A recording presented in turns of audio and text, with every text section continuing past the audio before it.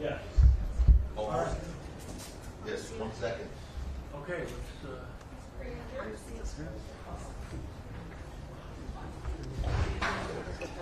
What?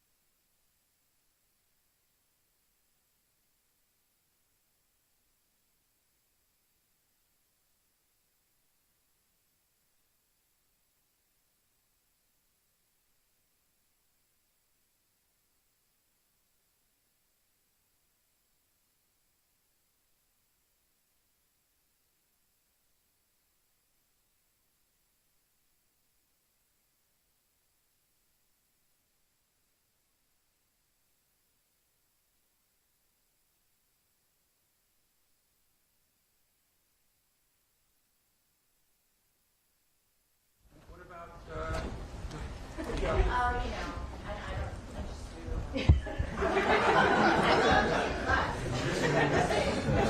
talk about it. No, thanks. All right, we're back on the record. All jurors, counsel, and parties are present. Mr. Tacopina, order. Thank you very much. Good morning, ladies and gentlemen. So here we go. I'm just going to pick up where I left off, which was talking about the picture of the extended magazine that we showed you, which described as clear or transparent, whatever it was not black, that extended thing that Lou and both folks had described.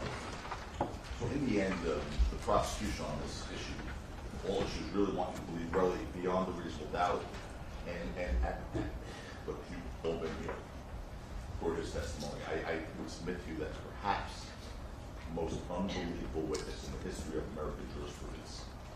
You guys have a front row seat to a perjury machine. Again, they could have corroborated a lot of his testimony if he were truthful. Lydia Parker. I mean, they sat in their hands for years. They could have tested to see if Relly's shell casings came from that magazine, the women's magazine. They didn't connect Rocky Relly's shell casings with fingerprints or DNA. And as a quick aside, if you accept their theory, I think I heard this on the opening summation, is that maybe Rocky forgot about the magazine.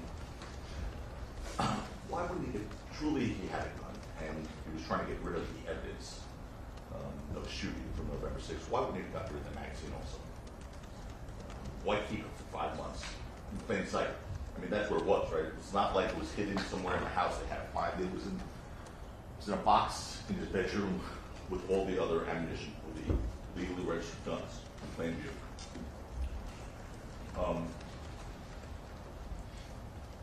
They didn't show you, by the way, the shell casings that Relly claims he recovered at the scene don't match the SIG shell casings found in Rocky's house that belonged to Mr. Levin. We can't show you that. We showed you that. They produced, as we talked about, no GPS data to prove where Relly really got his shell casings from. Here's another one. This would have been easy to do. Relly claims he, first he said he wasn't in Los Angeles weeks before. Certainly not a shooting range. We won't go through that again. But he claims he left Los Angeles after being at the shooting range with those 9mm shell casings, and then he came back to Los Angeles 2 weeks later. They failed to prove that. I mean, you just have his word, right? That would have been easy enough to prove. I mean, how about an airplane ticket or anything else that he ever left Los Angeles and flew back, ever? After having 9mm shell casings flying to his face at a shooting range just weeks before. You took photos of his shell casings. I mean, that would have been an easy one to prove. Just bring his travel itinerary or an airplane ticket from Delta, wherever. He said he flew commercial. How about on his phone? Anything that would have shown he actually left Los Angeles. Nothing. Nothing on the record no evidence that he actually left Los Angeles after being at that shooting range on October 19th. So where did he get his shell casings from? At 11:45 p.m. that night, an hour and a half after the incident. Law enforcement didn't give us the means to answer that question. They never got Relly's GPS data. They could have given a definitive answer to you. They didn't, and that's not on him. That is not on him, because they didn't give you the evidence you could have been comfortable with to rely on, as opposed to just taking Relly's word, which is not a word that you would take for anything of importance in anyone's life. Whether he had him at some apartment in Los Angeles or at some friend's car or some place, who knows? No, we could have known, but we don't, and we never will.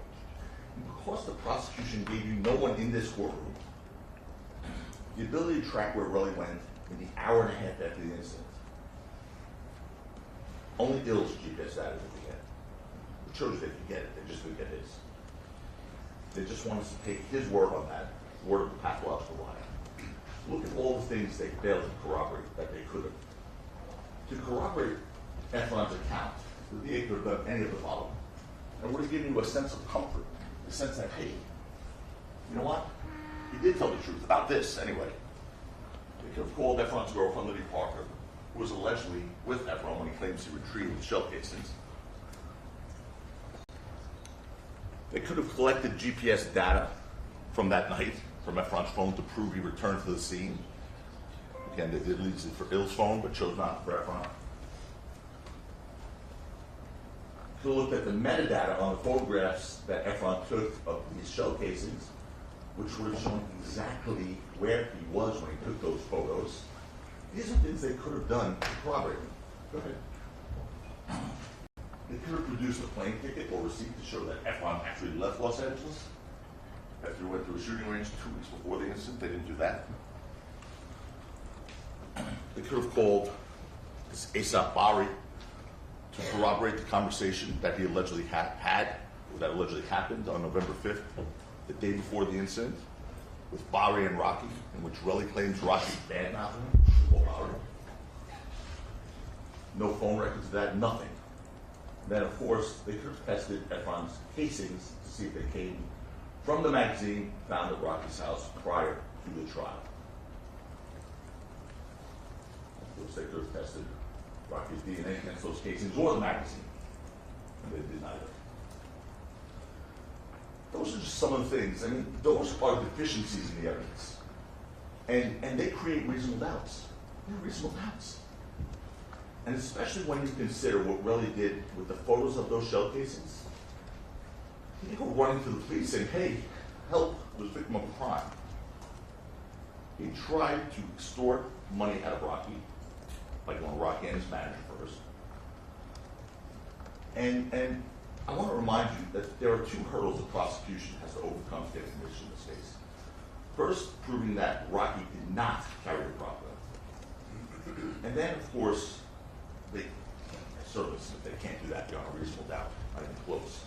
And then, of course, the judge's instructions told you you should stop right there if you find that and find him not guilty. But also, the judge instructed you that regardless of whether he possessed a prop gun or not, you must find him not guilty if the prosecution had not disproved that he acted in self-defense or defense of another beyond reasonable doubt. And in this case, there is clear evidence of self-defense of another. And by the way, I heard Mr. Rosloman say in his summation, that's a new defense. It's not a new defense. We talked about in our summation, in our opening statement, a month ago. The judge gave me the instruction on it, not because he was doing me a favor. The judge gave me the instruction on it because there's a view of the evidence that supports it. Rocky had a prop gun, you shouldn't even get to self-defense. But it's there. It's another layer that they have to overcome beyond a reasonable doubt. And Relly was the aggressor. There's no question. In their opening statement, they said Rocky was the aggressor. Rocky was the one who sought confrontation. And they did everything possible at this trial to make him believe that. Right from the beginning, they played their video of 16 East Delmore, which captured the incident. But they intentionally left something out there. when they claimed that Relly used ills as a human shield, what they did not want you to see was after it was all done and Rocky's out of the picture and Relly's already running out, they cut Relly running back towards Ills and attacking Ills again. So the human shield thing is no longer there. Everyone's out of the picture. And Relly goes back and takes one more parting shot at Ills to the left before he goes off to the right. They cut that out of it. Of course, they don't want you to see that. That's very damning to their case. They actually cut it out of their video. I'm going to show that to you. What else did they want you to see or hear?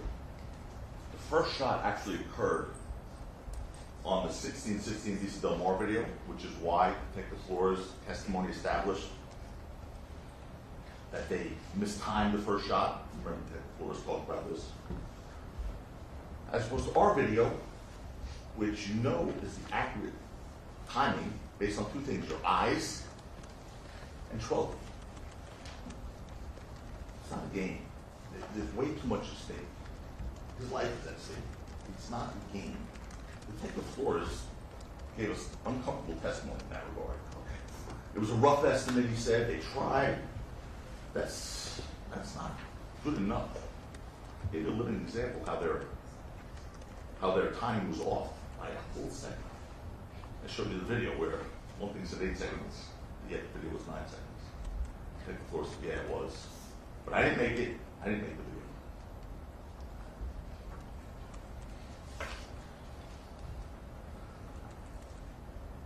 Let's go through the evidence that shows that Relly, not Rocky, was the aggressor. And look, you can look at 3 things to show that. Communications, intent, and actions. So I want to just quickly get through that and then move on. But communications, intent, and actions. Let's start with communications. The prosecution wants you to believe that the events on November 6, 2021 started the day before when Relly claimed he was in the car with ASAP Bari and supposedly heard Rocky say, at that end, Relly, I'll beat him up. First of all, I don't think Rocky is going to say he's going to beat Relly up in any lifetime.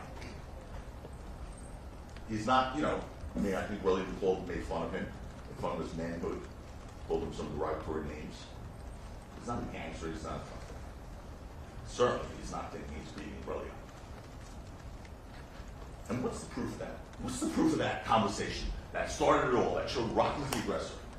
No text messages, no phone records, no recorded statements, no other witnesses. And of course, the one guy who heard it, ASAP Bari, who Relly said he's still a good friend for him, they haven't brought him in here to say, yeah, that's what Rocky said. So we just have to take Relly's word again. Just his word. For so many reasons, you can't just take his word on anything. You saw him lie over and over to you. Over and over. I mean, it became a joke. It was offensive in a joke. It's not funny. Including about this very issue about being the aggressor you lied to you on.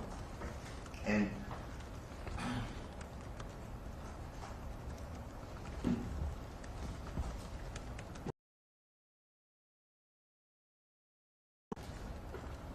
remember what they showed you in their opening statement? Text messages from Rocky to Relly on the way to the Playboy Cardi concert on November 6th, 2021 at 9:34. WYA is where you're at, where you at. Let's get to it. Stop talking my calls. They showed you this. That's the, I think people just said 13. I have that right? They showed you that. They wanted you to believe that these were sinister messages and that Rocky, therefore, was the aggressor. First of all, you heard from Jamal Phillips, who said that there was nothing aggressive about these messages. He heard the calls. They were late for this Playboy Cardi concert, whatever that is, and they were trying to connect with Relly. But what else did you learn? When the prosecution showed you those texts, they wanted you to believe that those were the first messages of the evening of November 6, 2021. learned was that Relly deleted the messages before that. The early message that showed Relly's true character, his true animosity, his true aggression towards Rocky, his true intentions of meeting Rocky that night. He deleted messages before giving his phone to the police. On November 6, 2021, at 10:30 a.m., Relly texts Rocky first, saying this, Exhibit P. You got all this fake animosity towards me, LOL, beat me up, and I wish you would. Give me a reason, and you've been, whatever. You see what it says, I don't have to read that word. Relly made clear he wanted a reason to fight Rocky. He made it clear there. Matter of fact, his testimony made it clear. He said, from his trial testimony, what do you say under that vote? Give me a reason, he answers. And then I say, a reason to do what? To fight you, or whatever, at this point. So when he says, give me a reason, he's explaining what that meant. It meant to fight Rocky. Those were the first messages of the evening. You didn't see that. They presented the other messages from Rocky as the only messages that day. And that one wasn't their fault, because their witness lied to them, lied to the police, and deleted messages. Destroyed evidence in this case, which he's fond of doing. And when I asked Relly if he deleted those messages before turning his phone over to law enforcement, he lied to you at first. There's a big shocker to me. At first he said, I don't recall. Then I showed him the messages. What did he say next? His go-to line. You see those messages? It's fake. It's fake. Anything that crushed him was fake. It's fake. You heard that a lot from him at this trial when confronted with his own words, whether a text or recorded conversations. It's fake. But he ultimately admitted he sent those texts to Rocky that day. But obviously he didn't like the way it would have looked to the police.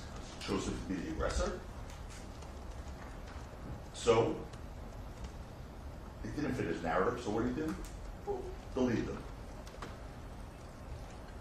What other communications were there? We're on communication still. Leading up to the November 6th altercation, you saw text messages from Relly to his friend Ty Y on October 16, 2021. And Relly was in LA, as we know. And he said, if Rocky don't, this is an exhibit, if Rocky don't do shit for this boy funeral, I'ma beat that end up.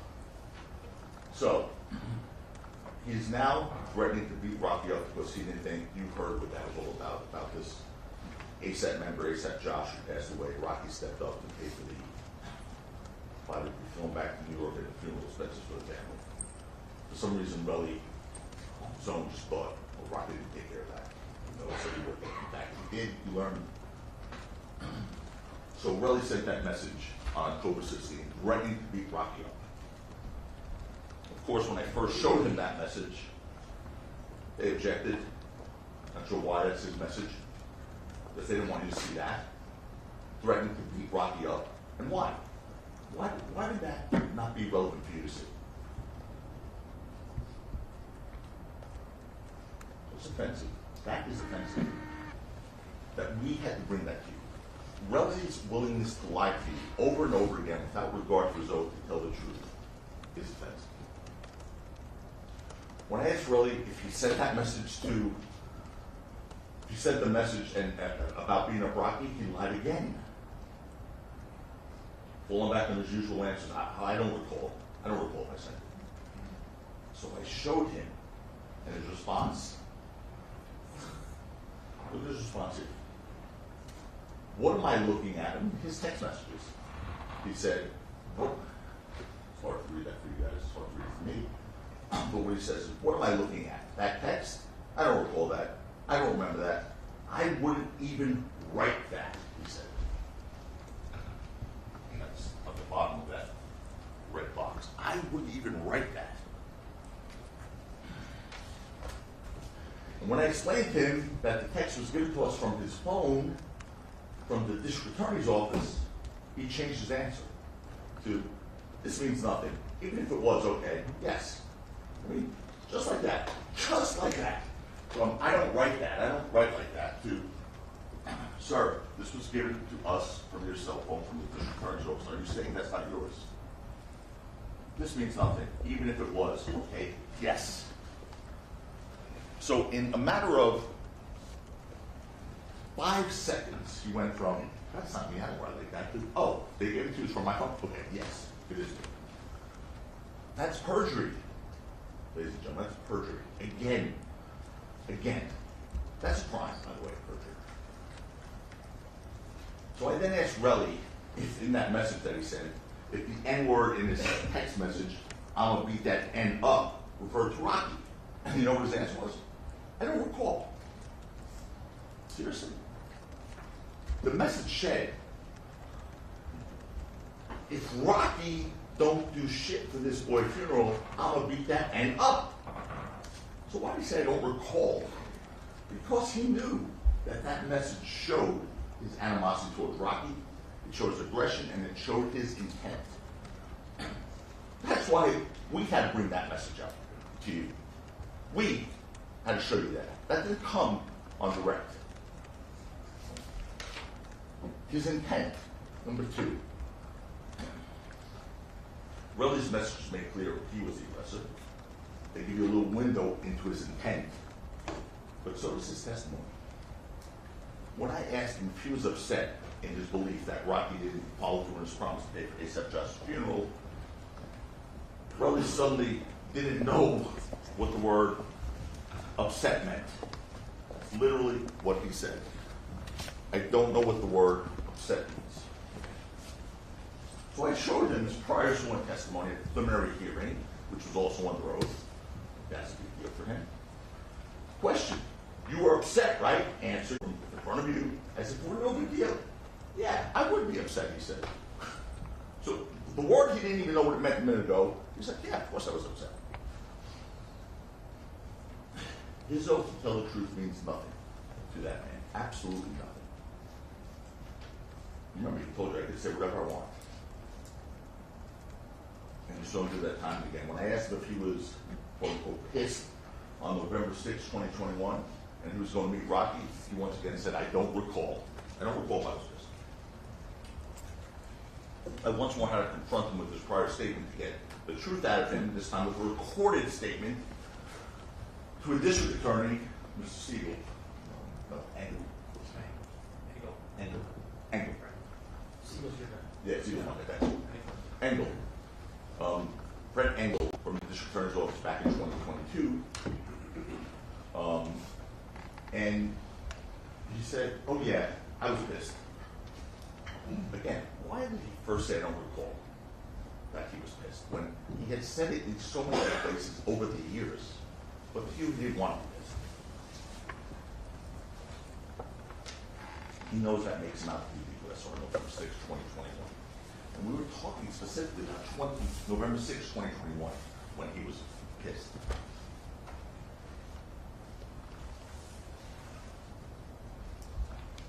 You know he was angry on November 6, 2021.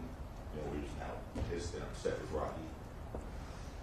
We know Relly was jealous of him. He made that very clear. You heard him tell that person, Wallace Jemmy. We'll get to that in a minute. He said, I made that. He used the N-word. I made that N-word. You heard Relly criticize Rocky, saying it's been open-ended promises forever with him. Schroeder told you it wasn't true, that he was very generous the minute he got his first record deal. He moved everyone, 20 guys from A$AP into his apartment in New York. You heard Relly complain that he couldn't be involved with Rocky in the music industry and that he wasn't even trying to be in August of 2021. But despite that, you saw messages in the group chat with Rocky, Relly, and Relly's business partner, this Justin Benea, on August 6, 2021. You saw during that exchange, Relly trying to get Rocky to help him professionally, and Justin Benea asking him to jump on a call, which Rocky was happy to do, but apparently not fast enough. For Relly, because he didn't respond fast enough, Relly sent a message to that group chat on August 5th, 2021, saying, exactly, here it is, exactly my point, LOL. July 24th, FU and ASAP, fake ass N, effing goofy. Make no mistake about this. Relly was jealous of Rocky and his success. He wanted the world to think he was successful. I mean, that's why we went through these Instagram posts of his with his lavish lifestyle and his closet of cash and private planes and all the stuff he posted. However, the truth was anything but what he tried to make the world believe. You saw his bank accounts. I mean, he was meant to be a multimillionaire with $700,000 in the bank. That was important to him. And that has to do with his jealousy and his greed. And there's no question he was jealous and angry about his success. And being as aggressive as he is, Relly, he didn't do much to hide his true feelings, except for being under oath. At least he tried first. He tried. Remember what he said about whether he would say F you to Rocky? He was actually asked by the prosecution on that one. Would you ever say F you to Rocky? And, you know, if you did, would you mean it? And he said, well, that's what he said. If I said F you, it was sort of wishy-washy with love. So he said. Well, that wasn't true. Because I showed him this text to Rocky on September 18, 2021, which was him saying, no matter how much N try, you not changing. And everything about you, you fake ass N, I dead hate you, sucker. I'm not even going to read this disgusting thing, but this is what he said. This is what he said. No, he doesn't say F you to Rocky. Only wishy-washy with love. I mean, there's nothing he doesn't lie about. There is absolutely nothing he doesn't lie about. That's his level of anger.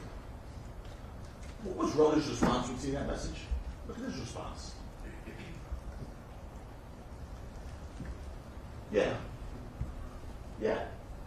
I said, yeah, it's from you. Okay, that's cool. That message was cool. That's what he said. That's cool. Bless you. That's cool.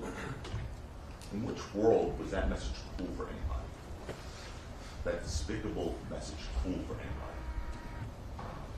It shows you who Relly is, who he was on November 6, 2021, an angry, jealous man full of hate.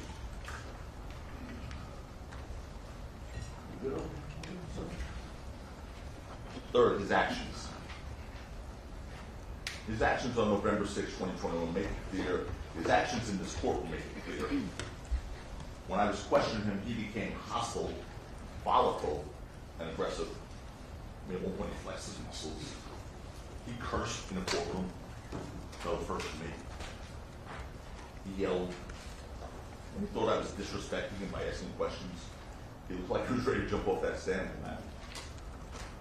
And that was in front of you in the courtroom.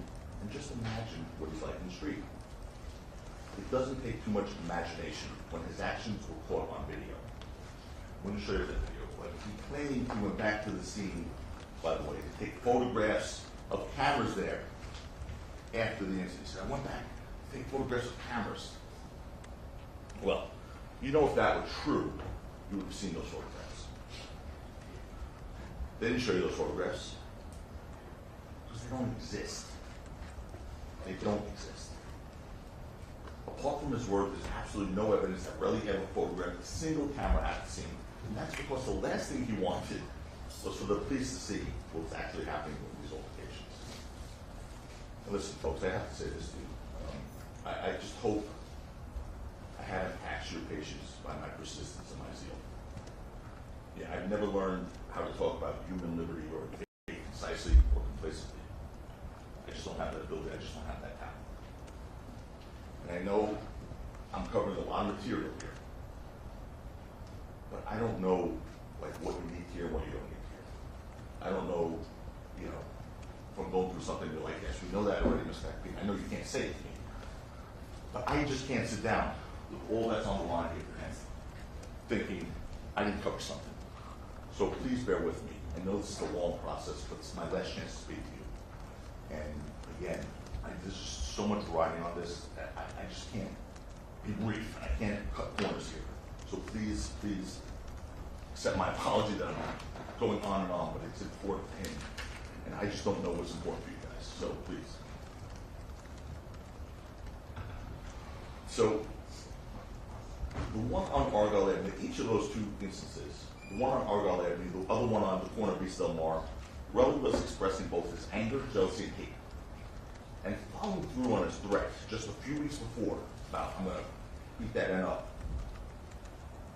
Relly's testimony about his expectations on the way to meet Rocky was clear, that he was looking for a fight. And to use Relly's words, he thought if there was going to be an altercation, quote, there would be a bit of roughing. In fact, although he again first tried to hide behind another one of his I don't recalls, he then admitted under oath that when men are angry, they fight. That's what he believes in. When men are angry, they fight. And despite his initial effort to make you believe otherwise, on November 6, 2021, we now know he was angry. You saw that anger on display. During the opening statement, the prosecution said that you see on video Mr. Mayers immediately is aggressive towards Mr. Efron. They showed you that Rocky is pushing Efron backwards as he pushes him off camera out of view. Well, let's see if that plays out. I'm going to show you this video. You can see for yourself, the first one reaching out is Efron. He's the first one to make physical contact with Rocky with his left hand. And you also heard that from Charlie. He was there. Boom. And Rocky's right hand's not even up yet. He then puts it up.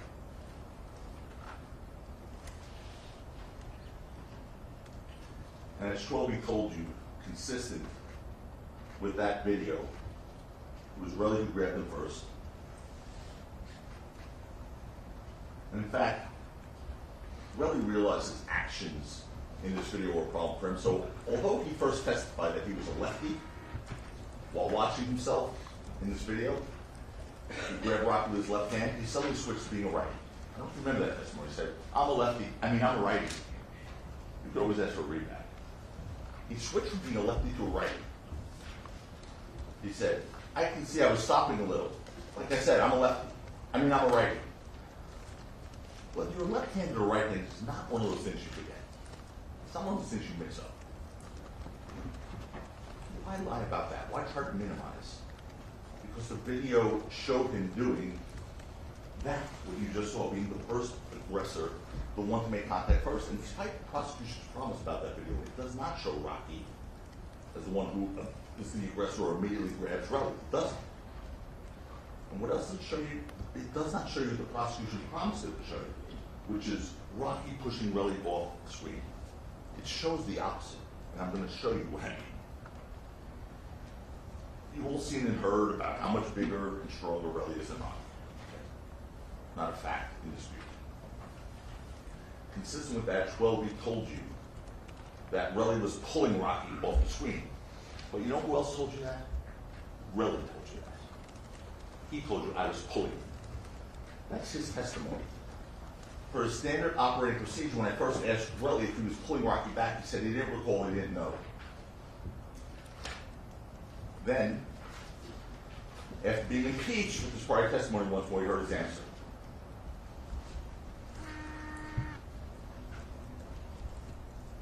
He was walking in, I tried pulling him back. That's Relly at the preliminary hearing. He tried pulling him back, and that's what he's doing on the video. He's pulling Rocky back. During their opening statement with respect to this first incident, the prosecution also told you that Rocky produced a similar amount of pistols and pointed at Relly and said, I'm going to kill you. Let's break that down and see what the evidence really shows. First of all, the object was not a similar amount of pistol, it was a prop gun. That's pretty clear from the evidence. Not only witness testimony, the fact that there's no evidence of shooting it. But beyond that, Rocky certainly did not point at Relly. The video shows that, and Schwelby told you that. In fact, based on Relly's own testimony, the object was put away when two people walked by on the street. And as a result of that, whatever Relly claims Rocky did with it, while they were off camera to the right, meaning inside that parking garage, you know that's a problem for them, because they were off camera in the parking garage for only seconds. Only seconds. Not long enough for Relly to have happen to him what he described happened to him. What does the evidence show about this? That he, again, lied to you, changed the story about what happened in that insert of the parking garage that's on camera. He testified here, he said, Relly said that Rocky just pointed the object at his head and his stomach, nothing more. He denied here that there was any physical contact with his body and the object. He denied that.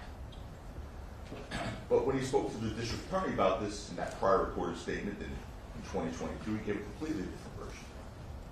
He said that Rocky actually pressed the barrel of the gun against his stomach and pushed.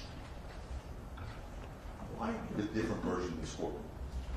Because when we talk about this, when you're lying, sometimes you just can't keep it straight. The truth never changes.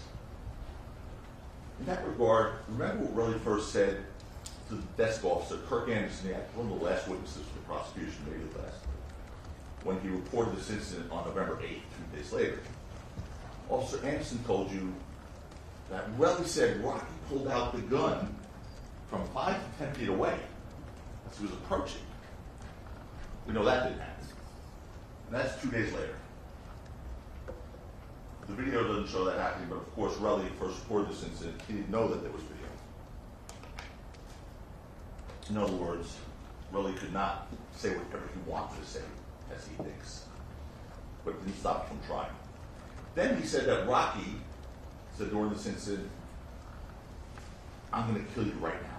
That was his word to you all. I'm going to kill you right now. Now, folks, if someone says that to you, you're not likely to forget those words. That's going to be in your mind's eye for a long time. I'm going to kill you right now as they're pointing a gun. You're not going to forget them if they are truthful. If they're truthful. But when I confronted him with his prior statement to the district attorney, recorded, so it couldn't be fake, only a year after the incident, in 2022, not 3.5 years later, like the trial testimony, only a year after, what did he say then about this? He told the district attorney on a recorded interview 1 year later. And then Rocky's like, he's saying something I don't remember because it was like a long time ago, and I don't remember what he was saying. First of all, it was a year later, and that was a long time ago. 3.5 years later, he remembers giving a death threat. A year later, he doesn't remember what he was saying because it was a long time ago. Again, the truth is not easy.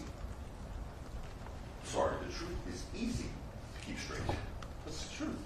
But when you're lying, when you're making up stories, you can't remember the lie all the time, and that's when these things happen. So what's Relly's explanation for a completely different answer on that? What's his explanation? Here's his explanation. Here's what he told you all. When I asked him, I'm getting tired of talking to everyone, bro. That was his answer.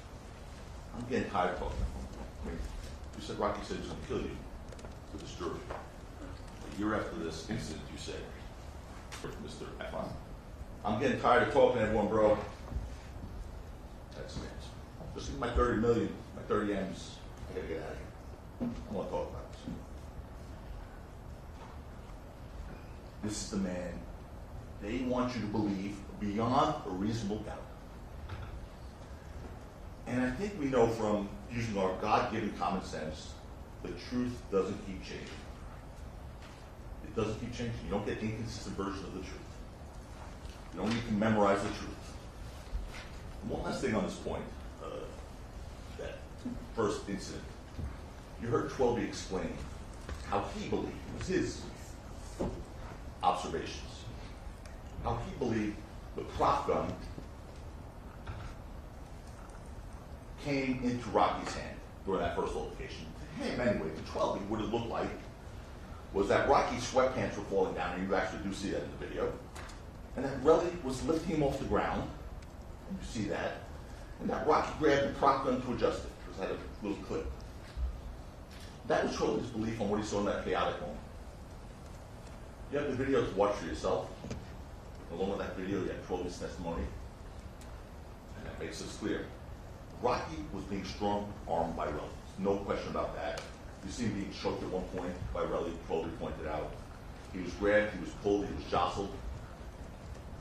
And under those circumstances, Rocky's actions in that brief encounter were fully justified. His Honor will give the law on self-defense. If he has, you have those sheets there, the jury instructions with you to take back. They have to disprove it beyond the reasonable doubt.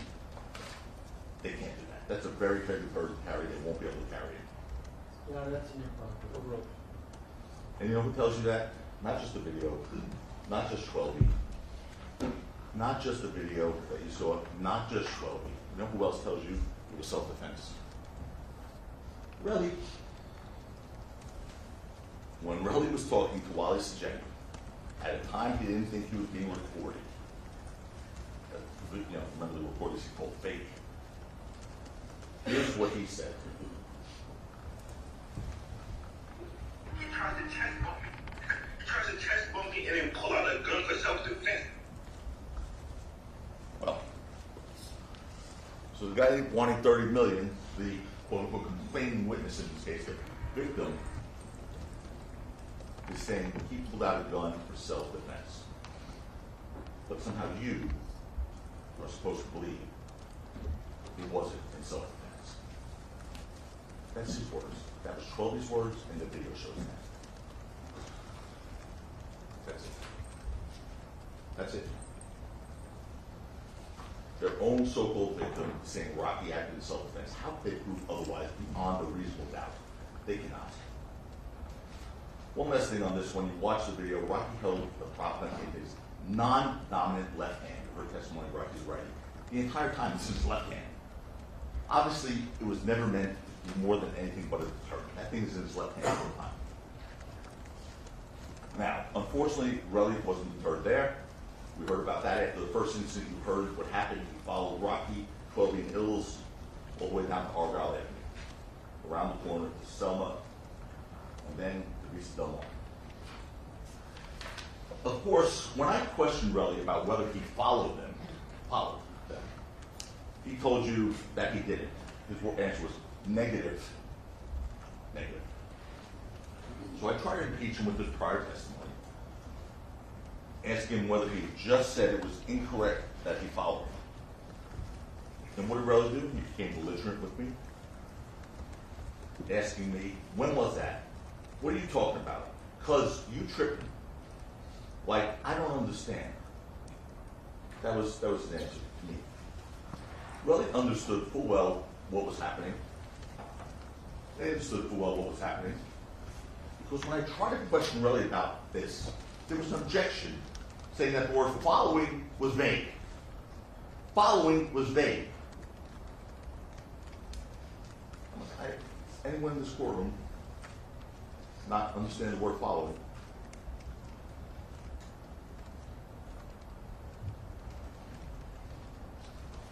Don't shield a witness like that.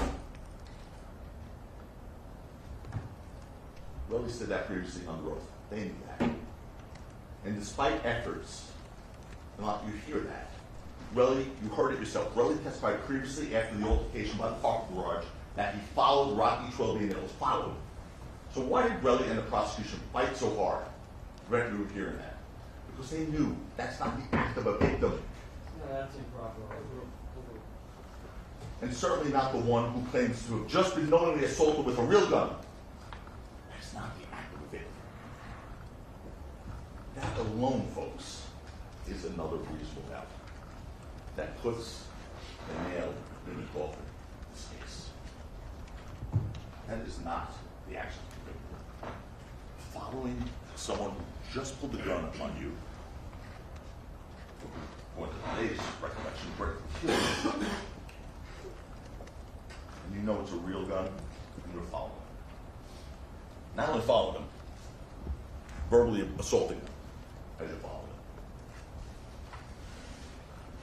We'll talk about that again soon, but right now remember what Relly did as he followed Rocky 12 Mills. Relly was livid the entire time. He told you that, as a matter of fact. He was ready to hit 12, he said. Ready to hit 12.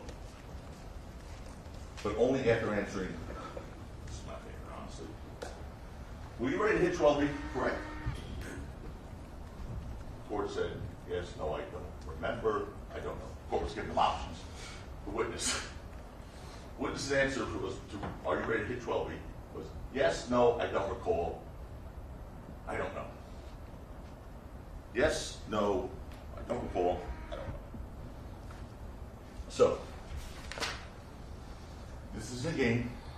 Again, I remind everyone, this is their only complaining witness, their only witness to the events of that night, taking the witness stand, making serious accusations against somebody that have serious ramifications. You need to and get to assess his credibility. This man can give you a straight answer, not without having pulled from him, not without having the court admonish him. I mean, do you remember this one? He's telling me what to do. Literally, he was telling me what to do as I'm trying to question him. That's why he was on the witness stand for 5 days. And the court at one point said, no, don't tell Mr. Pacino what to do. His job is to ask you questions. Your job is to answer questions. I mean, the guy was instructing me how I should ask, or what I should be doing on the witness, while I was questioning him, as he's on the witness stand. In any event, Relly openly admitted that he was ready to hit 12. And after initially denying it, Relly also admitted he told the district attorney on 2022 that he hated ills. Here we all loved ills, told you. He told the DA 1 year later, I hate ills. Hate. So with that hatred festering in him, he followed Rocky, 12 and ills, and he screamed it all. And why did he do that? Why did he follow them all? Remember what he said about that? Because 12 put a knife away. That's why I followed. First of all, that doesn't make sense in any world. According to Relly, he decided to follow someone who he claimed had a gun and threatened to kill him because he saw a knife being put away. That's why he said he followed him. That defies common sense. Second, you heard from Officer Anderson. He testified in this trial at the end that he was the guy who was lucky enough to receive a LF on November 8th, 2021, and you heard him say, well, we never mentioned anything about a knife when he first reported this to the police. Never. In fact, according to Officer Anderson, Relly told him that 12 actually tried to de-escalate the situation. That's what Officer Anderson said Relly told him 2 days later. And third, beyond that, you heard from 12 himself. And he told you it wasn't true. He didn't carry a knife. And if we don't believe, is there any real question about which of them is more believable, Relly or 12? You get to assess their credibility. Their credibility is based on everything. The way they answered questions. Did they get caught lies? Were they impeached? Were they inconsistent? How was their demeanor?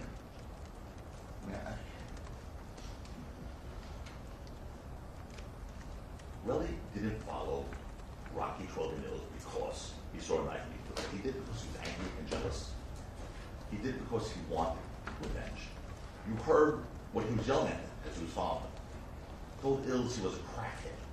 You heard that Ills does have some serious problems with that. You heard he said, 12, you live in the projects, mocking that whole kid. Like, how horrible. You're not as successful as me. You live in the projects. And that Rocky had failed us all. Think about that last line. Rocky failed us all. Like, he was his ward. That last line shows you there's no question of his anger and resentment. And the second altercation, and those negative feelings came to a boiling point when Relly and everyone else reached that corner of Beast Del Mar. According to them, when they reached the corner of Beast Del Mar, Rocky just turned around and started firing. For no reason. He just started firing. And then Relly used Ills as a human shield, he said. The evidence shows you that's absolutely not what happened. The entire time, the entire time that Relly was following Rocky, Rocky was trying to get away from him. He was verbally assaulting Rocky. Rocky never said a word. Not a word you heard that. Relly even told you that, 12 even told you that. He was just the first one walking away. It was Relly who was acting crazy and screaming according to 12. So why would Rocky suddenly go from 0 to 100 for no reason at all, just shoot him? He wouldn't, he didn't, and it doesn't make sense. But what does make sense is what you saw for yourself on the video that we're going to show you again. And what do you see for yourself on the video? What 12 explained. That Relly was looking for a fight, as he already said. That he attacked Ills. And that Rocky fired a warning shot with a prop gun in self-defense and defense of another. And the prosecution played you a video called the sequence surveillance video. We're going to show you that video at the end. Which placed the first shot from 6200 Hollywood Boulevard video over the 1616 Vista Del Mar video. Before Relly grabbed Ills. That video placed the first shot before Relly grabbed Ills. That was meant to be staged. Because that did not happen that way. That's not what happened. You heard from Detective Flores on this. That sequence surveillance video, that's what it was called, sequence surveillance video, it was made by hand, so a little cursor bouncing around up there. And it was a rough approximation, his word, rough approximation of what happened. Rough. Where every second here counts. That's a rough approximation. So when you try to put the sound into the video, it was a rough approximation. No. Rough approximation is not proof beyond a reasonable doubt. Detective. He also told you the first shot depicted would have actually occurred at a later point if the 6200 Hollywood video was fast. And what did we see the other day when he was testifying, when I cross-examined him? We looked at that video in real time, and it was really fast. It was fast. Like the floor said, oh yeah, one thing says 9 seconds, one says 8, you're right. So we know the sequence surveillance video is wrong. In fact, the detective Flores at that point distanced himself from it. He said, I was the one who made it. I didn't make it. Well, who did? I don't disbelieve Detective Flores. I know he didn't make it, but who did? Where did it come from? You were never told that. No one told you how they made it. That rough approximation, that turned out pretty wrong. They just threw it together, hoping that that would be sufficient, and that we'd all accept that as the video with the sound, and that's the time. Hoping no one would notice or catch it. We did. That's what they're trying to pass off as evidence in a crucial issue in this case. Did Rocky fire before or after Relly lunged at Ills? Because that fact changes Rocky's mindset at that moment. The prosecution wants you to believe Rocky shot first. For no reason, just out of the blue. And that Relly then dove for Ills as a human shield. That's not what happened. You heard from 12B, who looked at the enlarged video that we introduced. The one with the first shot happening after Relly lunged for Ills, after Relly hit Ills multiple times. And 12B told you, he narrated that video what actually happened. You have your eyes, you see. His arm go out with that first shot. And that's when the first shot is. It's well after Relly's in full-blown attack mode on Ills.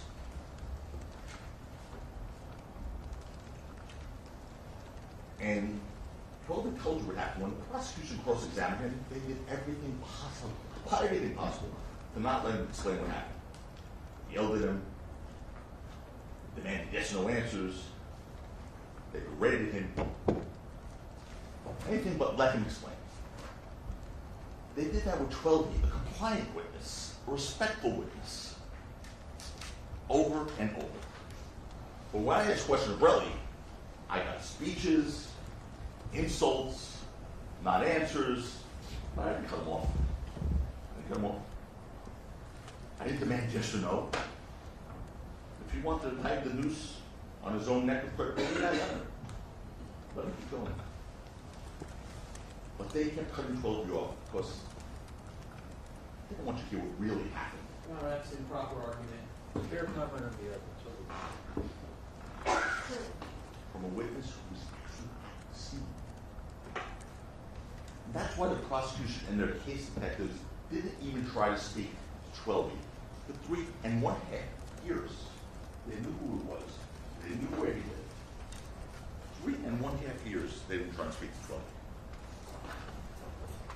Yeah, two weeks before the trial started, or no, sorry, not even. As the trial started, they asked in court with the judge, do you want to speak to us? He said, nah, I'm good. Okay, the trial had already started. He was a witness. 3.5 years they didn't even think to reach out.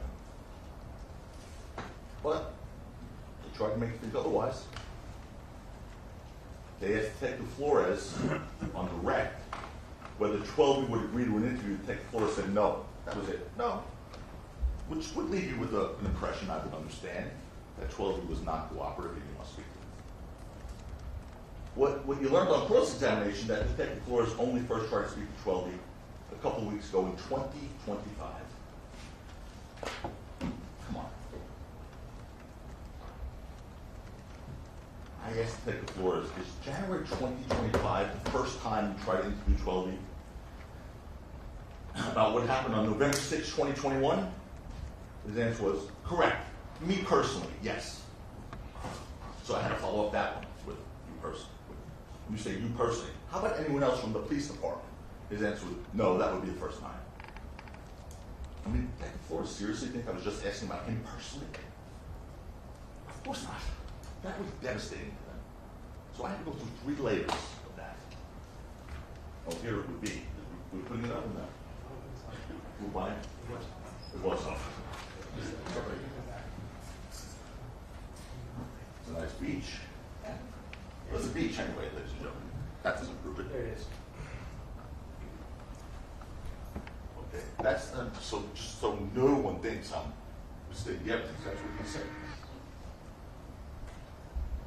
12 would agree to be interviewed by you, and you said no, he wouldn't. Remember? Yes. Are you referring to 2 weeks ago in court here? Yes. Is that the first time you tried to interview him? Yes. So in January 2025 is the first time you tried to interview 12 about the incident that occurred on November 6, 2021? Correct. Me personally, yes. How about anyone else from your police department? Yes. No. That would be the first time, correct. Why did I bring that out on cross? Why? Search for the truth. Why is that not all coming out on the end? As opposed to leaving you with the impression, if I decided not to get up and cross-examine, or I was asleep, you'd be left with the impression, fairly, that 12 was not compliant, he wasn't cooperative, he didn't want to speak to me, he refused to be interviewed. That's not the case, as you see.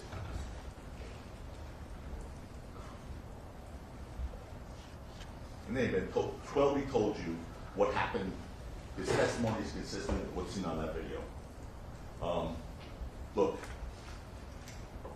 that's defense exhibit EE, and I will say this, thank God there's a video. Thank God there's a video, at least still more. Before you play it, hold on. When I was listening to Mr. Brisloma's summation, the first summation that they get, it was as if he never saw this video. This is the exact right time of what happened. Based on the video, based on 12's testimony, based on the Detective Flores saying that their video was a second too fast. You see really throwing haymakers in this video. Haymakers is an expression, just punches, repeatedly. Let me show it to you. Then Mr. Brisloma said in his opening statement, in his opening summation, that I said in my opening,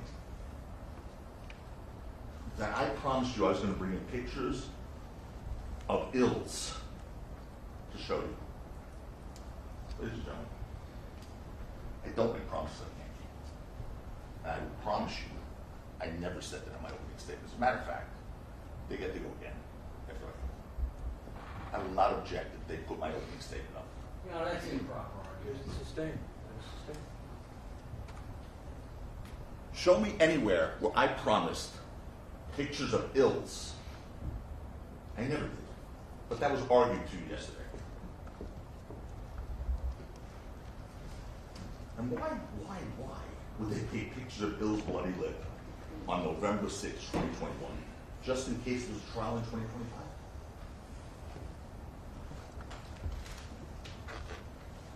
Okay, let's watch that defense exhibit EE. You'll see everything Trolley described in the video. That Relly acted as the aggressor, that he repeatedly hit Bills. Only after that, Rocky tried to defend Bills by firing the first warning shot. Sergeant Cook sort of suggested on the body cam. You see his arm extending to fire the props when you hear the sound. It's clear and obvious. You had a live witness who was also there. Let's look at it now. This is the REE.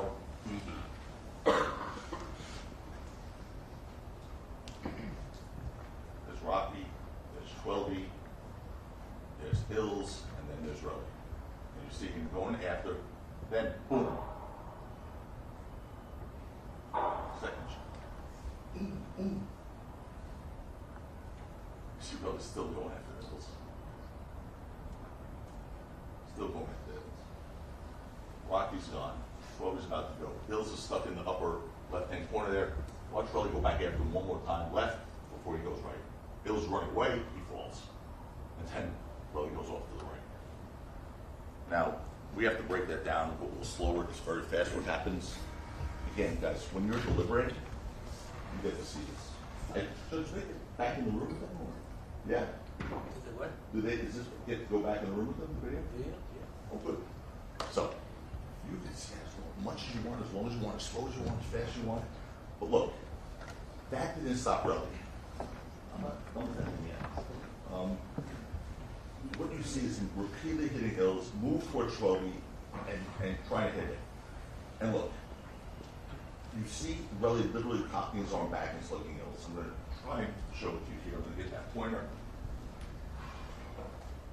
I'm going to sit in this chair so I don't block you all in the back.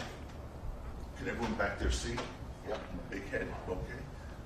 Wow. Be gentle on the screen.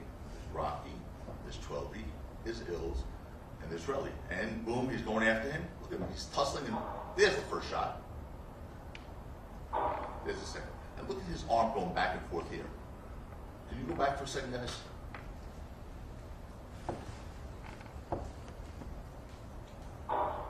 Look, you see the arm going back and forth.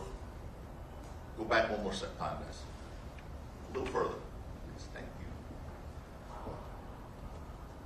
Watch his arm. Boom, and you see the head of Bills there, going back and forth. And why does Twelby tell you he ran? One more time, guys, please. He said he sees Relly coming at him, and he has that something hernia, renal hernia, whatever that is, and he couldn't fight. Watch. He's right there. Then he sees him coming, and he runs because he can't fight.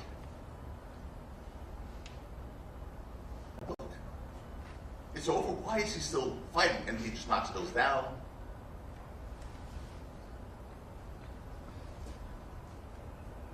DA cuts off this part.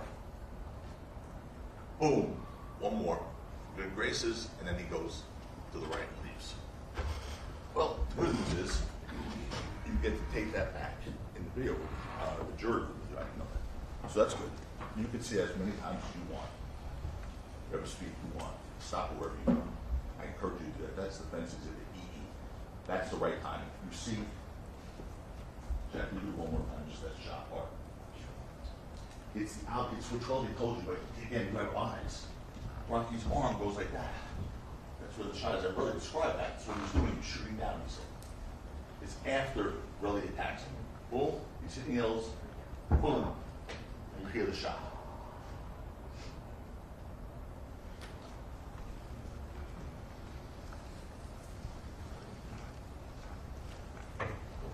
Ladies and gentlemen, there's no real question that Relly was the aggressor here. The video from 16 Lisa Del Mar makes that perfectly clear. Perfectly clear. The real video, not the rough one that was off by a second, that makes the shooting all look ridiculous. I mean, their video, you hear a shot, and then Rocky swings. That's the video that captures what happened. Twelby narrated for you, your eyes can tell you. He wasn't using Hills as human shield. He wasn't underneath or behind Hills. He was on top of Hills. That's not how you use the human shield. And 12, he told you that he told Rocky to leave because of the noise, because of his status as a high-profile person. And Rocky ultimately left, but still, after that, Relly continued to attack Hills. They, as mentioned to you, they cut off their video, so you didn't see that anymore. Hoping no one knows. Let's play their video real quick. Do we play theirs? This is their video. Watch what was cut off at the end.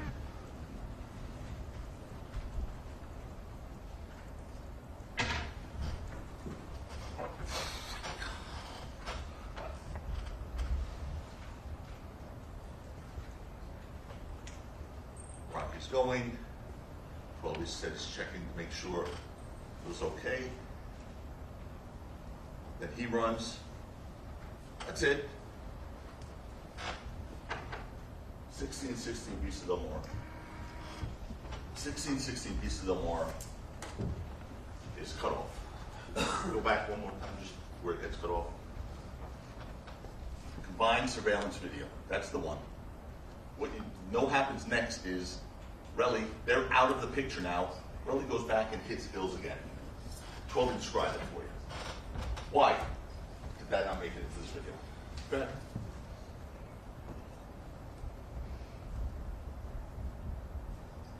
Boom.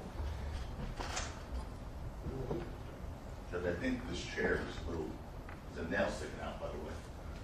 Just so you know. That wasn't me. I know that wasn't you, John. That one I don't blame you. Is there a bill I can send for this suit that you sent? Literally, is a nail sticking out. Anyway, don't worry. Won't be sitting there. Not good. Okay. Anyway, the video, folks, the video itself by itself is reasonable doubt. It's a reasonable doubt in this case. Another reasonable doubt.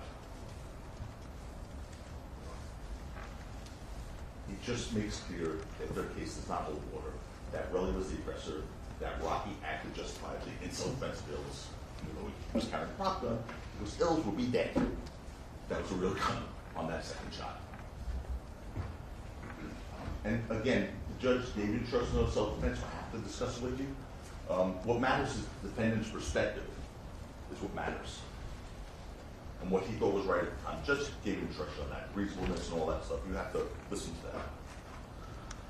The prosecution must prove beyond a reasonable doubt that he did not act reasonably, Rocky. It has to prove beyond a reasonable doubt that he did not act in self-defense of another. If you have any questions in your mind as to whether he acted in self-defense or defense of another, if you have some doubt or some concern that he just may have acted in defense of himself or another, you have to stop. Not guilty. It's what I'm stating in the law. It's just it's true. Does it say in law? Yeah, it's what you said. It's not. I'm sorry? What you said. It's not accurate. Here's a jury instruction that's already been given to you, and this applies to everybody. You must follow the law as I explained it to you, even if you disagree with it. If you believe that the attorney's comments on the law conflict with my instructions, you must follow my instructions. But I think I understand what Mr. Lewin's objection was. He actually was right. I said some doubt. It's not some doubt. It's a reasonable doubt. That is right. It's a reasonable. Okay, there we go. See? No swap. So if you have a reasonable doubt that he may have acted in self-defense of another, you have to stop. Okay? And the judge, again, will define to you what that is. Even if you get that far, because you should, because the evidence is overwhelming, that was the problem. There's a possibility he acted in self-defense. You must find him not guilty. Rocky, now we've got to address this. Rocky didn't testify in this case. When you heard the judge's instructions about that the defendant has a constitutional right not to testify, we spoke to some jury selection about that. There's nothing more said than what was already explained to you by both our witnesses, who were berated. You know that for a long time. You heard from 12E, who explained what happened that night, and Rocky carrying the prop gun. You heard from Lou Levin to explain how Rocky got possession of the prop gun, why he carried it, and where it went. There was really nothing more, aside from the video, 12 and Lou, for Rocky to have added to the truth about what That's happened. an improper argument. It's just that. Well, look, by the way, with regards to 12 and Lou, you heard the people say, and I expect they will say it again, the first time that we mentioned the prop gun was during this trial. Here's Detective Flores' testimony when they tried to ask him that or suggest that this had just come up. Question to Detective Flores. We're doing deposition criminal cases, correct? Okay. Question. So basically, what you were being asked are questions related to discovery disclosure in a criminal case. And you said, yes. Okay. So these discovery-related matters, and because they didn't receive discovery notice, is not the same as it just surfaced at trial. Like it was just invented. That's not true. Lou and 12 Code today told us about this last year. And of course, Detective Flores told you law enforcement didn't have a chance to speak to Rocky after he was arrested. And of course, there's no idea. That mistakes the No, evidence. who didn't say they had a chance to. Do not debate. You just said mistakes the evidence. As I said yesterday, I don't know what the evidence is. I don't think anybody remembers every word of every witness. If this is something significant, as I mentioned yesterday, you can ask the court reporter to read it back. The court reporter will have every word that has been spoken. Go ahead. Anyway, of course, Detective Flores had no idea what was said by Rocky to his attorneys back in 2022 when he was arrested. And ever since. That's also improper argument. The world's on the evidence. In any event, there's absolutely nothing new, as they're trying to suggest. And look, they also brought up something that I now have to address, that Rocky had an outburst, so to speak, in trial. Okay? Knowing that he's innocent, he had to sit here and listen for more than 3 weeks, listening to relevant. No, this is improper argument. No, it's addressing what Mr. Krislovic had brought up in his argument. Overruled. He had to sit here for more than 3 weeks listening to Relly say the most horrific, most offensive things about him in messages, calling him horrific names. He didn't say a word. He sat in silence. Always composed and respectful to this court and to you all. At some point during a minor, unrelated question, unrelated to November 6, 2021, Mr. Lou was asking 12 the meaning of an acronym in Rocky's bedroom. Rocky did something wasn't privacy. Don't say. It had to do with his kids. It was personal to his children. And he asked not to say, okay. He regrets doing that. Your Honor, there's no evidence in this. Can you read that back?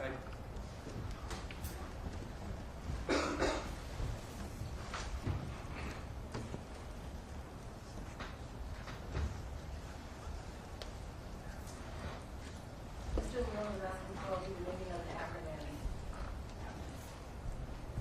And Rocky did something that it was private. Said, don't say it. It had to do with his kid. It was personal to his children. He asked him not to say.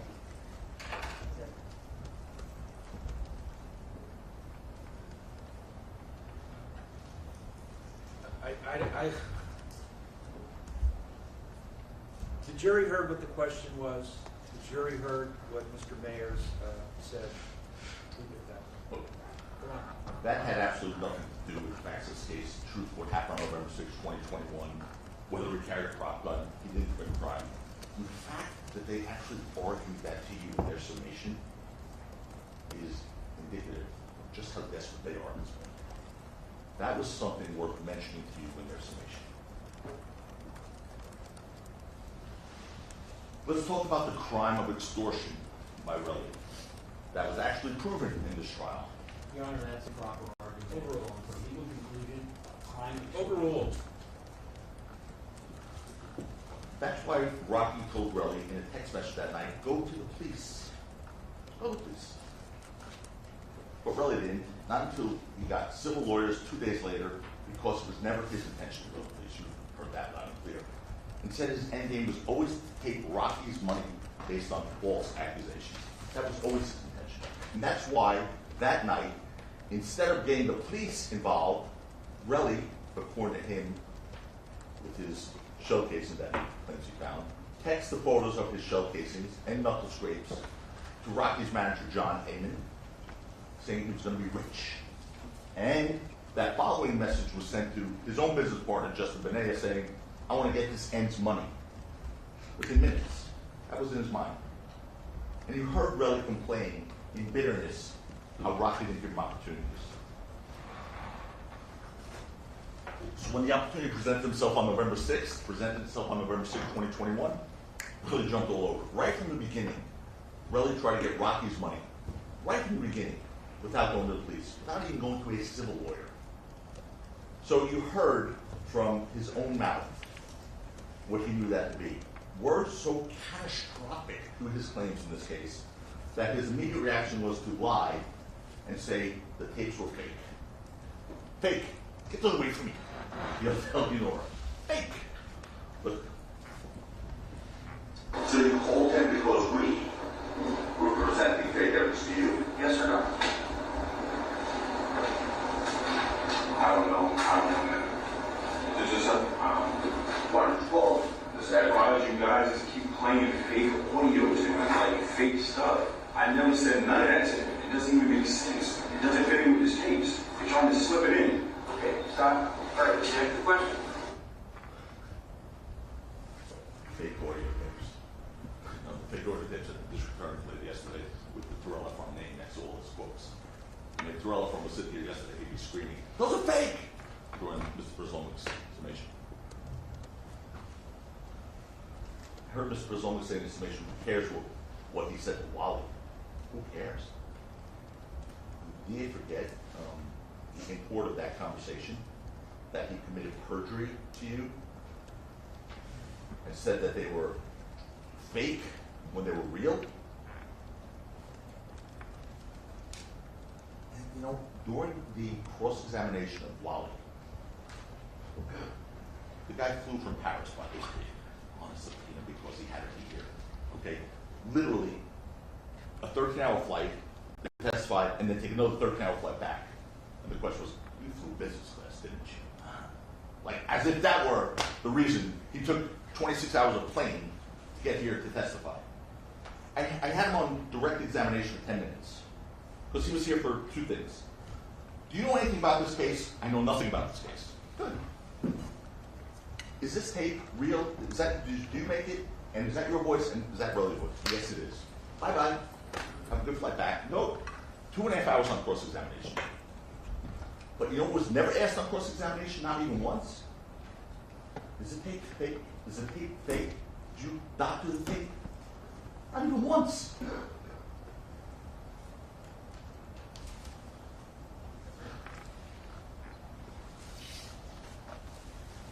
By the way, the tape they spent, I don't know, the portion of the summation playing for you yesterday, we provided to them.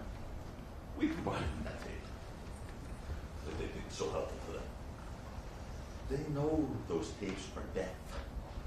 Death to their case. First of all, their main witness once again committed perjury on a most important issue in this case. Those are fake. He said fake. Get those away.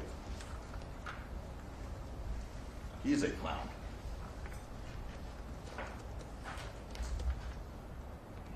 Those tapes are death to Relly's claim and his credibility in their case. As Wallace and Jimmy made clear, they're anything but fake. You heard Relly tell him that you ask for a bag without a lawyer, bro, it's called extortion. You know what I'm saying? You ask for a bag without a lawyer, bro, it's called extortion. You feel me? But that's exactly You what do Relly. everything accordingly. That's exactly what Relly did. Because he didn't have a lawyer until November 8th, 2021. After he already tried to ask for money from Rocky and his manager.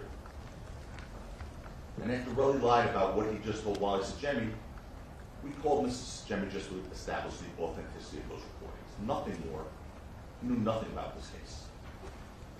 And because of the evidentiary rules, we were only allowed to ask Mrs. Sajemi about statements that Relly denied making. No, that is untrue. Overruled. So we had those 5 questions that we had asked him. Did he say this? Did he say this? Did he say this? That's it. The prosecution played other parts of the recordings afterwards. And it wasn't a gotcha moment. So we gave him those statements. At the time of their discussions, remember this, the Wallace and Jemmy discussions, that was in 2022, after Rocky's arrest already, after he filed his civil suit, really. They were about the events of November 6, 2021. They were of no significance at all what Relly said to him at that point regarding November 6th, at all. Because he had already been arrested, Rocky. Relly had already been telling his story for months. His fabricated story for months. So that he said it to Wally on a tape makes it more true. If you tell a lie 100 times, it doesn't make it more true. So in an effort to give weight to that story about the incident, those recordings, they played. Rocky was already arrested and he already had a civil suit, claiming permanent disabilities from a bullet wound, and he needs $30 million. That was his story by then. Big deal, he said to Wally. Lying to Wally at all on those recordings, when it suited him, of course, telling Wally that he was a millionaire and that he made Rocky's career. That was on those recordings too. That wasn't true. Neither of those things. But when Relly didn't lie about, however, what he didn't lie was about his intentions to take Rocky's money, which is why he falsely said the recordings were fake. He knew what was coming. And he just said, if I say they're fake, they can't play them. They're fake, get those away from me. In other words, get away from me. So Wallace Jimmy was an IT guy who came in for one reason, authenticate tape, period, end of story.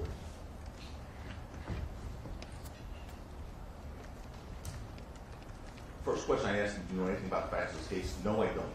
He was not brought in here to talk about the facts of this case. But the prosecution, in 2.5 hours of cross-examination, asked him about his motives for making the tape. Is he better friends with Rocky? That's not being a very good friend for Relly. It doesn't matter why he made the tape. Who cares? He could have, whatever his motives were, who cares? He made the tape. It was real. Those were really Relly's words that he said were fake. Whatever his motive was is irrelevant. Even if he wanted to help Rocky, he told you that's how it was, is that Relly was trying to get involved and he was falling, whatever. But whatever his motives were, it doesn't make the tape less real, or Relly's statements less real. He was never asked one thing about those recordings being real on cross, which means they accept the fact that their witness committed perjury to you when he said they're fake. That's improper argument. Overruled. Fair comment on your.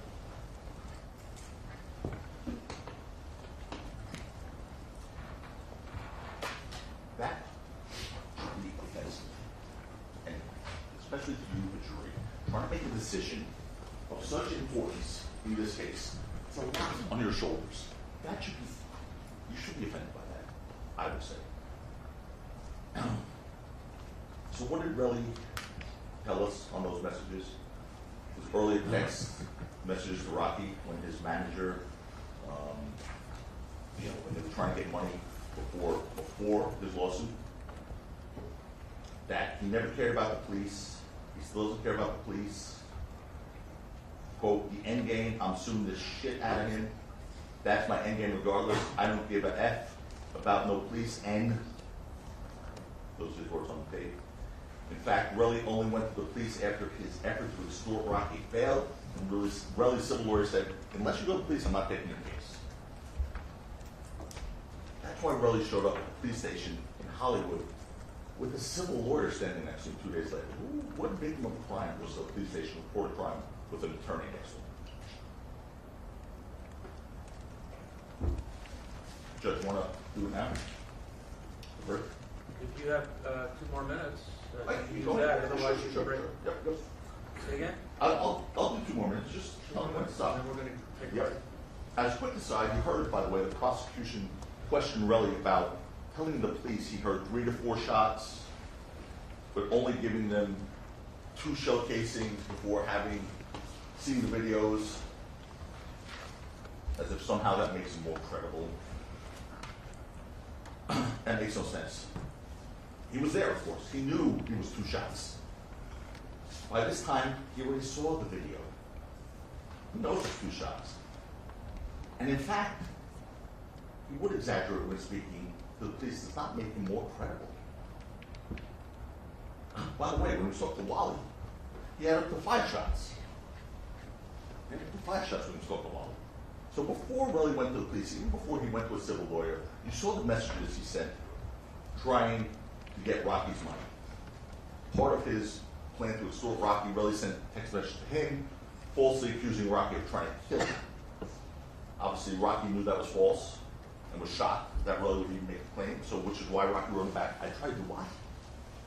Stop making shit up, he wrote him back. And now the prosecution has alluded to the fact that during this trial, Rocky didn't mention in his message anything about his prop gun. They don't consider one thing, though, about that. They don't consider one thing. Unlike Relly, Rocky didn't have a reason at the time he sent that message about stop making shit up. He didn't have a reason at the time, or think he needed a reason, to create a record of events for some later date. At the time he sent those messages, Rocky thought they were between the 2 of them. And he knew why Relly understood his claim wasn't true, because it wasn't true. Rocky didn't shoot him, and was aware that Relly knew he didn't shoot him, because a prop gun doesn't shoot bullets. A Star pistol doesn't shoot bullets. Yes, sir. It's time. Okay. You want to finish the thought? If I could, just a thought. Finish the thought, and then we'll take a And break. then this is a perfect place to break. And that's why after learning soon thereafter that Relly was contacting his manager trying to extort money from him, Rocky was done communicating with Relly. He stopped answering completely and said, go to the police. And what kind of person tells someone to go to the police if they know they're committing a crime? Your Honor, I could resume from here and come back. All right, we'll Getting take a close break to the end. until 11 o'clock, folks. Please don't discuss the case amongst yourselves or anybody else. And we'll see you in 15 minutes.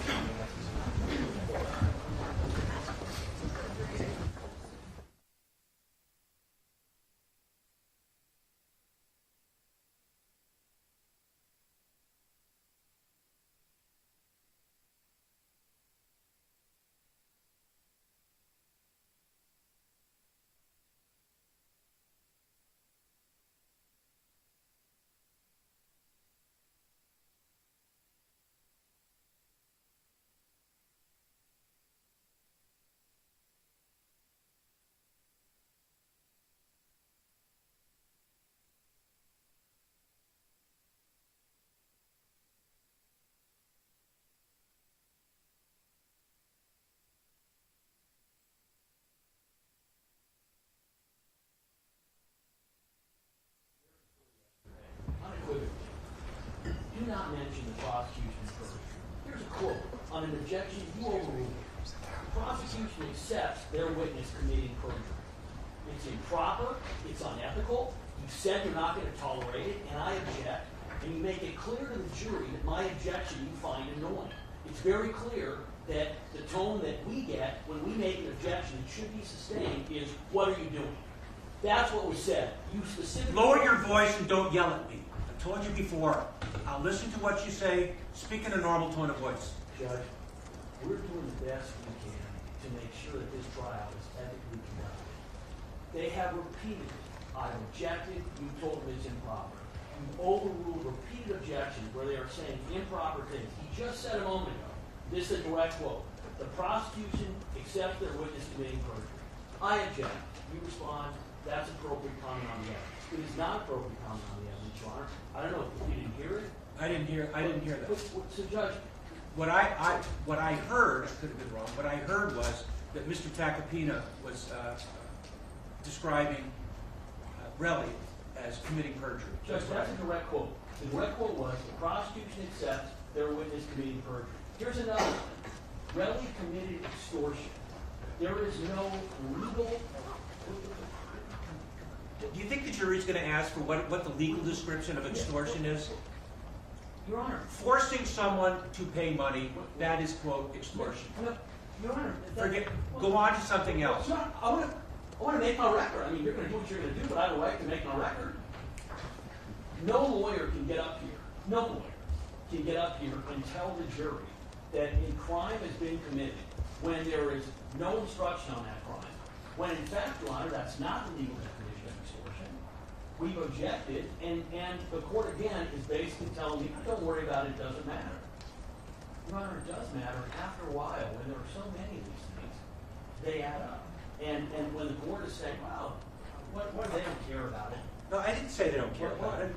It seems, Your Honor, it's improper argument. And the problem is I don't agree with you. I think using the word, quote, extortion to describe the conduct is not improper. I think it's fair comment on the evidence. You, in your rebuttal argument, you can say it wasn't extortion. Your You Honor, can address it. Your Honor, the bigger issue, as I said, is the court was repeatedly told them, do not connect the prosecution to committing crime. I'll tell you what, I didn't hear that. I'm going to ask Kathy for the exact quote. If that's what was said, I'm going to sustain your objection, and I will apologize for overruling. Judge, can I respond, please, on that one issue? Not Yeah. everything else you said. What I said was, and I agree with what I said, but understand the context of it, okay? I didn't say this is more perfect. I didn't say it yesterday, I didn't say it today. But one thing I said, and it was fair comment, was the prosecution accepts their witness committing perjury. What I mean by that is in regards to one thing, and it's indisputable, Your Honor. It was regarding Relly saying the tape was fake. The tape was fake. They got up, cross-examined Mr. Sajemi, did not ask him if the tape was fake or not. Okay? They then put up transcripts of that tape recording with attributions to Mr. Efron. So that means by that, just by that very fact, they accept the fact that he committed perjury. I'm not saying they support it, but they accept that that witness committed perjury. They have to. There's no other way. Let me finish. There's no other way for them to move forward unless they say that wasn't perjury, but it was because he said that was fake. We know it wasn't fake. It was real. That was perjury. So by them moving forward with it, arguing that that tape is important for the prosecution, that Efron said these things, that when they cross-examined Sajemi, that wasn't being a good friend to Efron who made a tape. All that is doing is, I didn't say this is warning, it's different. I would never say that. I didn't say it yesterday. What it is doing is accepting it, because they didn't say, you know, we have an issue with this witness, he's committed perjury. I said they accepted their witnesses committing perjury. That witness committing perjury on that one issue. That's fair comment, Your Honor. It's not inappropriate. It wasn't disparaging counsel. I didn't say Mr. Lewin. I just said they accepted, and that is true. That there's no other way around it. It is not fair comment. It is completely unethical. Oh, I agree with you. So, Your Honor, I agree with you. What's frightening is Mr. Tacopina just stood up here and basically defended, said, yeah, I said it, but I can say it. He doesn't know or care about the law. That is clear. And Your Honor, when it's happened 25 times in this trial, with the hiding of evidence, with the late discovery, and with repeated, you told counsel before we started, do not disparage the other side. I said yesterday, you argue what you want about witnesses. You say a witness lied. You do not disparage counsel. You repeated it yesterday. He tried to explain how he didn't make mistakes yesterday, which he did. Now he gets up and he's now admitted, yes, I made that comment, here's why it's appropriate. Your Honor, it's not appropriate. It's completely unethical. It is immoral, and it's not professional. And again, Your Honor, the fact that he is getting up here saying, well, yeah, I said it, here's why, just demonstrates again, he doesn't know the law or doesn't care. You're disparaging him, right? I'm disparaging him because, Your Honor, he's not following the There witness does not to be any disparaging of either side. during argument. The jury's not here. I have every right, obligation, and duty to stand up here and point out when he is being unethical. The first time the court catches me being unethical, Your Honor, the court knows that'll be the first time. Court knows I don't do that. Oh, Court knows. Court's already made. I've heard enough from both of you. I missed the prosecution accepts their witness committing perjury. I don't think that's fair comment on the evidence. I think that's an improper statement. It infers that the prosecution is allowing perjury to occur.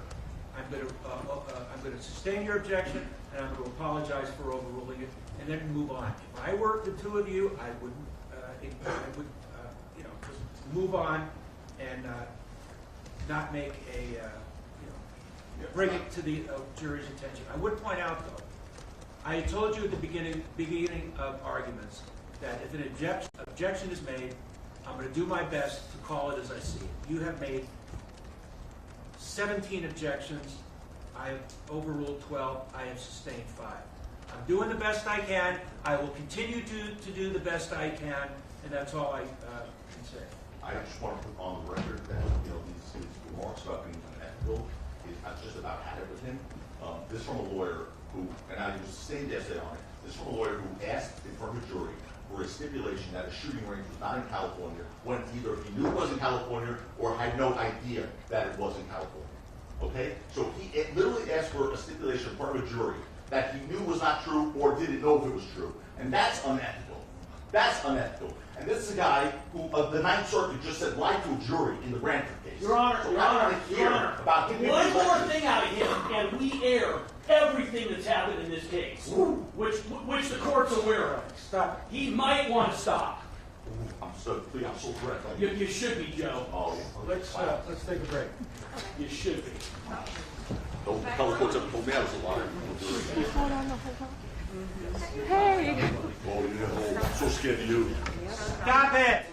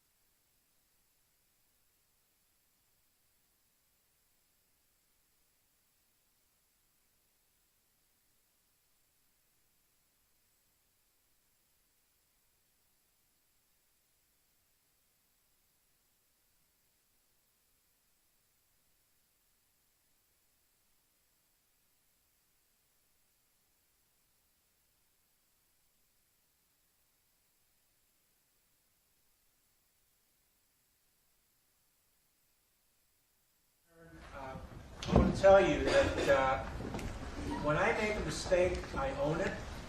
I have no problem admitting when I made a mistake, and I made a mistake, and I'm going to tell you what the mistake was. Mr. Tappatina mentioned, and I missed this, the prosecution accepts their witness committing perjury. I missed that. There was an objection. I overruled it. I didn't hear the whole statement. I'm not accusing anybody of doing anything improper, but that statement puts the prosecutors in an unfair light, and that was improper. I overruled the objection. I should have sustained it. I don't want any side being disparaged or being put in a false light. So I made that mistake. I own it. I apologize. Thank you. Two things. One, by the way, I realized something. I said before that Mr. Efron said he'd seen the video previously when he said there were 2 shots. What I was talking about was when he was speaking to Wally. He had already seen the video. This was obviously after Rocky's arrest and after the civil suit was filed. So I wasn't suggesting he saw the video when he went to the police on November 8th, in case that came out unclear. My co-counsel supported it. So anyway, now we're back on the Wally's Jimmy case. Look, all I'm saying is this. Their witness said those are fake. They played it as if they were real. So, whatever that means. But here, I'm going to go back to the crux of the Wallace and Jimmy case, what we were allowed to play because they impeached the testimony of Efron. And what I argued to you, and what I'll say again, is the only crime that was proven here was Rel's extortion. He heard from his own mouth. And he boasted to Mrs. Jimmy that he was getting $30 million. He said, I already know I'm getting 30 M's. And I told you at the beginning of this case, I said in the opening, that there would be clear evidence of extortion, and here it is.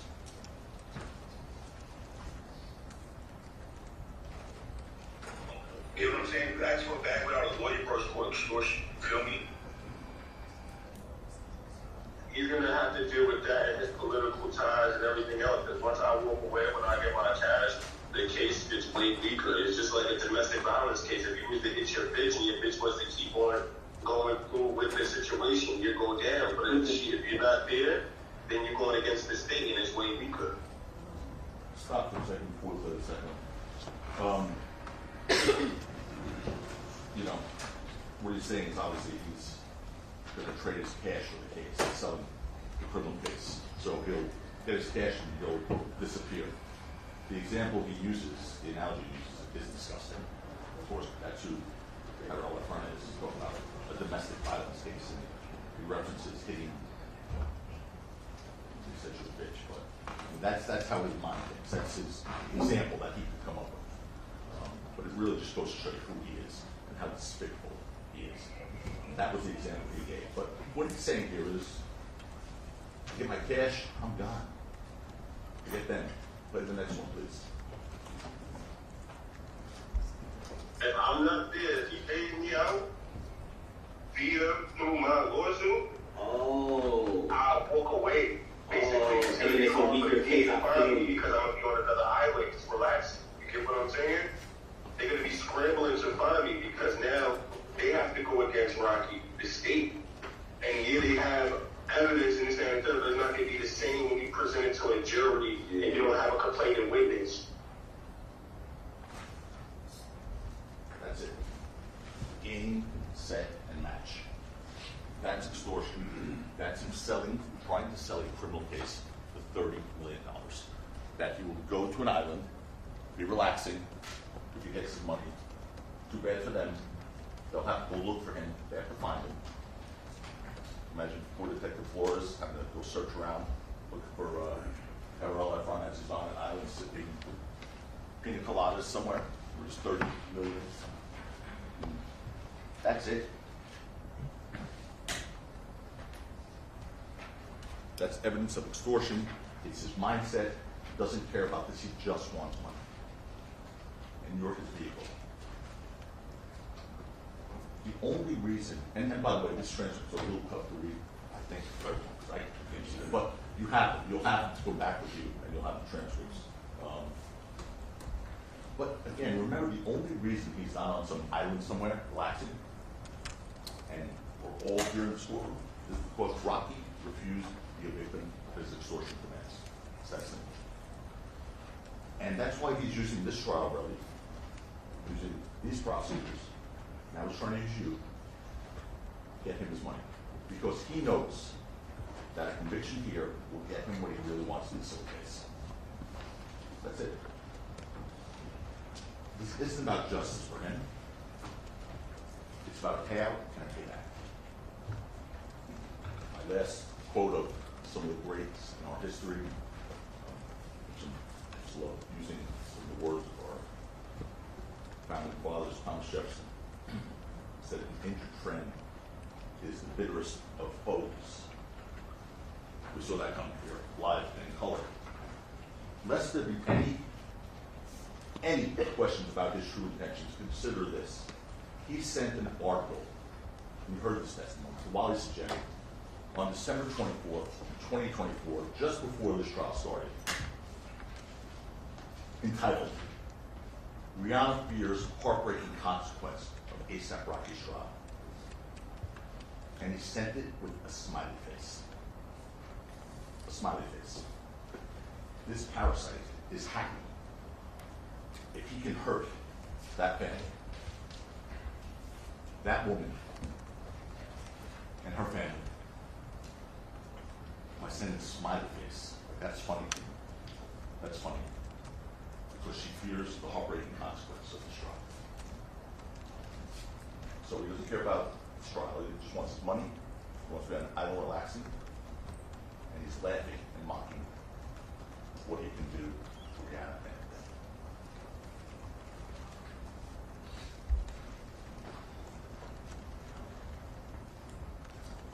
And he needs you to get that done.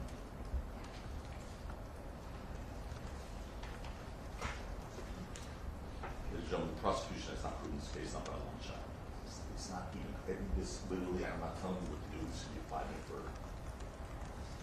You take as much time as you need. I'm not trying to impede on your province. The only thing proven beyond a reasonable doubt is that this relates to all that wants a pathological liar, a perjurer, and extortionist. That's proven beyond a reasonable doubt. And they know that. They know that because they asked Detective Flores the question that I've just never heard. I used to be a prosecutor. It was a question that they asked. That's improper argument. Sustain Withdraw. that they know it's perjury. Sustain. He used to be a prosecutor as well, Your Honor. It's not part of the evidence. What was the saying? What? I'm sorry, what was the saying, sir? What was the saying that what part? That they know it's perjury. I didn't say they knew. I didn't say they knew. Well, I said what was proven beyond a reasonable doubt because he's a pathological liar, a perjurer, and extortionist. Didn't say they knew. I understand the court's rulings. You know, we objected regarding him discussing him being a prosecutor. Okay. It's not part of the evidence. yeah, that's. All right. So, anyway, Sustain the testimony. what they know, they asked Detective Flores this question. Would you agree, Detective Flores, that you don't need Mr. Efron's truthful testimony to establish a shooting occurred?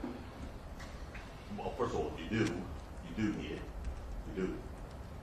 Remember, after breaking it down with Detective Flores, he made it clear to you they have nothing without him. We broke it down with him. We'll show you that transcript in a second. So you definitely need him, but he's just not credible. Why the heck do you think they asked that question? And think about what that question screams out to you in the jury. Hey, this is still true. No, it's not okay. No, it's not okay.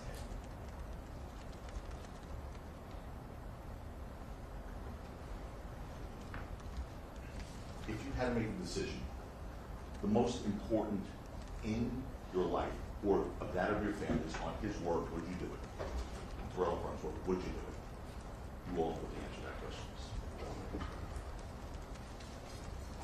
What you're being asked to do is make that decision in the most important matter in his life, on his word. please look at the evidence carefully. Please. Evaluate it cautiously. And you'll see that there's not proof beyond a reasonable doubt. Rocky knows he's innocent. It's not only not guilty, he's innocent. An innocent man's on trial with absolutely no concrete evidence against him, no reliable evidence against him at all. Of course he's innocent. He's not the luckiest man for the face, sir. Because there's absolutely no evidence of shooting. And that heavy burden should not be yours to have to live with. On this evidence, it should not be. It's not right, it's not fair to ask you to do what the evidence won't to condemn an innocent man. And by the way, remember this, it's in your instructions, circumstantial evidence. If the evidence points to both guilt and innocence, you must, there's no option here, you must side with innocence. If there's two interpretations of the evidence, guilt or innocence, you must side with innocence. That's what the law is, the judge will tell you. It's in your little books. Jury instructions. You must. It's not an option. Tyrell Efron, I mean, what kind of system, seriously, folks, do we have if this kind of witness can convict someone and destroy their life? With all you know about him at this point. I've talked about there not being any forensic evidence in this case, no fingerprints, no DNA, there's none.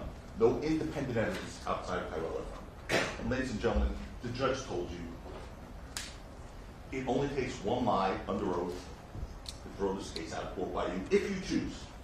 Your decision. But just one. Just one lie. It's justification for you to say, I disregard all his testimony. You can't even count the number of lies he told under oath in this case. You can't. He lied directly, he lied to your face, he lied under oath over and over, he exaggerated, he gave runaround answers to try and avoid questions, he verbally assaulted me, he cursed in the courtroom, he threw a water bottle, flexed his muscles, he said he had enough, he was going to leave. How many does it take for you to know that this case is a fraud? To use Relly's own words, Relly's a fake. Profit of extorting a separate. Just wait for one thing, your verdict. Then he's got it. And if they come up and say, well, Relly's not on trial, that thought crosses your mind. It's true, he's not on trial, but he should be. He should be. Perjury, extortion. But he's not on trial. But what is on trial is his credibility. His credibility is on trial. And that you have to assess, and you get to assess, you must assess. The trial rises and falls on his word. With that in mind, again I ask, what kind of system do we have if we pick on the word of that man? That man.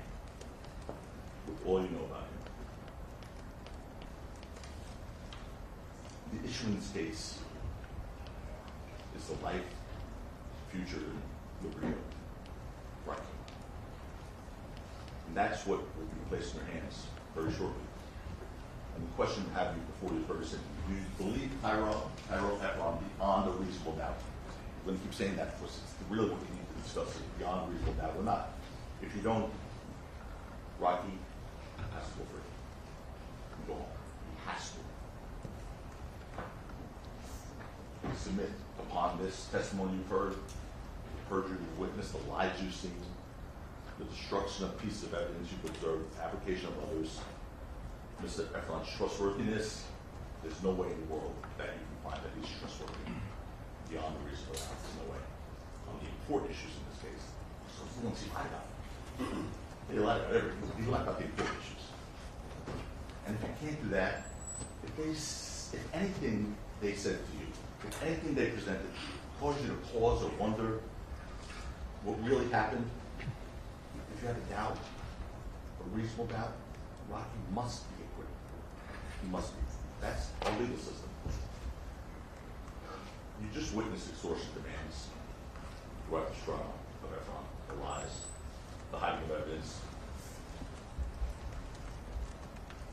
the lie about being in Los Angeles 2 weeks before this incident with 9 million of the shell casings, on and on and on. think he was lying about these important issues, the prosecution's case fails. Fails. So it's very simple, ladies and gentlemen. If you do not believe Harrell from beyond reasonable doubt, he must be acquitted. That's the law. A defendant in a criminal case is presumed innocent until the contrary is proved. In this case, it's not been proved. In the case of reasonable doubt, whether guilt is satisfactorily shown, until it is, he's entitled to verdict. And presumption placed upon the people that heavy burden of proving guilt beyond reasonable doubt. And why is that standard called beyond reasonable doubt? Why? Look, there are many, I just want to give you some sort of analogies on this, but there are many legal systems around the world who don't have this proof beyond a reasonable doubt standard. They don't use juries, they use judges 1, 2, 3, sometimes 4. But our country has a philosophy, and that is we cannot convict people who are innocent. We cannot ruin their lives because what happens is so harmful, devastating, brutal, based on anything but the strongest evidence. And what is being attempted here? It's so harmful, so brutal, so potentially devastating to him. That's why there's such a high standard. Standard is higher than what you find in civil cases when you have disputes over money or property. If you have a reasonable doubt about this case, about the testimony, about the double talk, about the lies, the perjury, the manipulation of evidence, the destruction of evidence, Efron's motives, it's over. It's over. You must acquit Rocky. According to the law, it's that strict. Our system isn't perfect. You saw examples of people who were convicted and DNA later exonerates them because well-meaning juries didn't have evidence. This is improper argument. So you have those, you've heard of those things, like 250 less, and there's nothing to do with this case, right? But it's by jurors who meant well, and they were subsequently exonerated by DNA evidence. Nonetheless, we have a system, and it's the best system in the world. It's the best system in the world here. It can't be perfect because human beings aren't perfect, but I'm begging you to honor that principle. Honor that principle of proof beyond reasonable doubt.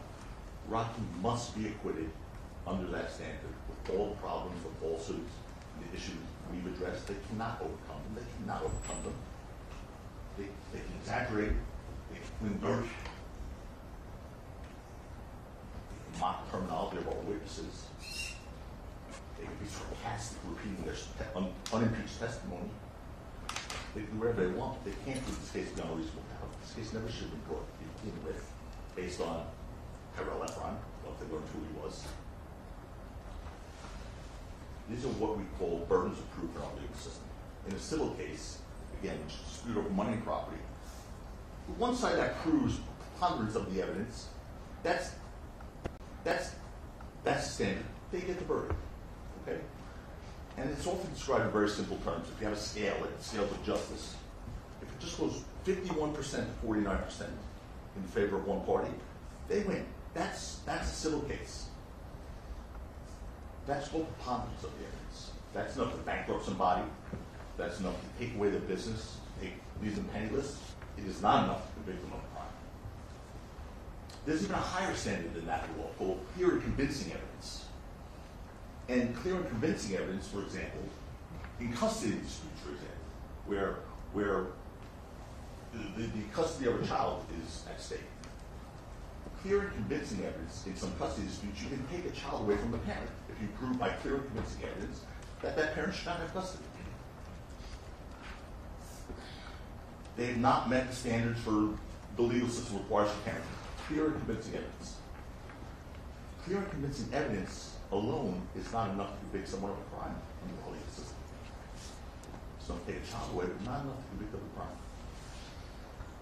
And let me ask you this. Do you think you've seen clear and convincing evidence in this case that Harrell Efron is truthful, that he's believable, that he's honest, that he's honorable, does not have financial motive in this case, that is to be believed and trusted?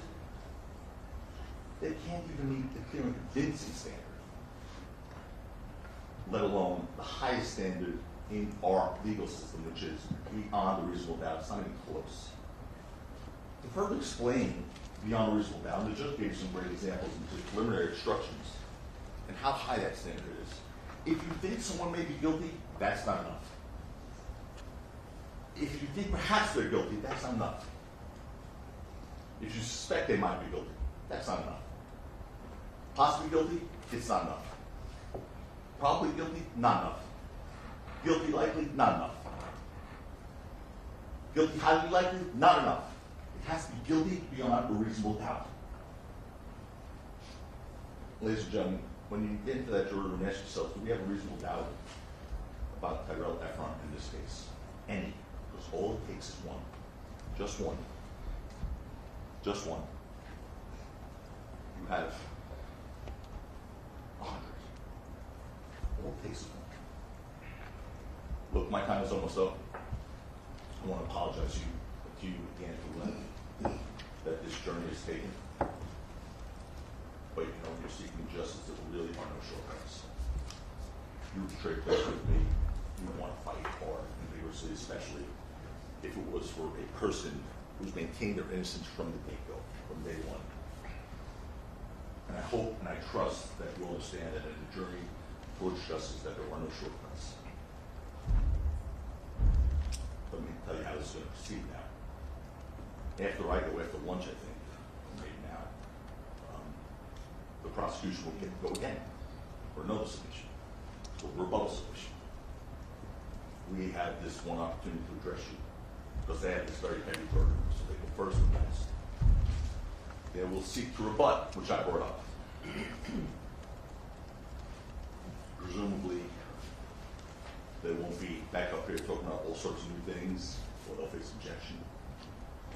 But they have to seek to rebut what is being argued right now. And let me tell you up front, I'm loath to object during someone else's argument. I don't do it. I didn't do it once before. I'm sure I have to do it, Mr. Lewis.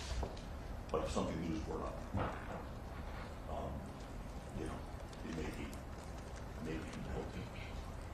Let me tell you also this. If he brings up anything new, we may be precluded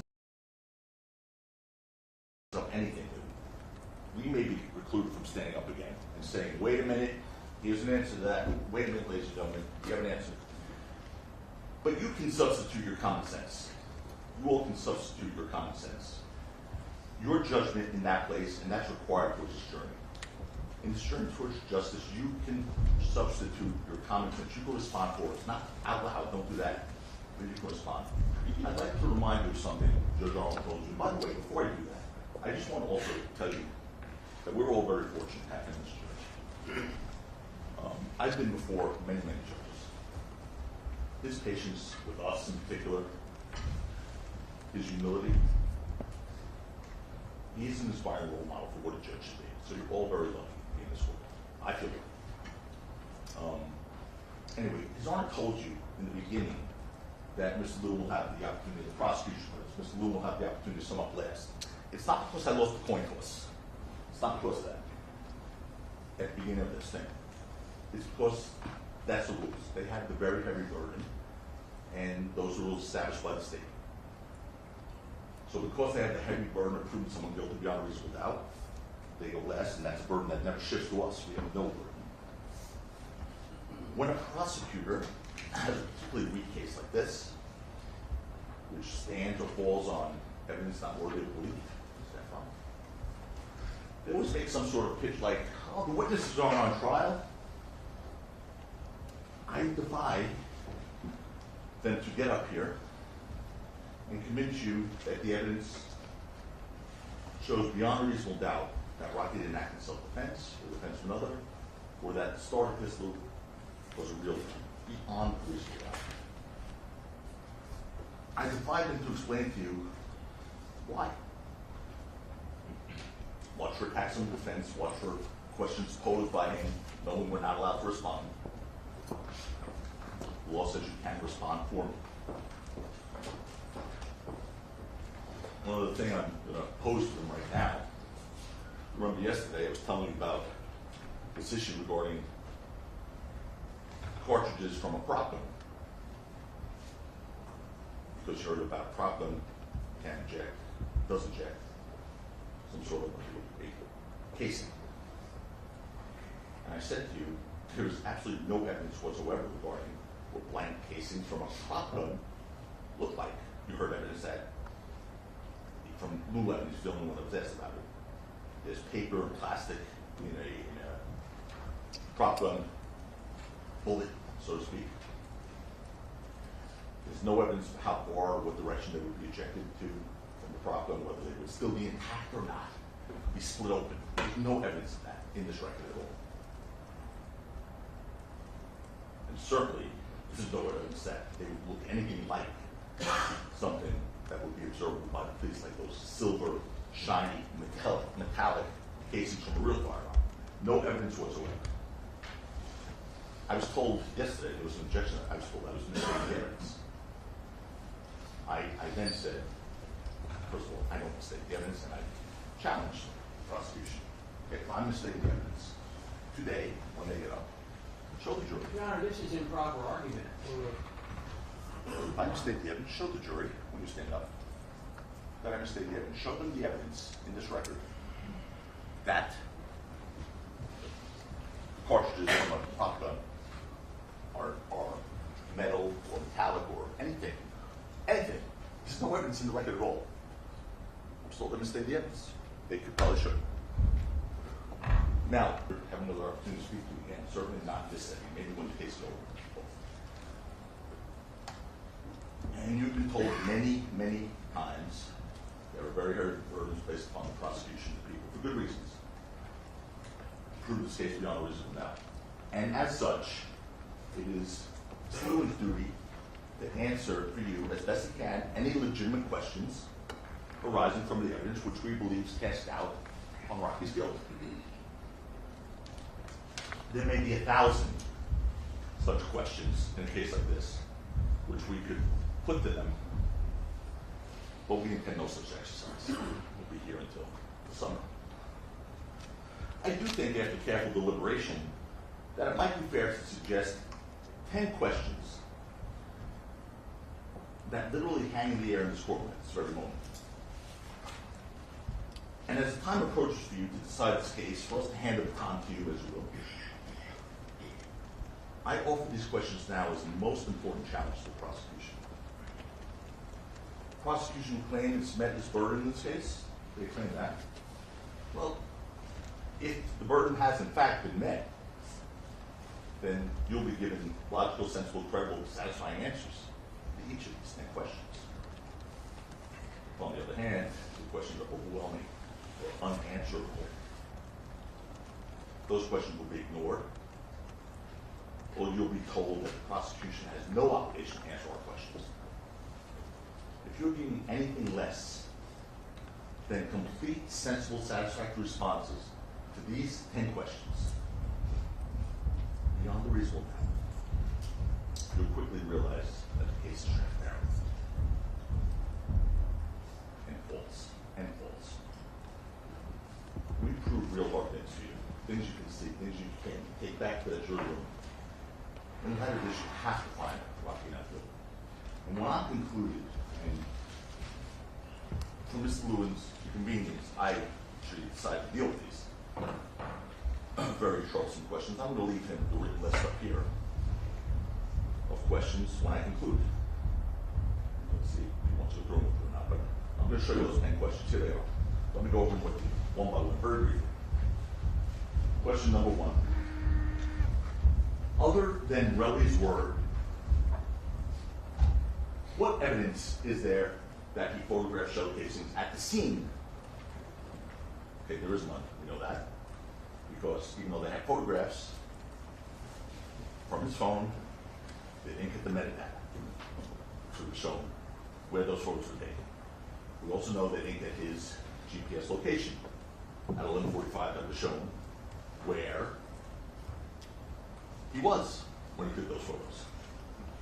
Number 2, other than Relly's word, what evidence is there that the shell casings even came from the scene? No evidence other than his word. Lydia Parker's not here. Just talk about the metadata and the GPS location. third question I asked him to answer. Other than Relly's word, what evidence is there that he even went back to the scene? Because now we know he swears that at 11:09, that's not him. That's not him anymore. And there is no video of him going back to the scene. So now we're left with his word again. Because they got Ill's GPS location, but not Relly's. Number 4. Other than Relly's word, what evidence is there that he ever left Los Angeles after going to a shooting range, shooting off 9mm, by the way, 2 weeks before the incident? Again, it's just his word that he left Los Angeles 2 weeks before. So he took a flight, and he took a flight back. That would have been a very easy one to prove. But we just have his word. Number 5. Other than Relly's word, what evidence is there that the scrapes on his knuckles were gunshot wounds? He didn't have to comment on that. Number 6. Other than Relly's word, what evidence is there that a conversation ever happened on November 5th, to set the tone for November 6th, between ASAP Bari and Rocky? Other than his word, there was no ASAP Bari, there's no phone records, so we just have to take Relly's word that that happened. Number 7. In light of Lou Levin's testimony and in light of Lou Levin and 12B's unimpeached testimony, other than Relly's word, what evidence is there that Rocky did not carry a problem? Other than Relly's word? There's none. No evidence of a shooting. Nothing from either video says that's not a problem. None. Number 8. Other than Relly's word, what evidence is there that he was shot by an operable semi-automatic firearm? Again, other than his word, no evidence whatsoever. Number 9, this one's my personal favorite. Number 9.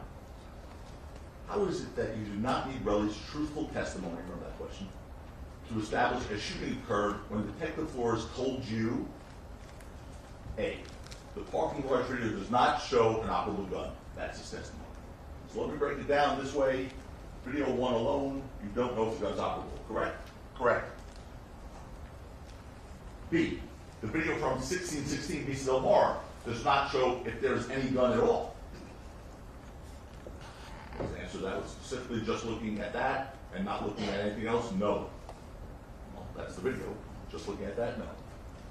And C, the sound heard on the video from 6200 Hollywood Boulevard may have come from a replica firearm, according to Detective Flores. So, no evidence of an operable gun in one video. No evidence of the gun at all, or any shooting in the second video. And the pop-pop, according to that case, detective could have come from a replica. So, do you need Relly's testimony? Because if you just don't have it, if you take it out, like was suggested in that question, Detective Flores told you there's no evidence. No evidence that there was a shooting or an operable firearm. And number 10,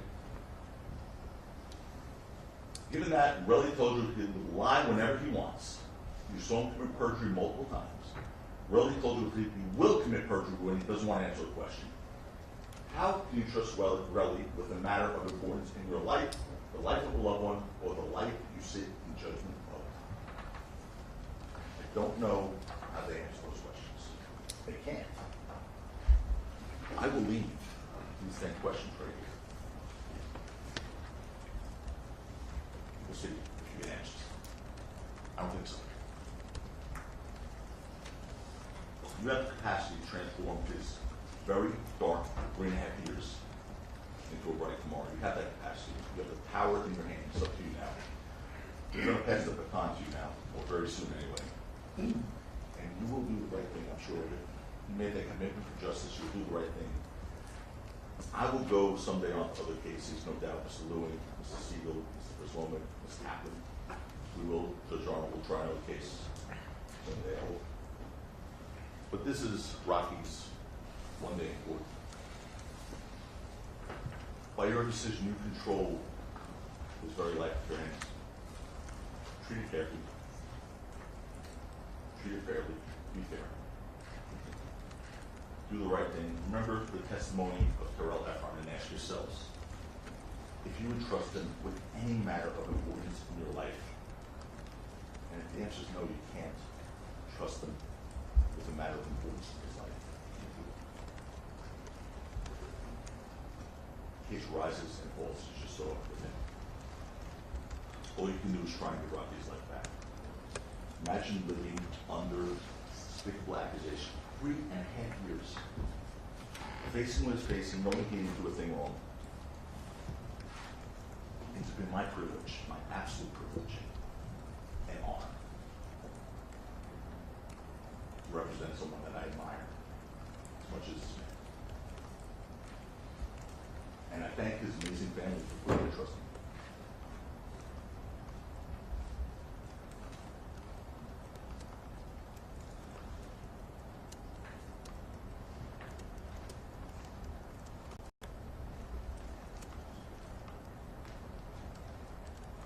You ask questions in jury selection that if you had a doubt, would you have any problem saying not guilty? Would you have the courage to say not guilty? Did you have the mental fortitude to walk back into this courtroom if they failed to prove him guilty? You have the courage to walk back in here and say, we find him not guilty. You all said you could do that. You all said it. That's why you were picked. That's why the 6 of you are here. And you know that was part of your job. You said you could do it. I'm going to hold you to that, and I hope you hold yourselves to it. That's what makes this system great. Your courage. Your willingness to stand up for what's right. Look, this courtroom says Mark S. Arnold, Judge, is the judge. Judge Arnold's courtroom. But when it comes to the facts in this case, it's your court. When it comes to what's right in this case, it's your court. When it comes to what's fair in this case, it's your court. No one will take that from you. This is your court right now. I'm going to tell you something. What happened here isn't right.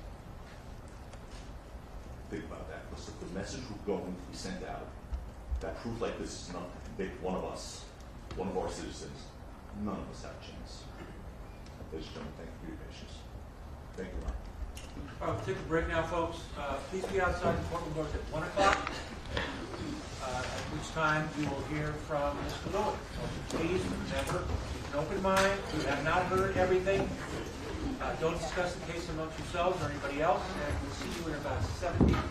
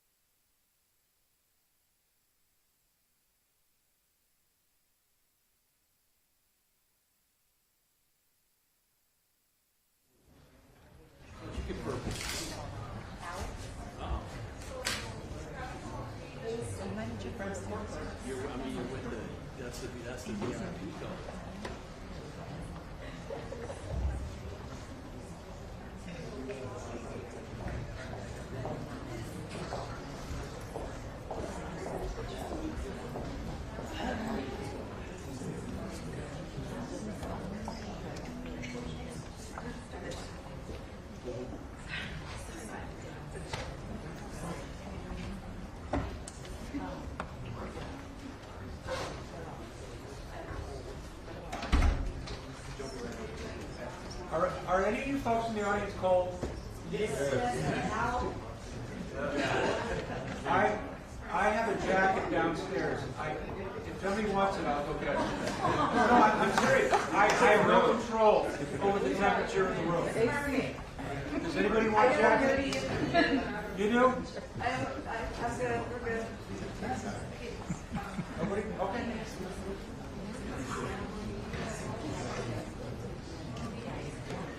Bring back the horsehair wigs. That'll keep everyone warm. You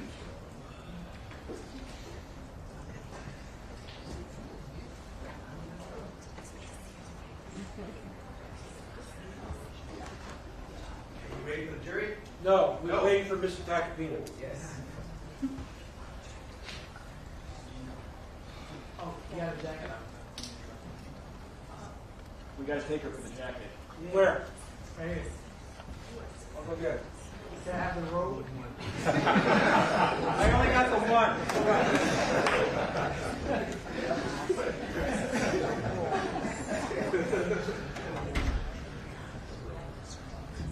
Quality man. Horsehair wigs. Bring them back.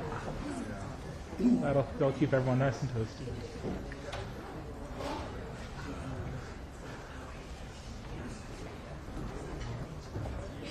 Not until the gavel's down.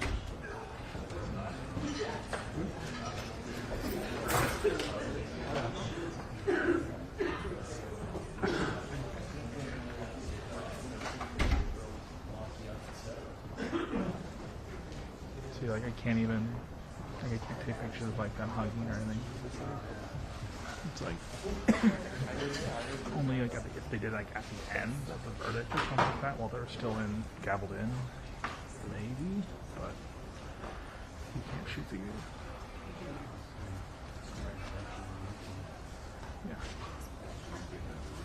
I'm used to a lot of these where it's like really dry, like do not do anything, but one person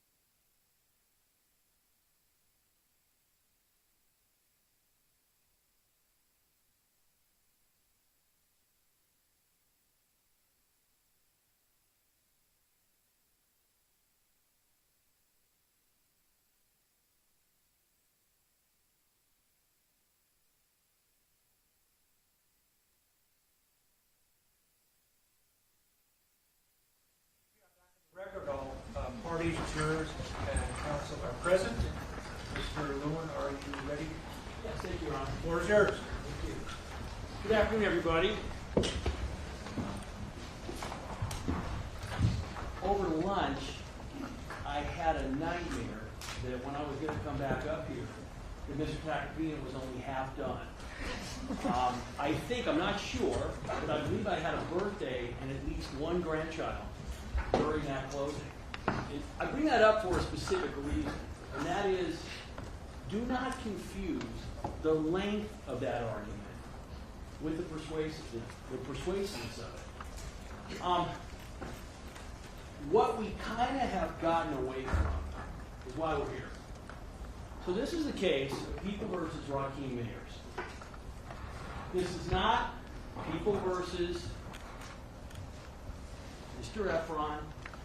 It's not People versus John Lewin. It's People versus Rakeem Mayers. And the reason that I point that out is because if you didn't know better and you listened to the closing, you would think that either Relly was on trial, maybe I was on trial, and we're not on trial. And I think it's important when you are listening and really going through these arguments that you understand what this case is about. And for that reason, I'd love to say that I'm going to be very brief up here. And the reason I'm not going to be is that, unfortunately, I've got an obligation to make sure that I address the points that defense counsel made. Whether those points are relevant, whether those points are persuasive. I can tell you this, I won't be as long as Mr. Tacopina was, and I'm confident that you will get the case today, this afternoon. But that's where we are. I want to start with, this is Randy's Donuts. This is Randy's Donuts. This is on the corner. You're looking at Randy's. This is in Inglewood, on the corner of basically Manchester and La Cienega. This is the exit from the 405. If you're coming, we're looking northbound. And 30 years ago, when I was a young deputy DA in Torrance, I used to drive from home, and I would have to take this route on the 405. And I would, every day, I would get off on the 405, and I would tell myself that if God wanted me to get a donut, He would make sure that the light that you can't see right here was red. As you can see, God wanted me to have a lot of donuts. I ended up, most of the time, I stopped. But there came a time where it just wasn't good enough for me to take the chance on the light. So what I would do is, it's a really long straightaway, and you can see when you're getting off the freeway, you can see that light. So what I would do is literally, I would coast my car at 20 or 25 miles an hour, making sure that I hit the red, and then I could go in and I'd get that donut. And I bring this up because passing up that donut was extremely difficult for me. Very, very hard. And most days I wasn't able to do it. And I always thought that that's probably one of the hardest things that I would have to do. And then I became a trial lawyer. Then I started trying cases. And then I started trying serious cases.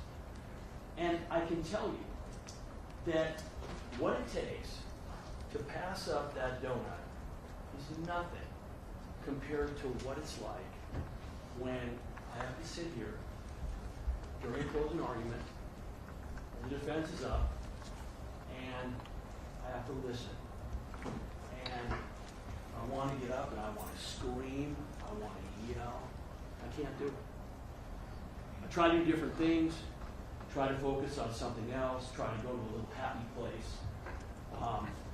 It's really, really hard. It's especially hard when, as in this case, Mr. Tacopina makes an argument. And I want to be clear about something. I'm going to attack the arguments that Mr. Tacopina made. Because that's what lawyers do. That's what's fair. I'm going to attack the arguments that he made. I'm going to attack the case that the defense put on. I'm not going to attack Mr. Tacopina personally. I'm not going to cast aspersions on evidence that he put on. In the end, witnesses, we don't vouch for our witnesses, ladies and gentlemen. What that means is that we put on witnesses, and those witnesses testify to what they're going to testify to. So I'm going to go through, and I'm going to very critically point out what this case is about and what it isn't about. And kind of before I get there, I want to talk a little bit about your role as jurors. So you 16 people, we started in what here? And I know many of you, probably most, maybe all of you, none of you wanted to be here. Okay? And I get it. It's understandable. But you were chosen. It wasn't simply magic that you ended up as jurors. Both sides chose you. And honestly, and one of the few things Mr. Tacopina and I probably agree on is that in our country, it's an incredible honor to be able to be a juror, because in other countries, we don't have jury trials. We don't have any system of justice. But you were selected, and it literally is an honor. But along with that honor comes a duty and a responsibility. And I'm not going to understate it. I'm not going to pretend it's anything other than it's not. I will tell you, Mr. Proslenik and I,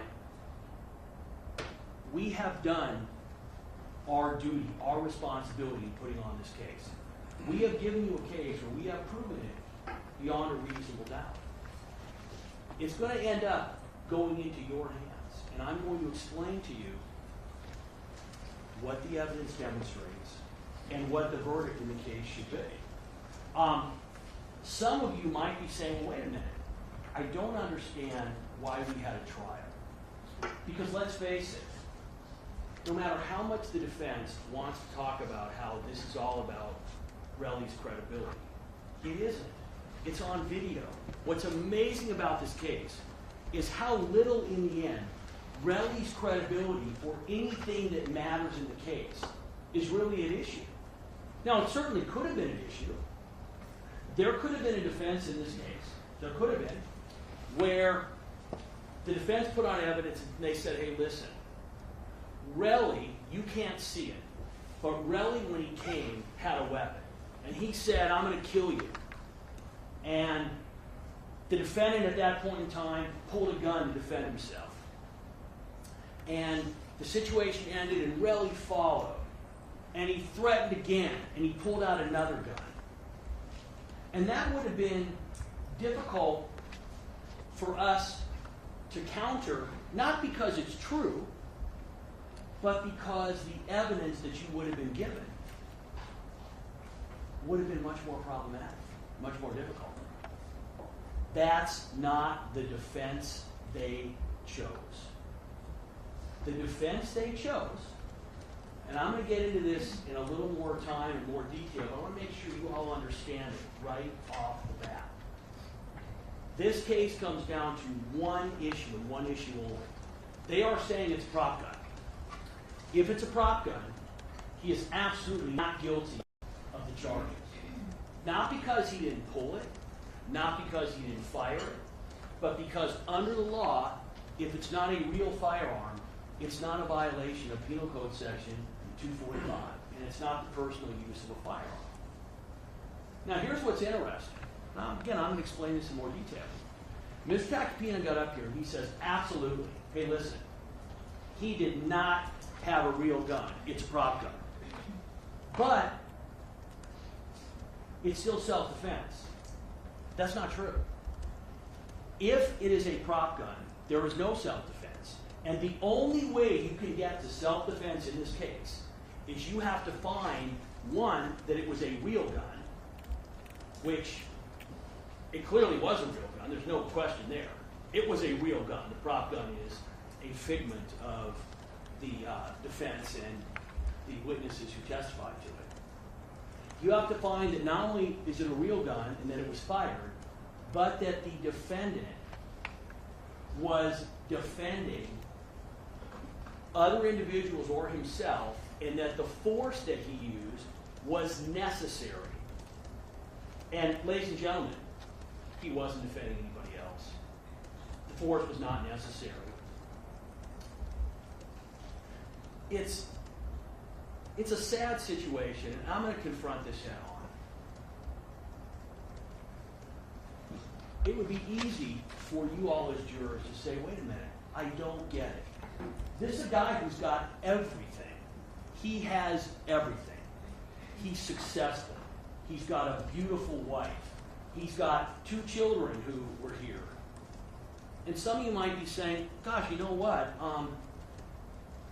Why would he risk that? And that's a very good question. It's just not a question that is for you to consider. Because in the end, the issue is not why did he risk it? Why did he do what he did? Because what the evidence shows is that is what he did. This is also not, let me repeat, not about Relly and his civil suit. And let's talk about that for a moment. And let's talk about exactly what we are dealing with here. I want to go a little forward here. As I'm talking, again, some of you might be saying, hey, listen, Mr. Lewin, we've been listening to this case. Why are you even up here arguing? We get it. If I were in charge of the court system, which I'm not, I would make an adjustment. And what would happen is there would be a scoreboard right on top of between where juror number 4 and juror number 5 is. And I could look up and I could see, okay, we're up 42-0. I can take a knee, I can run the clock out, but I don't have a scoreboard. I have no idea what you 12 jurors are thinking. I have no idea. I have no idea if some of the crazy arguments by the defense, gosh, maybe somebody believes them. One of the most difficult, frustrating things that can happen is, and I try not to do this, but I will see jurors taking notes, writing things down at certain points where I'm thinking, oh my gosh, why are they writing that? That doesn't make any sense. Of course, I don't know what you're writing. I have no idea. You could be writing down a point, you could be writing down, that doesn't make any sense at all. I have no idea. But here's what I do know. I've got an obligation to make sure that I address everything that the defense has brought up. Good points, bad points, irrelevant points, nonsensical points. I have to address it all because I don't know where each one of you are at. And the reason is pretty simple. There is no way that I can ask you 12 jurors to do your job if I haven't done mine. So that's kind of the background of where we find ourselves. All right, let's talk for a second about the defense closing argument. I think it's important. So what they have done, and listen, I get it. Relly, in a lot of ways, was a very problematic victim. Why is he problematic? Well, one, in a lot of ways, he's not very sympathetic. And I'm not here to get you to like Relly, to get you to say, you know what, Relly deserves $30 million. Because unlike what Mr. Tacopina said, you're not here to decide that. You are not here. I'm not Relly's lawyer, and you're not the jury who's going to decide what damages he's going to get. Evidence has showed he has a civil suit. You're aware of that. I'm not telling you anything that's not a part of the evidence. And if that civil suit goes to trial, as you all know, there will be a jury that will decide what, if anything, he gets. That is not you 12. I don't mean to shortchange you alternates. Being alternate is a really, I'm not going to lie, it's a crummy job. You get to sit through everything, and then you don't get to vote. I think I said this on Bois d'Or. I would have held my hand up and said I cannot be an alternate. I can't do it. I need to be able to vote. So when I say U12, I really mean U16. You never know who is going to end up on our jury. But what is important to keep in mind is that you're not here representing Relly. But you know what I do want to explain? I want to explain for a second what happened with Relly and who he is and what he's been through. And I think it's really important, and this kind of goes to what the defense is in this case. This is a picture that if you look at it, it's very blurry, okay? You can't see what's going on. Why is that? Because what the defense wants to do is they want to zoom up so close on every irrelevant fact that you forget why we're even here. And what's an example of that? I'll tell you right now. Mr. Acapina spent time pointing out the fact that Relly was not honest about buying a property in Miami. Now you need to ask yourselves, what does his property in Miami have to do with what happened on November 6th? Nothing. But he would say, well, but wait a minute. If Relly is not being truthful about that, you don't have to believe about anything. I'm going to get to why that is not what the instructions actually direct you to do. But I want to do something more. I want to do something better. I want to explain to you from the evidence why Relly was up there doing what he did. So let's first talk about the fact that Mr. Acapina spent a lot of time talking about, hey, the defendant, he just sat there, he was dignified, he didn't make any fuss, etc. That's all true. That doesn't mean anything. The defendant is an extremely powerful individual. His wife is even more powerful. Relly found himself in a situation where he was on the wrong side of that power divide. And by the way, it doesn't matter why he got there, but you know why. You heard it. There was a disagreement about ASAP Josh and about what happened to him and what was going to be paid for and what wasn't. And what's important is that Relly and the defendant had a disagreement about it. That's what happened. And because of that disagreement, and because of ego, this is what happened. Now, some of you might be saying to yourselves, well, wait a minute. I mean, in the end, what really happened in this case? Okay, it wasn't a prop gun, obviously. The evidence demonstrates, and by the way, we don't have to prove that Relly got shot. The reasonable inference from the evidence is that he's got a wound on his hand that he didn't have beforehand.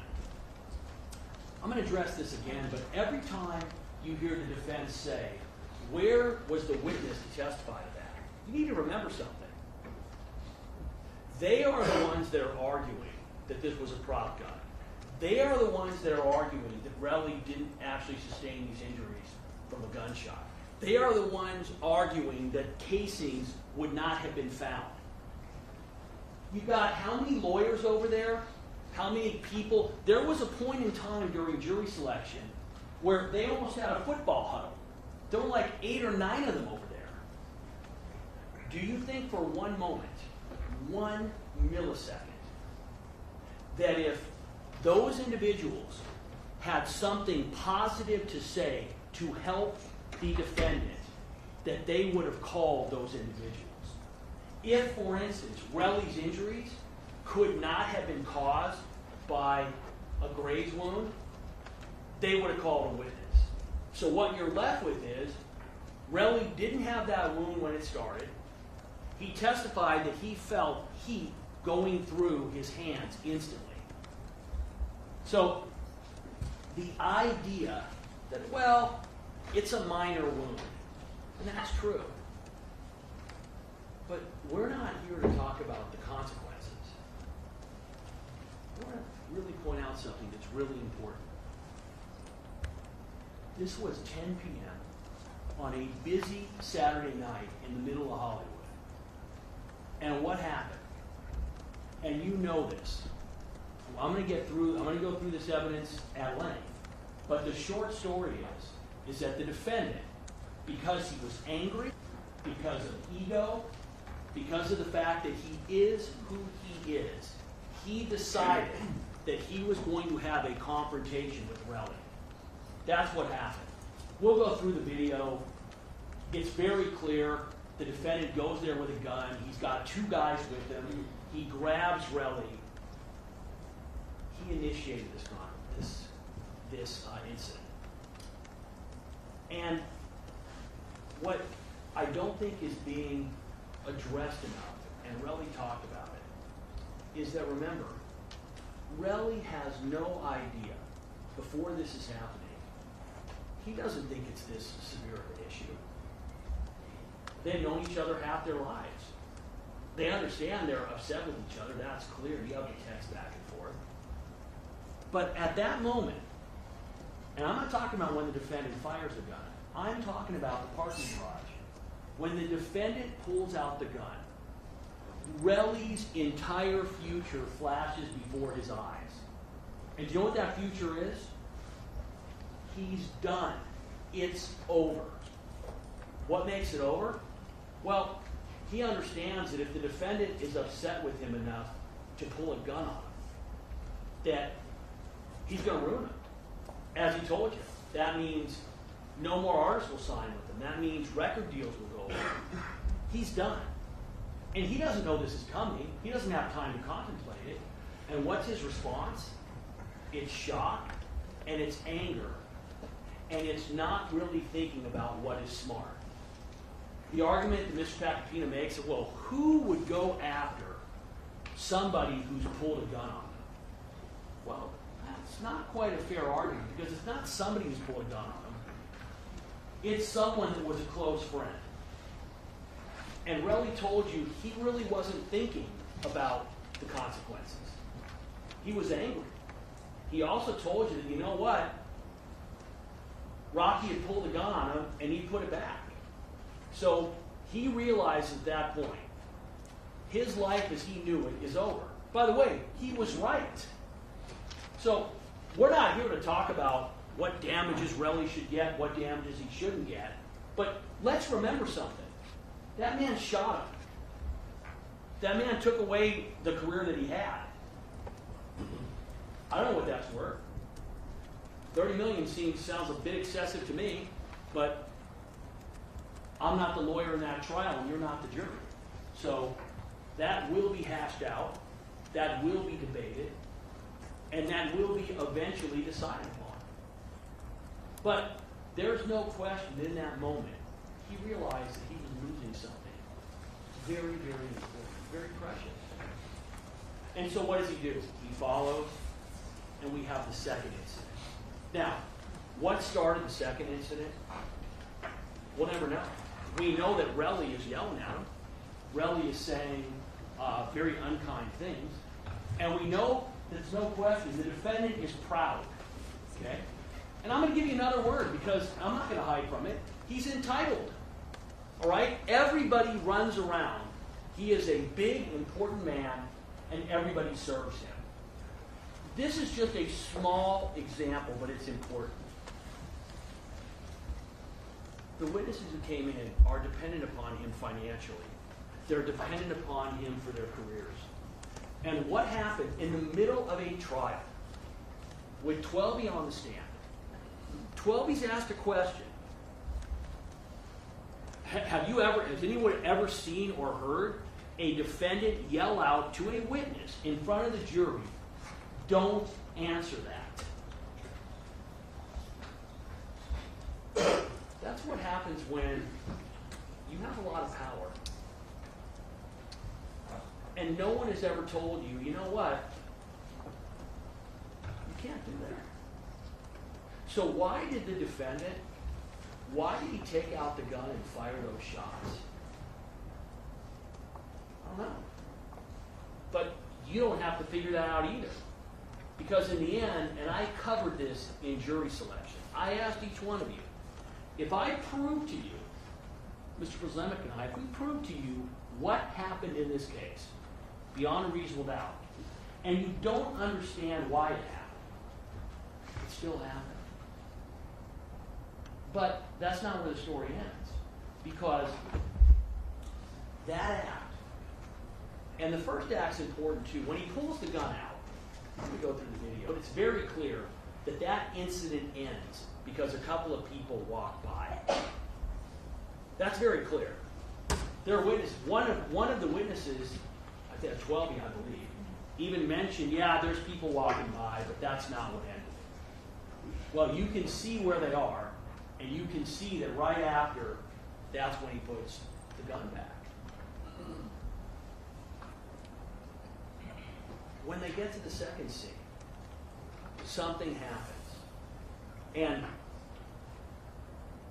one of the things that makes no sense in the defense argument, 0 sense, is that they keep talking about the timing of the shots. Okay?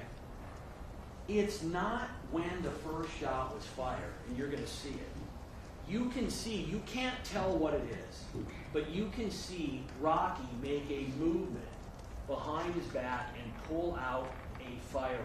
Pull out, you can't tell what it is, but he's going to pull that item out, and at that point in time, he's going to start advancing to where Relly and Ills are.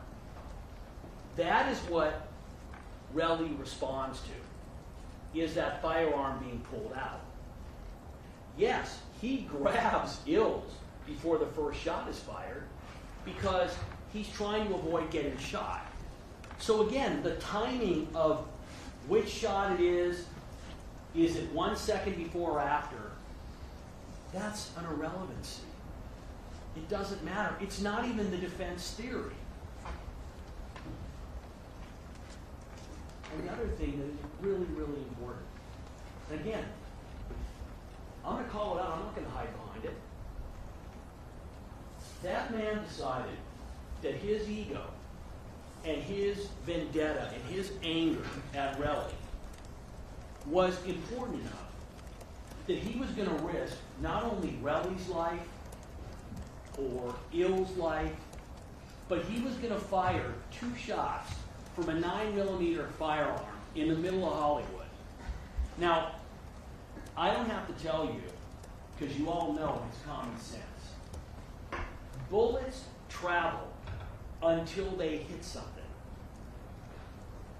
That's what happens. They're fired at very, very high velocity. They're coming out at an incredible speed. And they travel until they hit something. Sometimes what they hit is the ground. And they ricochet. Sometimes what they hit is a car.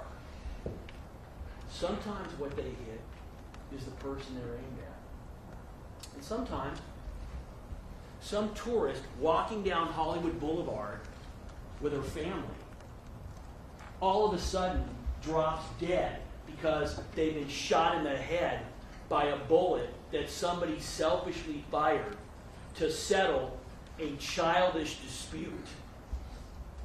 That's what he did.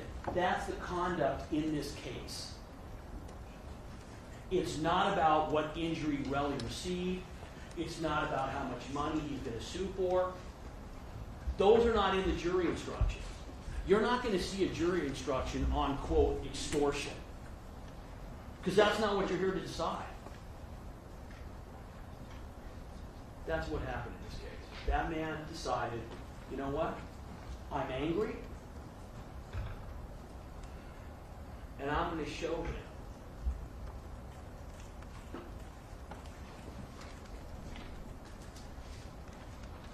The defense argument, as I listened, it was almost like Mr. Tacopina took off in a plane with no flight plan, and he flew around in circles. Circle after circle after circle. And eventually, he kind of just ran out of gas and kind of just crashed the plane. There wasn't much direction. There wasn't much focus. And there wasn't an emphasis on the actual facts you're here to decide. Now listen, he's got a tough case. In opening statement, my partner got up here and he told me this is a simple case. It is a simple case. I'm going to tell you, this case could and easily could be a 5-minute verdict. And here's why. Because once you decide that this was not a prop gun, and ladies and gentlemen, it's not a prop gun. I'm going to go through all the reasons. And once you decide that, this case is done. It's over. Because that's the defense in the case. Not, as Mr. Tacopina tried to argue, well, it's self-defense. If you notice, Mr. Tacopina didn't actually reach the next step. He talked about self-defense, but he never explained to you, for it to be self-defense, you have to find that it was a real gun. That's what you have to find. If you have a question about that, you ask the court. You have to find, to get to self-defense, that it was a real gun. And their defense in this case was, it was a prop gun. That's the issue in this case. Was it a prop gun or was it not? If you find it's a prop gun, all I can say is, you know what? You really need to examine why you're getting there. And I'm going to bring up something that's really important. The defendant is a celebrity. His wife's an even bigger celebrity. Many of you know who they are. They brought in 2 adorable children yesterday for closing argument. Now, they haven't been here at any other time. And you have to ask yourselves, those kids have a right to be there. Why children that age would be here in a situation like this, don't know. But you have to ask yourselves, am I going to let my feelings of not wanting to convict the defendant? And Mr. Tacopina made it very clear. If you noticed in closing today, he literally brought up Rihanna, he brought up the defendant's family, and he basically was saying, hey, listen, if you convict him, it's going to be very difficult on the family. That is not something you are allowed to consider. So I'm not telling you I don't think you should consider it. You are not allowed to consider it. If you think you are allowed to consider it, ask the question of the judge when you go back. You can send out notes. You can ask questions. You are not allowed to consider how this might affect Rihanna or his kids. And there's a very simple reason. We are all in the world responsible for what we do. And I'm going to add something else, too. There was testimony from ASAP Lou. And ASAP Lou, even though it wasn't a question, ASAP Lou wanted to get in front of you, I think 2 times at a minimum, that the defendant is looking at 24 years in prison. The defendant is looking at whatever Judge Arnold decides he is going to give him. So you are not allowed, by the way, to consider, oh my gosh, if I convict, he can get 24 years. You're not allowed to consider, even if that was true. But in the end, Judge Arnold will decide what the sentence in this case is. So if any of you go back there and say, well, you know what, I just don't think that this crime, I'm just not comfortable with 24 years, you can't do that. If one of the rest of you does it, guys, it's misconduct. You can't do it. You got to stop yourself, you got to stop the person next to you, you got to say, you know what, we can't do that.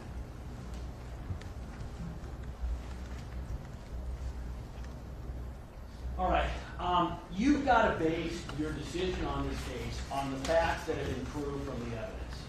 Now, this is really important. The instruction does not say on the facts that have been proved from the people's evidence. That is hugely important in this case. There is no question whatsoever that our case got immeasurably stronger because the defense chose to put on a case.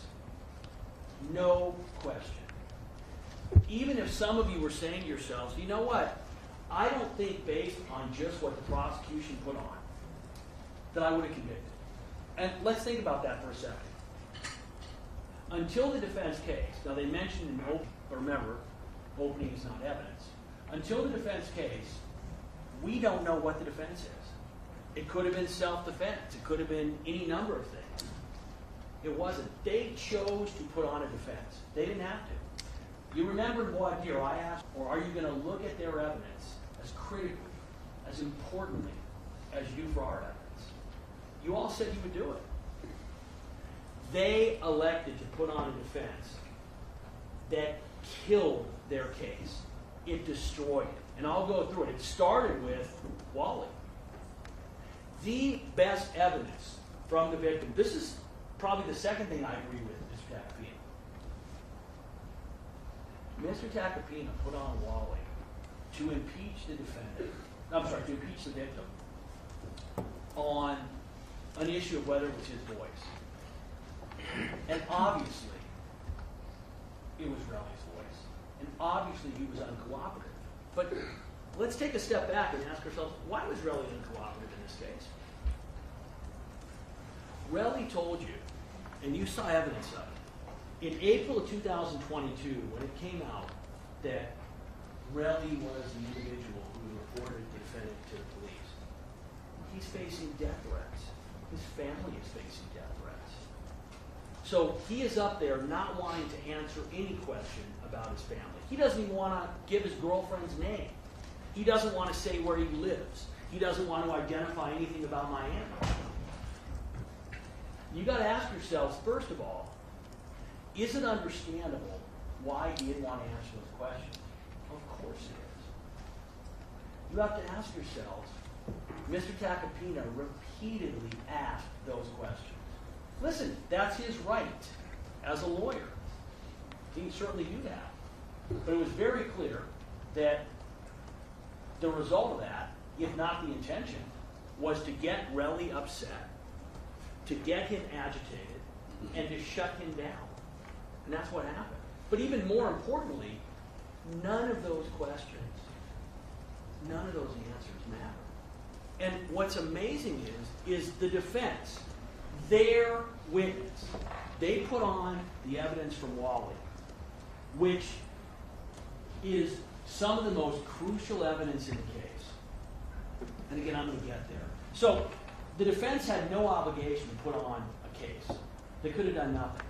But do not be mistaken. Some jurors go back and they say, you know what? Well, because if I only look at the people's case, they haven't proven it beyond a reasonable doubt.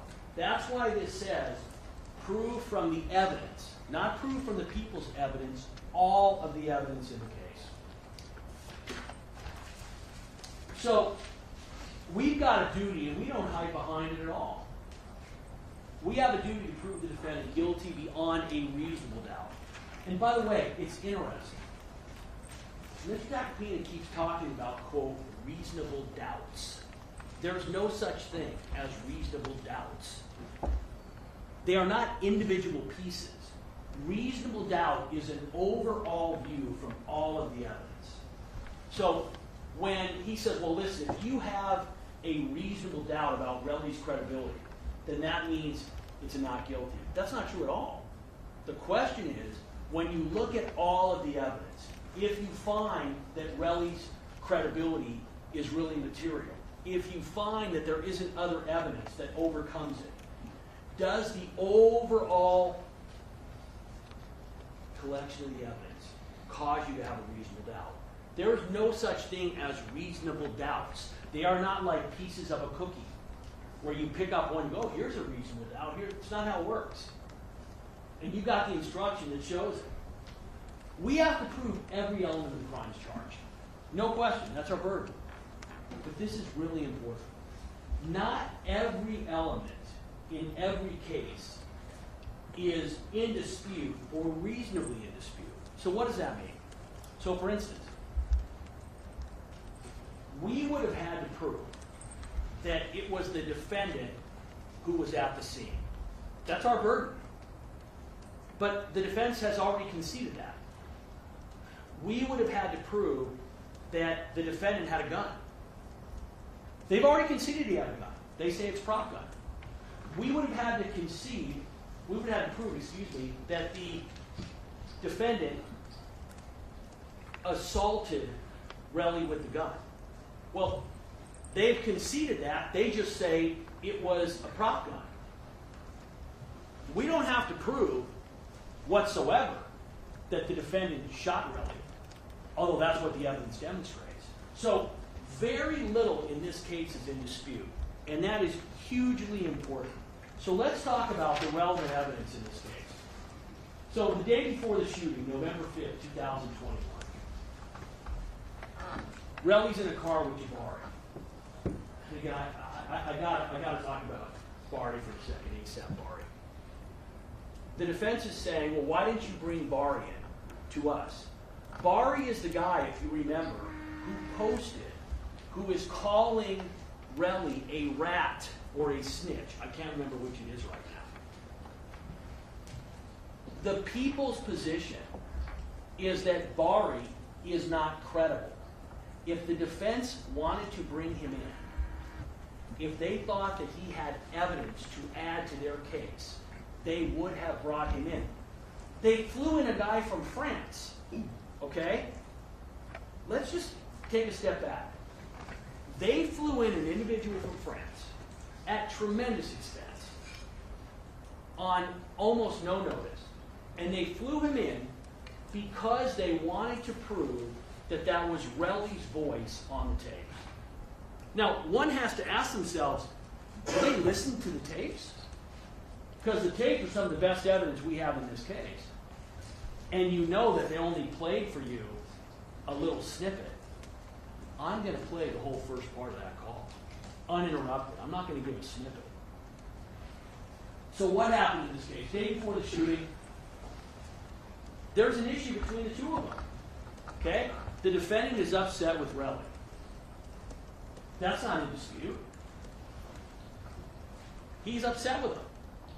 I have no idea whether Relly was right about this dispute or the defendant was right about the dispute. But here's what I know for sure. It does not matter. It's not an issue for you to even consider. If, let's assume that Relly paid for every part of ASAP Josh's funeral. Okay? The most expensive funeral in the history of mankind. He paid $20 million for the funeral. Let's assume that happened. It doesn't change the fact that he can't assault him with a firearm. I don't know. We have no idea who was right on this. But it's very clear it doesn't matter. But what's important is there is a dispute. And by the way, if that call did not take place, do you believe for a second that they would not have brought ASAP Bari in? And what do you think would have been the response for the defense if we would have brought ASAP Bari in, and ASAP Bari would have lied the same way that Welby lied, and Wally lied, and ASAP Lou lied? So he's his close friend. If that guy was going to help him, they would have called him. And they have the power of the subpoena just like we do. And in fact, he's the defendant's friend. They know where he is. They're able to access him. So the fact that he's not here, do not get caught up in that game. But, again, the relevance of this is simply that they had a dispute the day before. And the defendant, who is clearly a proud individual, got embarrassed by the fact that Relly is hearing him talking about him behind his back.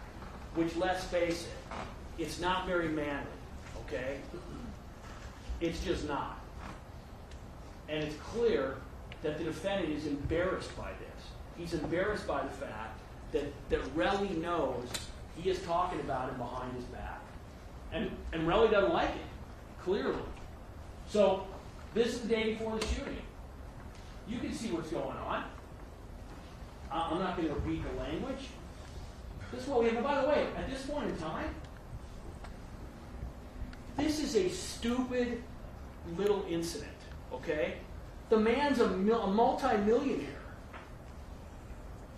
Why on earth is he going to take it to the level that he took it? I don't know, but that's exactly what he did. So what happens? Well, the day of the shooting, we know that Relly is receiving a bunch of calls from the defendant, from Ills, and from Twelby. And if you don't think that Ills and Twelby know what's going on, I got a bridge to sell you. Okay? If you think, as the defense argued, that those were credible witnesses, Relly was angry and he was hostile. They weren't angry or hostile. They were just liars. Start to finish. So what happens? Well, we know shortly before the shooting, let's get to it. Stop ducking my calls. Now, by the way, Relly says, hey, listen, I'm not really sure what's going to happen. And when you look at it, it looks like they're going to have a disagreement. But this is really important. Relly can kick the defendant's ass all day, okay? That's clear. But if Relly does that, he loses his life. He doesn't have any interest in doing that. He knows it. The defendant knows it.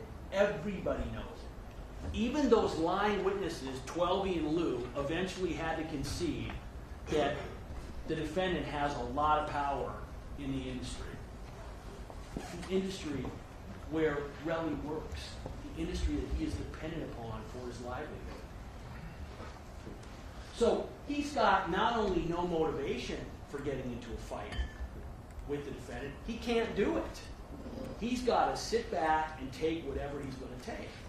Because he's power. That's who he is. He's got power. There's Rocky and there's Relly.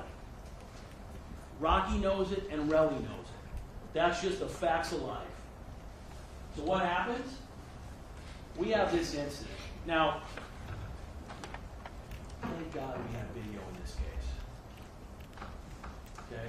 Because without video, we'd all be in trouble. This video is very clear. And when Relly is walking, there's a couple things you want to consider. I'm going to get to this again. The idea that the defendant is bringing a gun to this meeting makes no sense at all. He's got two guys with him.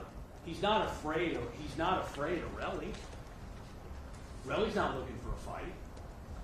And you're going to see that the first action is the defendant grabbing Relly. That's what you're going to see as they're walking up. And I have this is slowed down so you can see.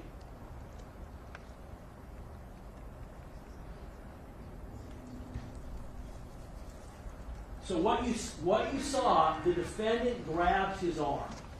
Now the defendant is pushing him forward. Relly is holding him back. Now this is really important. Stop it for a minute, please. Do you mind stopping it for a minute? So this is really important. Some stuff in the trial is almost funny. I would ask Twelby, so what was the weather like that night? Man, it was cold. And Relly, he's huge. He's got muscles all over his body. They made Relly out to be the Hulk. They made that happen because that's the narrative they wanted to create. But the problem with it is if you watch, Relly clearly is stronger than Rocky is. He's stronger than Ills is. Yet he's letting Rocky push him back. If he had wanted to, he had his hand available to punch Rocky. He didn't do it. Probably not because he didn't want to. Because he's a grown man who understands that if he does that, it's over. He's got no career. He's done. What he doesn't understand is that in the next moment, Rocky's going to take out a gun, and Relly is going to realize, oh my God, it's over anyway. Please play it. So you want to stop it? Stop. I don't know if you remember, but when I had Twelby on cross-examination, and he is saying that he's trying to pull the Relly off of Rocky. And I think this same image, and I'm asking, well, wait a minute. How are you trying to pull Relly off of Rocky when you're in the middle? You're trying to keep Rocky off of Relly. No, I'm not in the middle. Of course he's in the middle. Keep playing it. And now watch the gun. Stop. It is true, we do not see the gun come out. But we know from before that the gun was not in Rocky's hand because we saw his hand before. Now, if you remember, what was Tweley's version of how the gun came out? I mean, guys, I'm not making this up. He said that Relly lifts Rocky off the ground.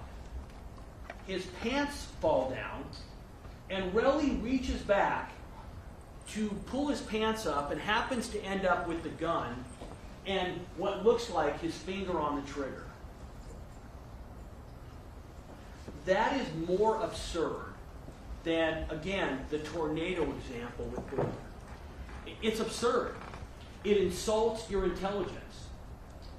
And the only value that it has is if you are going to try to find a way to let this man get away with what he's done. And this goes back to what your duty is. You're here to call balls and strikes. What happens to Rocky is not your responsibility. Not whatsoever. Your responsibility is determining what happened. It's almost like what an umpire does, okay? When an umpire calls a strike or calls a ball, he doesn't own what happens in the game. The players decide the game. He's just making the calls according to the rules. Do not be fooled into the idea that, quote, Rocky's life is in your hands. Rocky's life is not in your hands. The determination of what Rocky did is. And what happens from there, that's on him, and that's up to the judge. So what happens? So he's got the gun out. Continue to play, please. Stop. So if he was trying to put the gun back, why is the gun now from behind him to in front of him?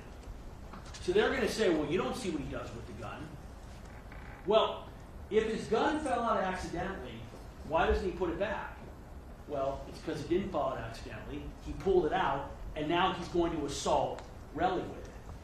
And the fact that you don't see the assault because of the cameras, ask yourselves, logically, he took the gun out. He switched hands. The gun is now in front of him. What's he doing with the gun? He's doing exactly what Relly said he was doing with it. Now, by the way, nobody said that the defendant tried to murder Relly, intended to murder Relly. You're not charged with that. So the gun comes out. Continue to play. Stop. Okay, now, if you notice, he's about to put the gun back. And you're going to see the people crossing because, keep playing. So the gun went back because you see the people that are on top?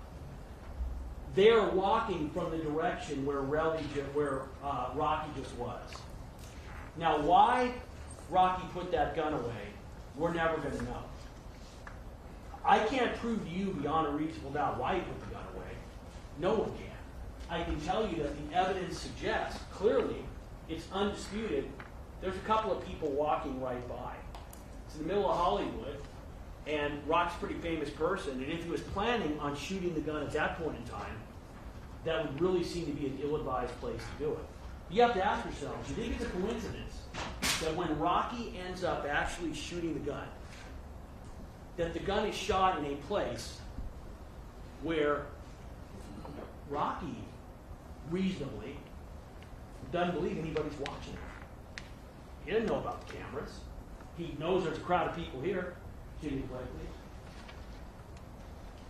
please. So this is how the first incident ends. Okay? This is how it ends. So, when we're looking at this, that's count one. That's the assault with a firearm. That's the personal use of the firearm. We don't have to prove any more than what you've just seen. Now, we do have to prove that it's a real gun. And here's what's interesting. Why are we unable to determine definitively? We certainly have strong evidence that it's a real gun based on what happens in the next scene. But who is in control of that gun? And let's think about what the argument is. They're saying that's a prop gun. Where's the prop gun? How are we supposed to prove that it's not a prop gun when they've got the gun and they got rid of it? It's impossible. There's no way for us to do anything more than what we've done. So what happens at the next scene? Part 2 of this. Now this is going to be important because what you're going to see here is you're going to see that the incident starts before Relly ever grabs Ills. By the way, Ills is the guy he likes. He doesn't like 12-8. So you want to just ask yourself for a second. He never tells anybody, hey, Ills had a gun, Ills had a knife. Here's why I assaulted Ills. He's not assaulting Ills. He's not punching him. He's not doing anything to Ills. He's using Ills as a shield, just like he's going to say. But let's look up to the top left corner what's going to happen. Oh, did I lose it? Okay. So here we go. Back it up again. Start this one over.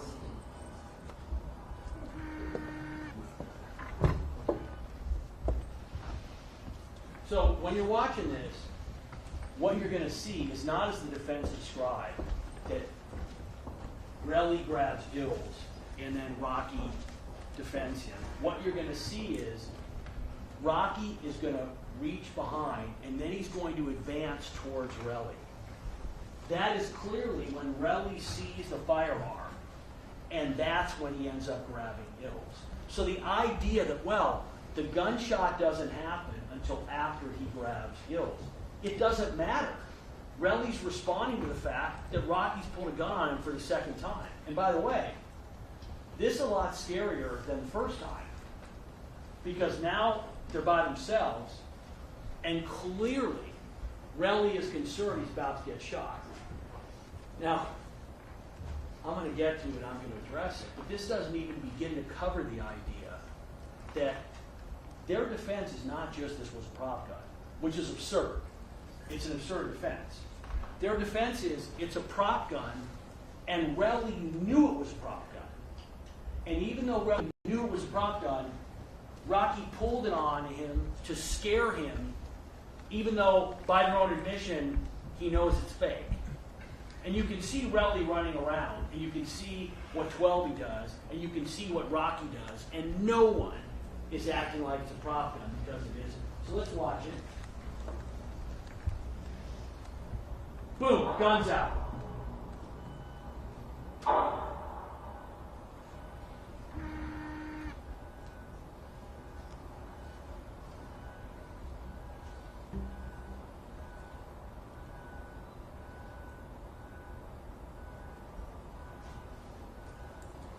By the way, at one point in time, one of the witnesses, I think it was 12, he said that the defendant fired a warning shot.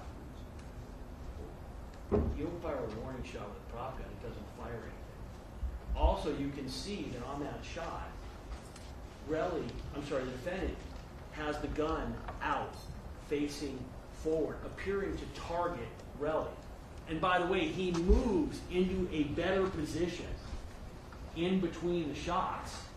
And the only reasonable conclusion you can reach from that is that he is trying to get a line of fire onto Relly. Relly didn't suffer the minor injury because the defendant didn't try to shoot him. He suffered the minor injury because he used Ills as a shield, and for whatever reason, the defendant didn't hit him. At least didn't hit him other than in his hand. But The idea that you need to look at the gunshot and the fact that Relly is already grabbing Ills as a shield, that's just misleading. It just doesn't work. I'm going to play this now in half speed. Oh, this is going to be the same. And the idea, by the way, that Ills, that 12E is running away because Relly is trying to attack him is absurd. If you knew nothing, all you saw was this video and somebody told you, hey, listen, that's a fake gun, and everybody knows it's a fake gun, you would go, well, wait a minute. If it's a fake gun, why is everybody running around? Why is Relly grabbing Ills as a shield? Why is 12E running away? By the way, how does this incident end? This incident ends not because the defendant voluntarily says it's over. 12E literally is blocking him and pushing him away. The defendant is fired up. He's angry. We don't know what was going to happen next, but it's not as if the defendant decided on his own, you know what, I'm done. 12E pushes him away. So this is a close-up. And again, this is a little bit harder. This is going to be played at half speed. I got it. It's going to be played at half speed. Again, we already know that we've got... By the way, the only thing that Mr. Tacopina did not accuse Relly of was planting the nail on the seat. And I was waiting for it. I was waiting for him to say, Relly planted the nail. He was trying to get me. So, we know who we have. Defendant, 12E, and we've got, which is hard to see, we've got Relly and Ills. So what happens? You watch for yourself. You're going to see Relly reach and then move. When Relly reaches and moves, I'm sorry, when the defendant reaches and moves, that's when the gun is out. Whoops. Sorry. Over here.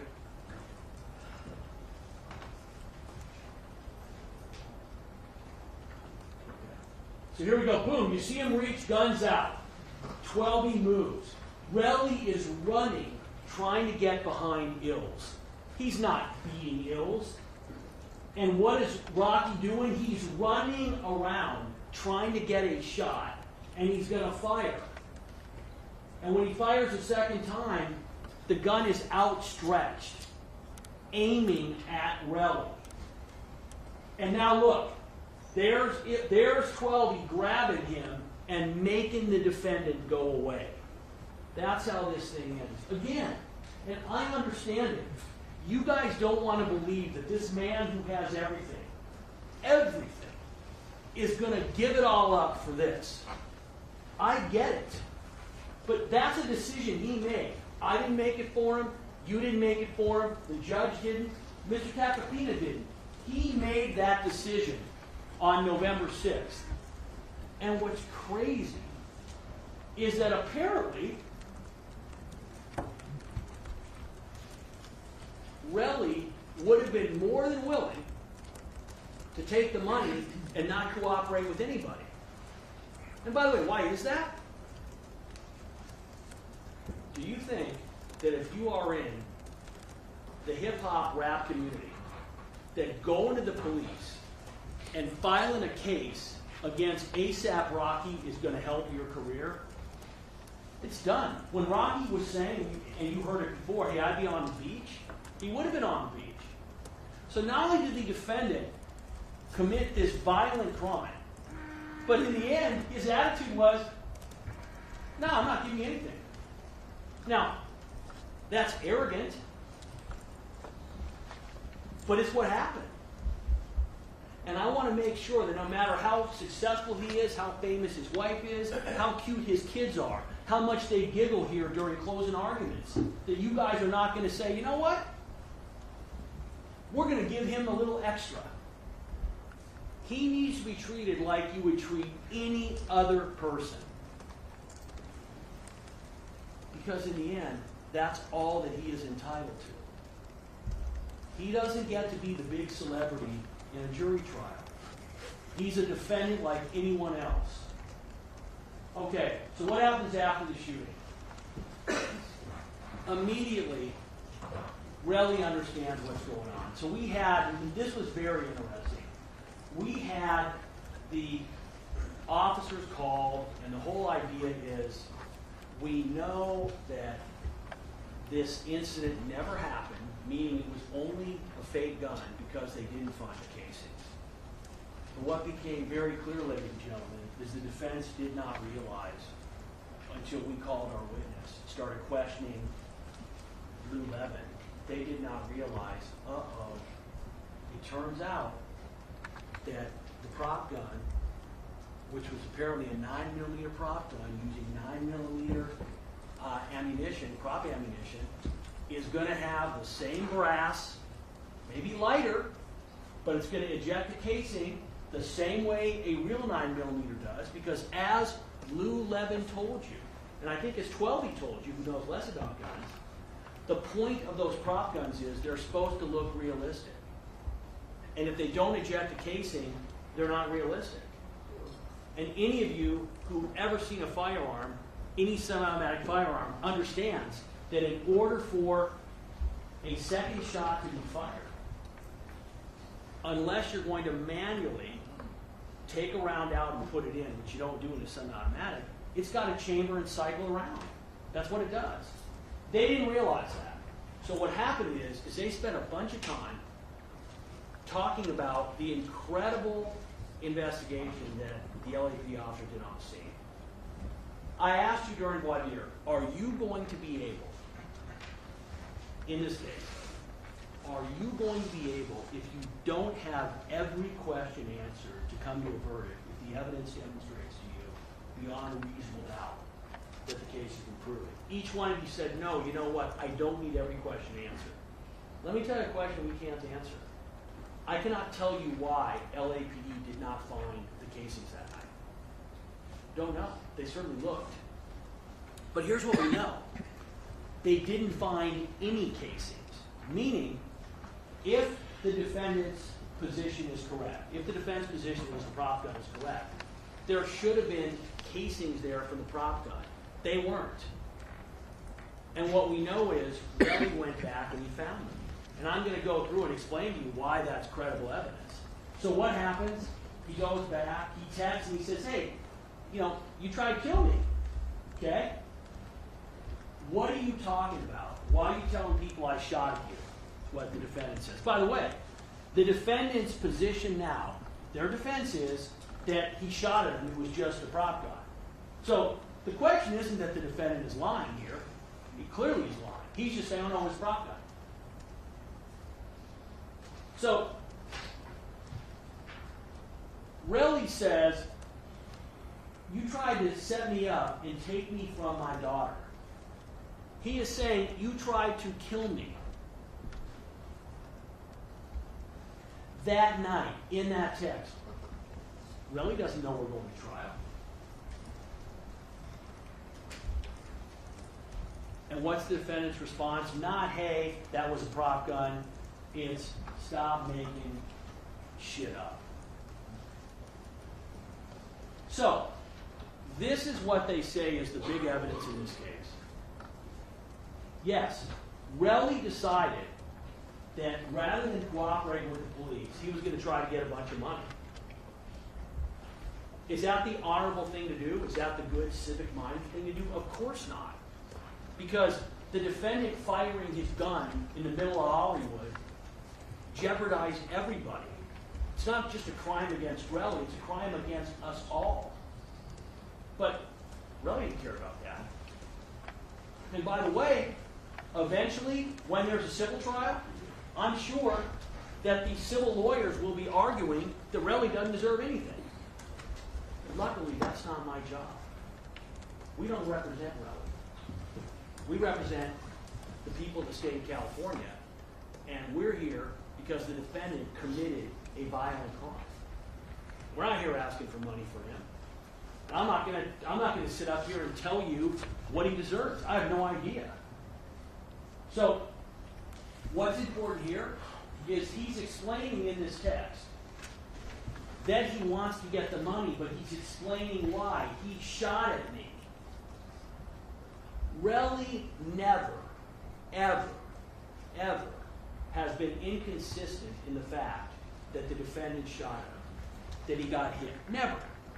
Sure, was he not upfront about owning property in Miami? Some of the questions, how did you make money in 2021? Is this a picture of your girlfriend? Imagine if you are sitting here on a case that is being live streamed. You got the camera here. You've already been threatened. Your family's been threatened. Your daughter's been threatened. Your girlfriend's been threatened. And now someone is going to ask you, defense attorney, what's your girlfriend's name? Let me show you a picture of her for the world to see. What do you expect Relly to do? Okay, now we're going to get to the most important statement that Relly gives in this case. And let me tell you why it's so important. And again, some of you might be asking yourselves, why did the defense bring in this evidence? And let's be clear. When the defense says, well, we only brought Wally out here to testify to one thing, that's true. They easily could have played the call. There's no magic form where we got to play and they don't. They're arguing that Relly is inconsistent. The objection to not play that whole ball. I'm sorry, I couldn't hear you. What was it around? The entire call. We played. By the defense. Oh, no, that's what I'm saying. The defense could have played the entire call. They didn't. That was the objection. Objection sustained. Go on to something. So we decided that we were going to play the entire call. And you can listen to this call. And let me tell you what's so important about the call. Relly does not have any idea that he is being recorded. He's not talking to cops. He's not talking to a prosecutor. He's talking to someone who he thinks is his friend. Now, that person isn't actually his friend. That person is an agent of Rocky. How do we know he's an agent of Rocky? Well, we know it for a couple of reasons. One, and again, this is how just lack of credibility filled Wally's testimony. Wally says that basically he just happened to record him. And when I'm asking, wait, why are you recording him? Well, he had like 10 missed calls from me. Wait a minute, so your friend, you have 10 missed calls, you decide I'm going to record his call. He recorded him because he was trying to get information to help Rocky. And you know that because what does he admit that he did right afterwards? He calls Rocky and tells him what he said. But here's what's incredible. When you listen, I'm going to play it. Wally's testimony was he knew nothing about this incident before this phone call. Yet, you're going to hear him say, I'm not here to pick sides. So that's a straight lie. Of course he knew about it. He's Rocky's good friend. It's already been in the media. It's been blown up in hip-hop websites. Of course he knows about it. And when you listen, what is so crucial about this statement is this is Relly live, not in a courtroom, not to a police officer, but to a friend where he's got no motive to make up anything, where he's explaining what happened. And he is literally incredulous. When you listen to this, what's going on is Wally is trying to get him to try to settle this thing for money. That's what's going on when you listen. And Relly's like, hey, I tried to settle it for money. He didn't want to do it. But in terms of the facts of what happened, he is crystal clear and consistent about everything that matters. So listen.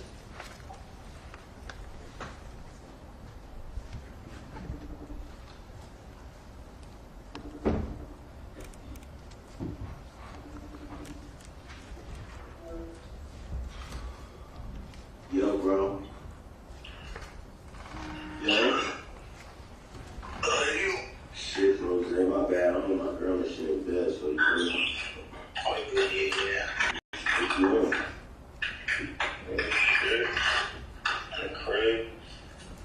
What happened, bro? You know I'm not trying to pick sides. I'm mad at both y'all niggas for letting that shit happen. You feel me? Oh, it ain't no picking sides. That nigga 100% crazy and wrong. Yeah. 100% wrong. And he got 12-year ills mixed, bro. I'm not.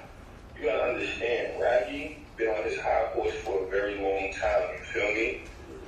He didn't have to do what he did. I don't have. He forced my hand. You feel me? I got over 20 missed calls between him ills. Why is Rocky going out his way to do anything like that? You get what I'm saying? I'm pretty sure you didn't get the story or whatever it is. But you gotta look at it like this. Why is he going out his way to call me 20 times? Got ills and 12 you with him.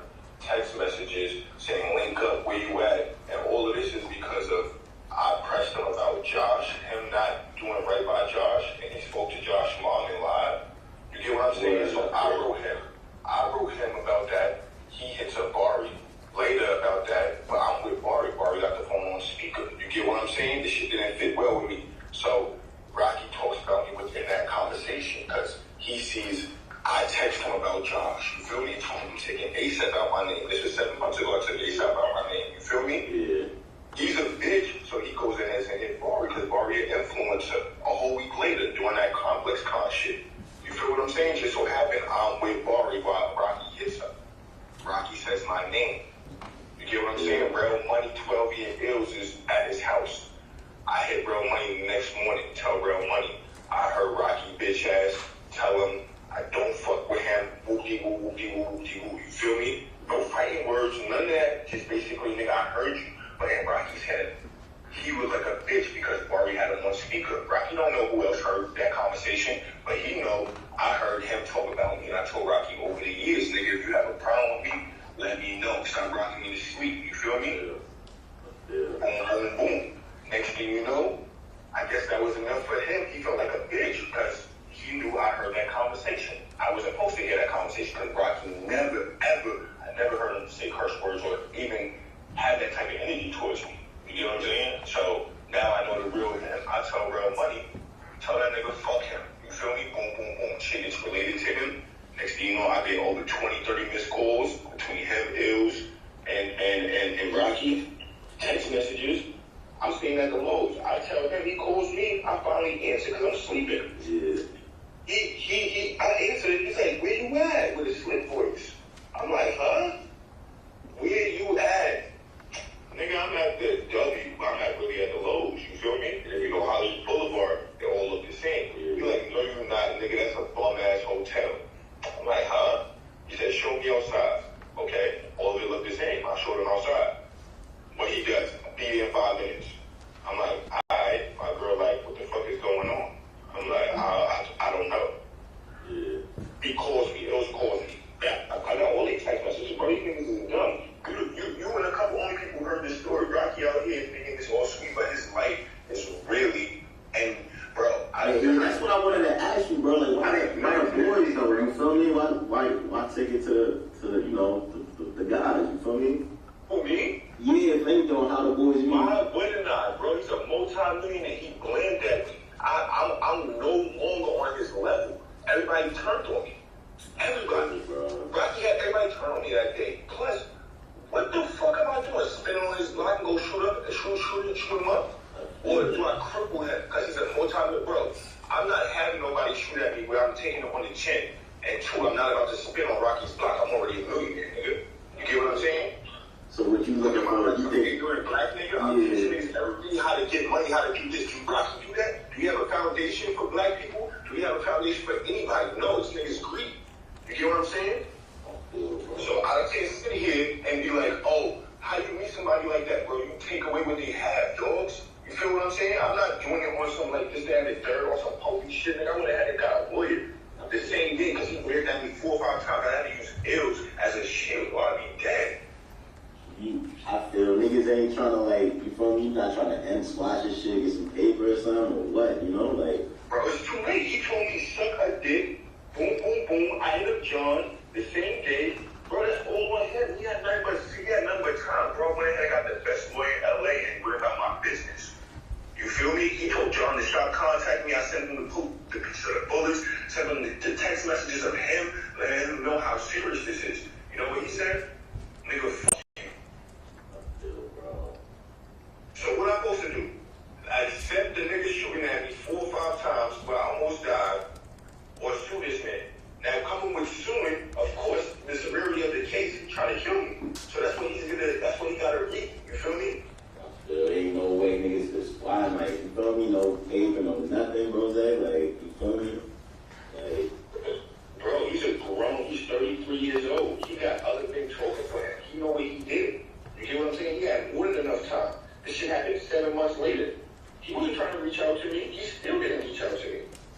with legal shit involving our boys, you know, so. That's on him. I didn't even want to go about that way. I went ahead and got a lawyer. When you get a lawyer, that has nothing to do with boys. And Jabari is his friend. He might as well thank him for him not being late in the feud. Because those are allegations, you feel me? He got enough, and you're part of the PR team.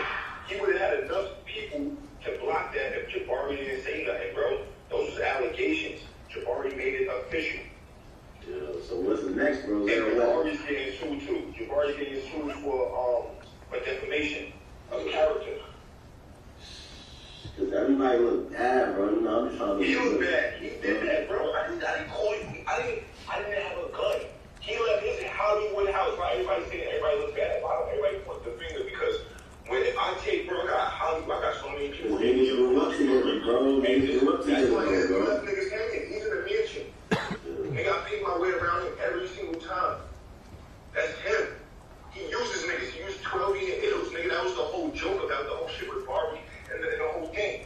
You get what I'm saying? The nigga asks his Barbie, is he coming to the complex con? Nigga, Barbie laughs at him like, nigga, you're not using me. Nigga, the next conversation went about how he got 12 and pills on his jet on some whole shit.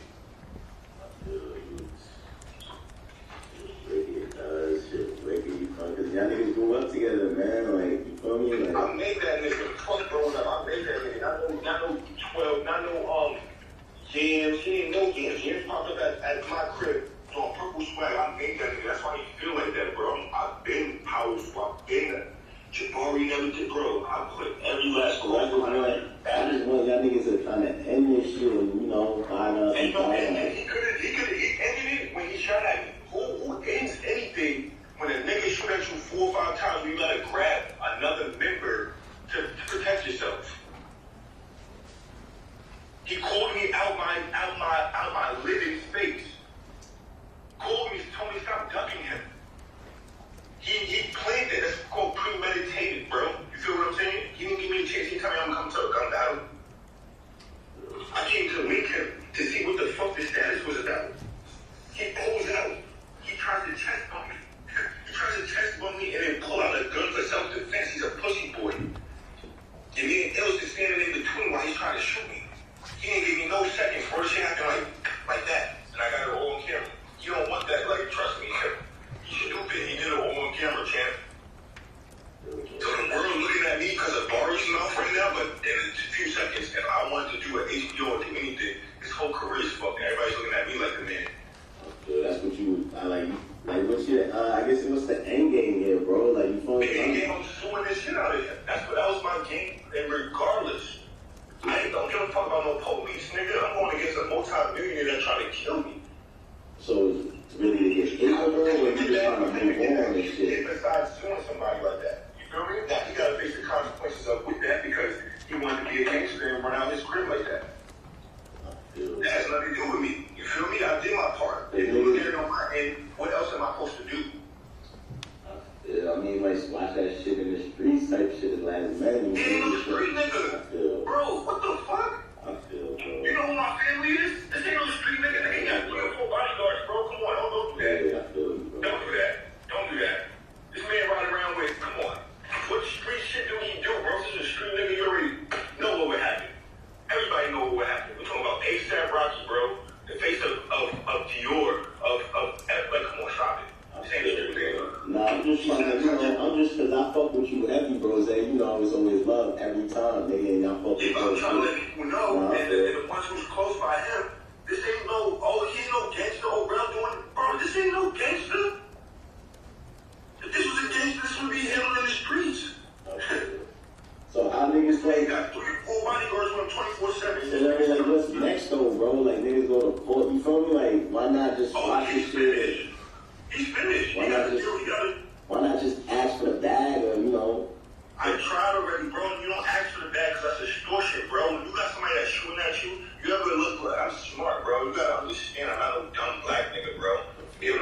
ask for a bag without a lawyer, bro, it's called extortion. You feel me? You're gonna do everything accordingly. Everything accordingly, or it's gonna catch up with you.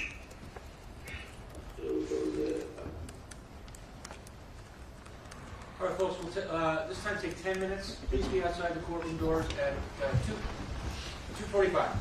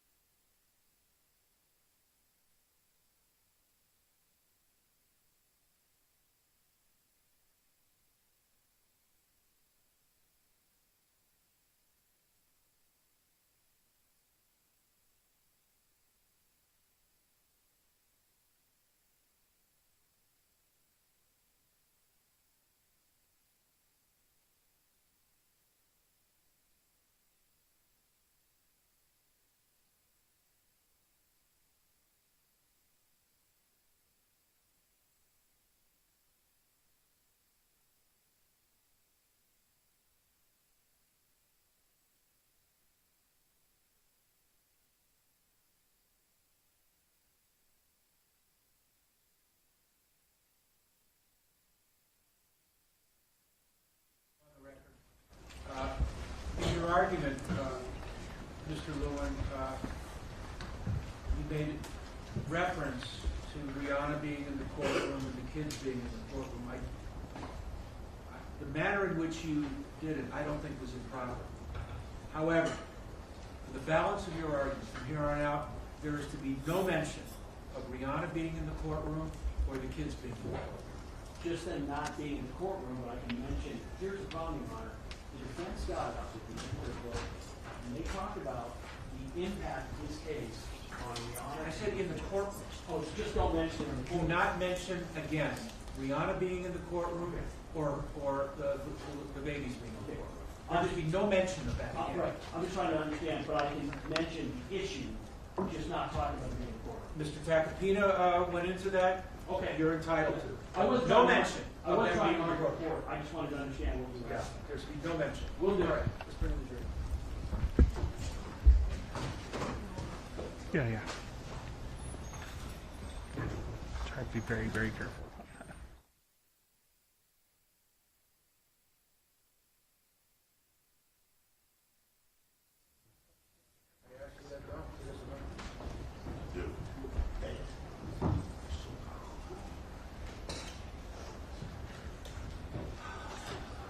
What time did you go to?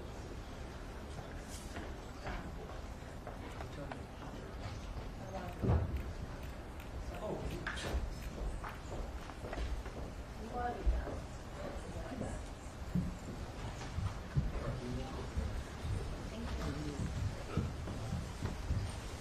we won't go beyond 4:30. We will not go beyond.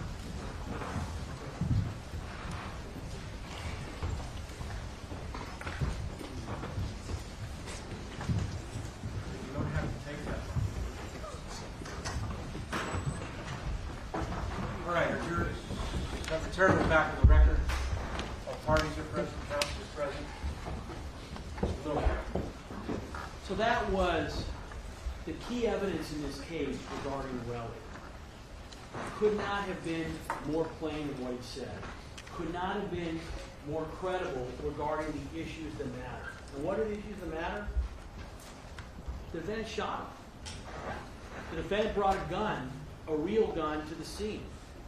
What's interesting is that it's very clear, and you heard the testimony from Wally. Wally said he was, quote, mediating, which, please. At one point in time, what you heard him say, he changed the word, which my agent's given me. Also, I'll think of it in a second. This is what happens when you get on the north. Mitigating. Mitigating, thank you. Later on, he said no, he was trying to mitigate. Sometimes that's called a gaffe. A gaffe is something that you don't mean to say, but which turns out to be true. He was trying to mitigate for Rocky. And how do you know? Because he called Rocky immediately afterward. And then he's saying, I don't remember what Rocky said. I couldn't tell you. Why is he calling him? Why is he taking this? And why during this call, repeatedly, he is telling Relly, ask for a bag, meaning ask for money. Relly's telling him, I asked for money. He doesn't want to give it to me. Wally continually says, hey, basically, why are you taking it to the guys? Why take it to the boys? Meaning, why'd you bring the cops into it? He is doing the bidding for the defendant. And what's amazing, and again, it's not right, but the defendant, according to Relly, could have eliminated this whole situation by simply taking care of it with Relly. It wouldn't have been right. It wouldn't have changed what he did. But Relly apparently would have been on an island where we couldn't have found him. He didn't want to do it. His choice, his option, his consequences. Now, the defense said that we believe, this is a quote, that that tape is, quote, death to our case. I don't know what he means by death. That is not death to our case.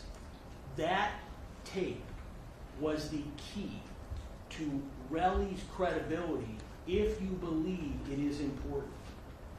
In other words, that tape backs up every material point that Relly has made.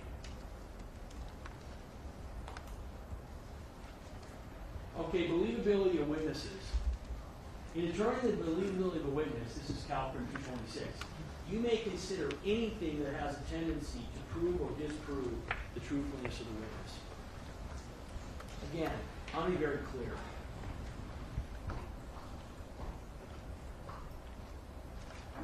Twelby and ASAP Lou came in there, and they repeatedly lied just about almost everything. I'm not going to go through all the inconsistencies. Twelby didn't want to concede that he's reliant on the defendant. Didn't want to admit that he's talked to the defendant. If you believe Twelby and Lou, they've had almost no conversations about what happened in this case since the start.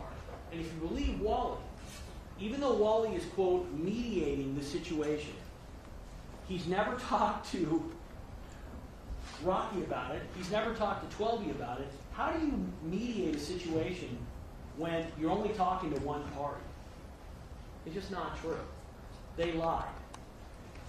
The difference between Relly and the defense witnesses is Relly was hostile. Relly was angry. Relly threw things. Listen, that wasn't appropriate conduct. You saw the judge. The judge was very frustrated with him. Everybody was frustrated with him. Listen, Mr. Proslemek, that was his witness. That's no easy task for him. But in the end, his credibility about what counts in this case was absolutely proven, and it was proven through their own witness. The evidence in this case, remember, we didn't have that tape. That tape came from Wally. We heard that tape only slightly before you did. Wally comes in and testifies, they play a snippet, and we play the rest. So when you're looking at the factors, you're looking at what witnesses are to be believed. They called 3 witnesses. All 3 of them perjured themselves. All 3 of them lied. All 3 of them came in to protect the defendant. And although they were calmer and more respectful, they perjured themselves in material areas. Relly, on the other hand, was truthful about everything that counted. So the defense focused on the fact that basically you can reject the testimony of Relly if you find that he lied about anything. However, Calpern 226 tells you do not automatically reject testimony just because of inconsistencies or conflicts. Consider whether the differences are important or not. Points in time was untruthful during his testimony. Absolutely. When he's saying, I don't know my girlfriend's name, of course he knows his girlfriend's name. When he's saying he doesn't know about a place in Miami that he purchased, of course he knows. But those differences, those inconsistencies, those conflicts, they're not only not important, they are completely irrelevant.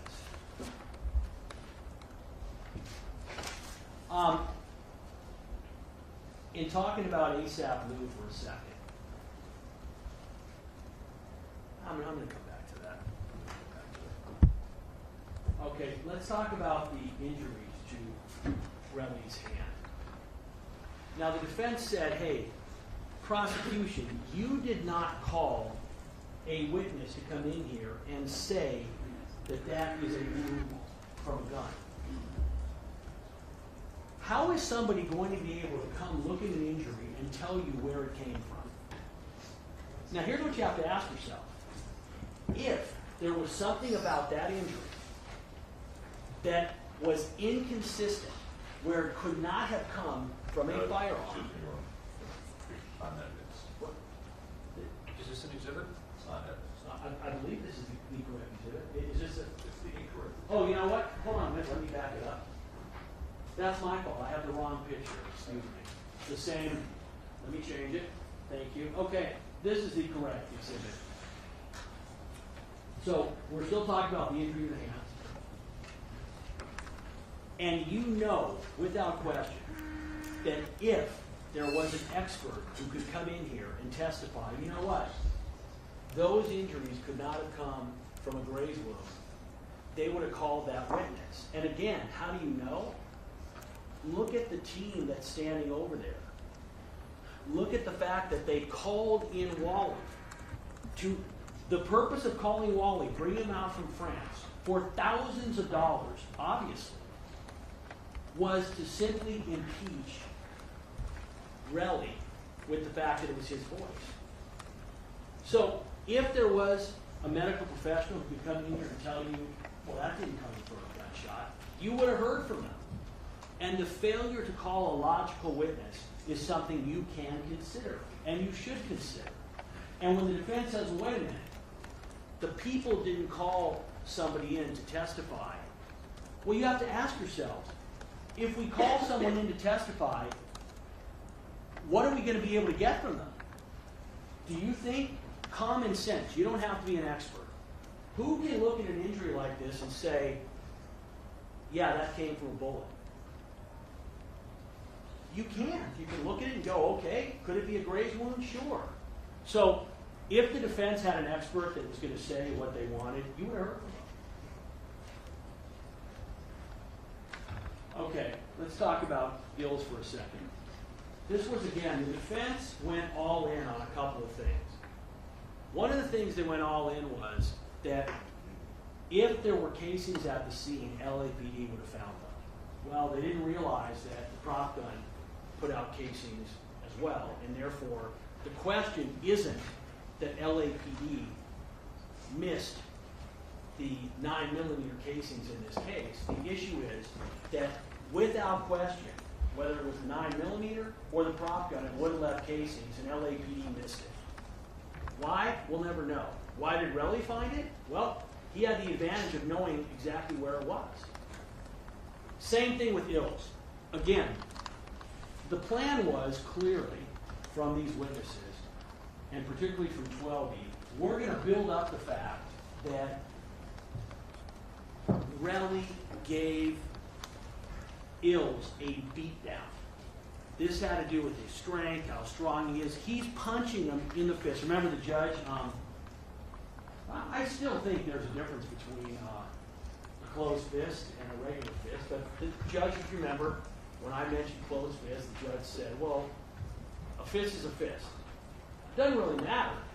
Their testimony was, and even today, you've got the defense saying how Relly is landing haymakers on Ills. They said that he was bleeding. Okay? Relly's a big guy. He's very strong. They said he was punched in the face at least 3 times.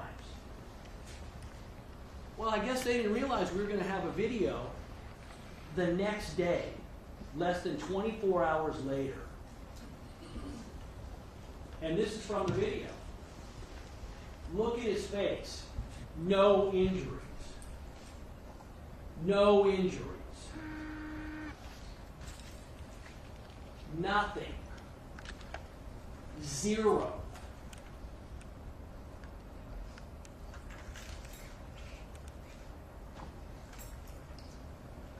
Still photo from the video. Nothing. That is not the face of somebody that was punched in the face repeatedly, given a beating by a large, strong man less than 24 hours before. Someone who they said was bleeding from an injury to the lip when we see nothing. And by the way, where is Ills? Ills is his friend, Rocky's friend. If you think for a moment that Ills would have had something helpful to say in this case, they would have called him.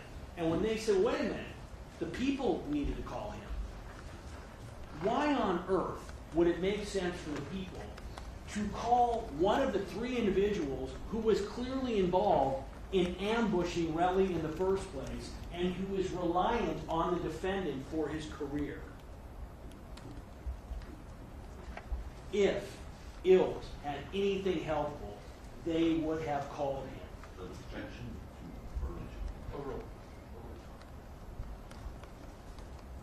So, I brought this up in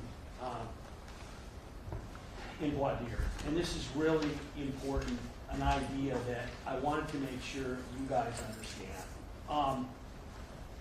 We mentioned that we might have to be a little bit aggressive on cross-examination.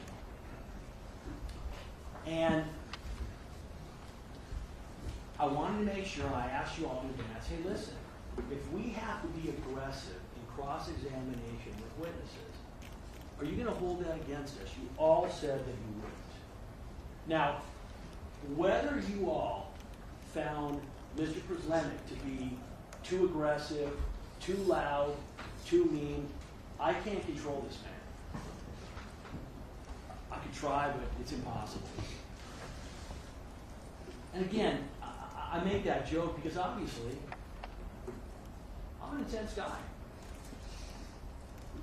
This is a serious situation we're in. And Mr. Tacopina got up here, he explained to you what it's like to be a defense attorney, what it's like to have what he says is an innocent client.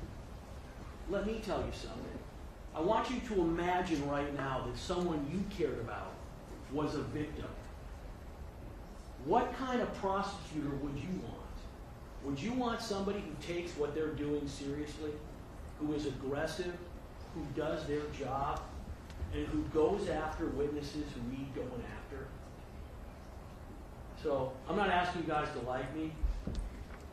It'd be nice if you did. That's not what this case is about. It's not about me, my personality. It's not about Mr. Tacopina's personality. It's about what the evidence in the case is. And there's a great quote. Professor John Henry Whitmore, Northwestern Law School dean, he also wrote a series of books, legal books. He was a scholar. And what he said was, cross-examination is beyond any doubt the greatest legal engine ever invented for the discovery of truth. The defense put up 3 witnesses who lied about basically every material fact they were asked about. Those lies were exposed through cross-examination. Was it gentle? It wasn't. But that's what it took.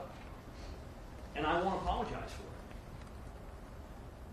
I said before, I can't expect you all to do your job if I don't do mine. All right, let's talk about what the elements are of assault with a semi-automatic firearm, 245B. 1, you don't need to actually touch someone with it. So the fact that did the defendant touch Relly with the gun on the first incident, it doesn't matter. By the way, he pulls the gun out. If any of you are buying the idea, as 12E said, that it fell out when his pants were being pulled up, then I'm up here wasting my breath. I would add that you're all intelligent people, and if anybody is even remotely considering that, I would ask you to ask yourselves and to ask them, is that what you think, or are you trying to find a way to not convict this man because of who he is? The issue of treating everybody equally, it's paramount to our criminal justice system. So, again, back to the elements, you don't need to actually touch someone. The evidence is that he did. You do not need to intend to use the force, meaning you don't have to pull that gun, meaning that you're planning on shooting. You don't actually need to injure someone. You don't need to fire the gun. You don't even need to point the gun at the victim. This is in the instruction. And that also goes for the personal use of the firearm. Now, the one thing is, it has to be a firearm. And again, I'm going to go back to this because it's so important. The defense is it was a prop gun. That's the issue in this case. They say it's a prop gun. They say all the evidence shows it's a prop gun. We say it's a firearm. Once you decide that it is a firearm, that means that their entire defense has fallen apart. And now what Mr. Tacopina apparently wants you to do is say, well, even if the witnesses we put on lied, even if it was a real gun, here's why it was self-defense.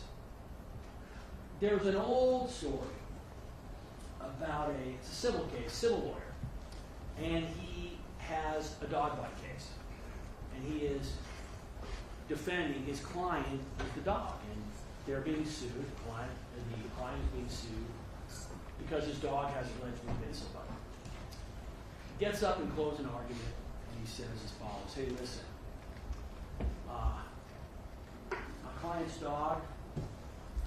There's no way he could have done any kind of damage to the plaintiff because he was on a leash. He was in the yard, could not have gotten to where he says he got. But if you find that he was loose,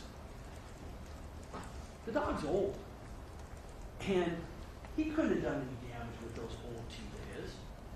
But okay, if you find that he was off leash and he had some big teeth, well, my final defense is my client doesn't own a dog." That's what we have here. It's no different. It's a prop gun. Absolutely a prop gun. Evidence doesn't show it's a prop gun, but it's a prop gun.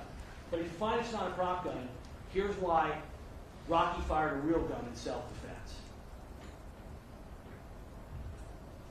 It is almost insulting because it is so inconsistent.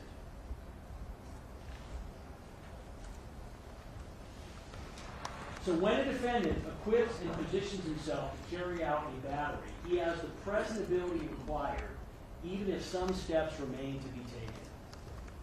This is basically saying once he's taken that gun out and he's committed the assault, when that gun comes out, at that point in time, the assault's done.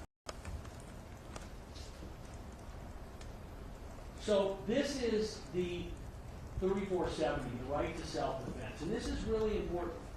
Because remember, it only applies if it is a real gun and not a prop gun. But it's a little more than that. Because what it basically says is you have to show that they are acting in lawful self-defense or of defense of another. The defense position in this case is that the defendant was acting to protect Relly and Gills. But it's more than that, okay? So basically they're saying that the defendant believed that he, Gills, and Twelby were in imminent danger, okay, of suffering bodily injury. And by the way, and you all know this, if someone is in danger of being touched unlawfully, you can't shoot them. Okay? You don't have to actually go through jury instructions to figure that out. Okay? If I go and I slap one of you guys, you can't shoot me. And why is that?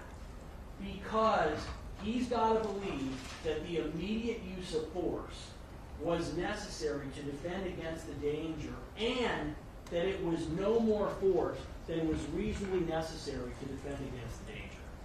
So, what does all this mean? Well, they're basically claiming that the defendant used a prop gun, which means self-defense doesn't apply. So, as soon as you find that out, you're done. But they're also arguing, hey, if you find, well, that it was a gun, even though that's not our argument. And Mr. Tacopina wouldn't come out and say it. But that's what the law is. If you don't believe me, you can ask the judge. Self-defense only applies in this case if it's a real gun. And the problem is, it also only applies if the force used was no more than reasonably necessary to defend against that danger. And now let's look at what that alleged danger is. There is no beating up of Gills, okay? There was no beating up of Gills. It's a lie. It's not true. You see the video. But even if somehow you wanted to argue it, and you know it's a lie, because you can see that the gun, you can't see what the item is. So let's be clear. You can see Rocky pulling something out. You can't tell what it is. But you can then see that what he takes, he ends up putting out in front of him and aiming and shooting. That is what prompts Relly to grab Ills. They say, well, he had to use, I guess, and Mr. Techie never argued this. He can't because it's inconsistent with his theory. But the theory would have to be that Rocky ended up firing the gun at at Relly, because Ills was in imminent danger. What imminent danger? He's got no injury. It's made up. The defense is created. Didn't happen. Very important. Belief in future harm is not sufficient. So even if you somehow believe that Relly was going to cause future harm, it doesn't work. He has to have believed at the time that there was imminent danger of bodily injury. Imminent danger of bodily injury. Okay? That's what you need. It has to be reasonable, and he has to act because of that belief. You don't have it, ladies and gentlemen. That's why the defense didn't really argue it, because they are riding the boat. Their position is the dog was off the leash. Sorry, the dog was on the leash. Not that the dog had no teeth, and not that the guy didn't own the dog. But in the end, that's what their argument requires. You have to believe inconsistent defenses. It just doesn't work. Now again, the slightest touching, we're not talking about the slightest touching. They're basically saying that in the first incident, they're trying to argue that Relly is the aggressor when the facts in the video don't show it. Even if he grabbed his arm, no one says he has a weapon. You cannot pull a gun on somebody who doesn't have a weapon, who's not physically hurting you. You can't threaten him with a firearm. I mean, I don't have to explain that to you all. You understand that. You can't do it. It doesn't work. So we have the burden of proving the act beyond a reasonable doubt. However, again, it doesn't come into existence until you find that it was a real gun. And once you find it's a real gun, it means their entire defense was fabricated. It wasn't true. Automatically. There was no way that it could be a real gun and the defense was not fabricated. Those are impossible. Those are mutually inconsistent possibilities. And when I say possibilities, meaning alternatives. So, a person who starts a fight has a right to self-defense. Relly did not start this fight. The defendant started this fight. And he has to actually, in good faith, he's got to try to stop fighting, which he doesn't. He's the aggressor. Both incidents. And in no way is element 2 satisfied either. So you can play games debating how a self-defense claim that the defense is not even relying on doesn't apply to the case. But you know that. Their defense is, no question, it's prop gun.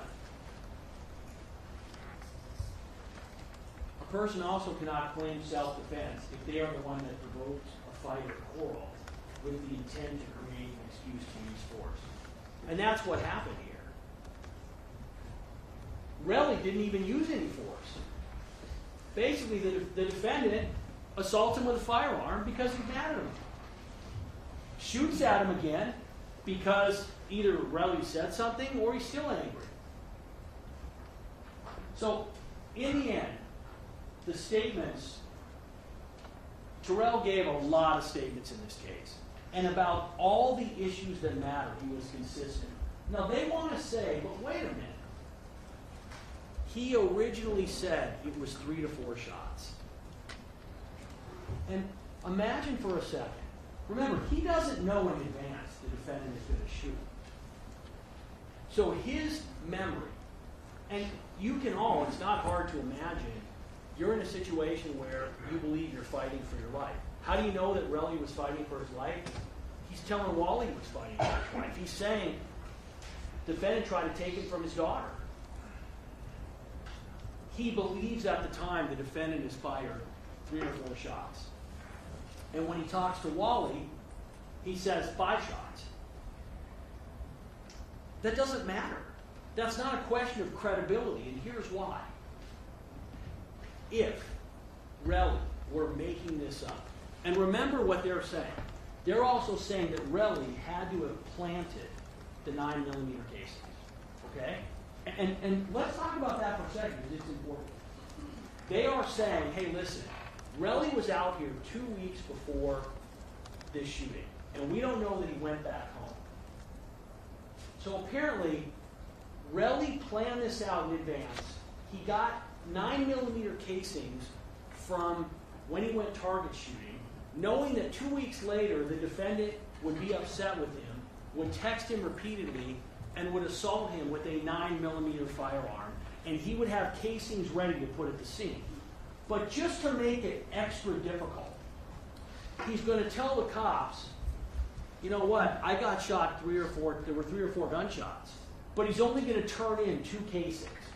So remember, if he's making up this whole thing, which of course he isn't, he is certainly going to produce the amount of casings at the scene that he is saying happened. That's an irrefutable concept. And that's not what occurs. And the idea that somehow Relly is Nostradamus and knows all these things are going to happen. And let's look at what had to have occurred.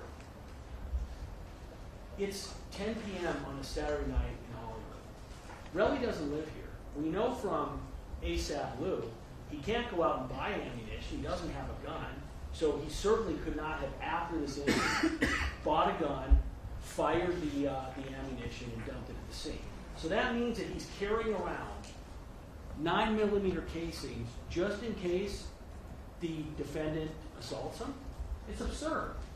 Then they say, well, wait a minute.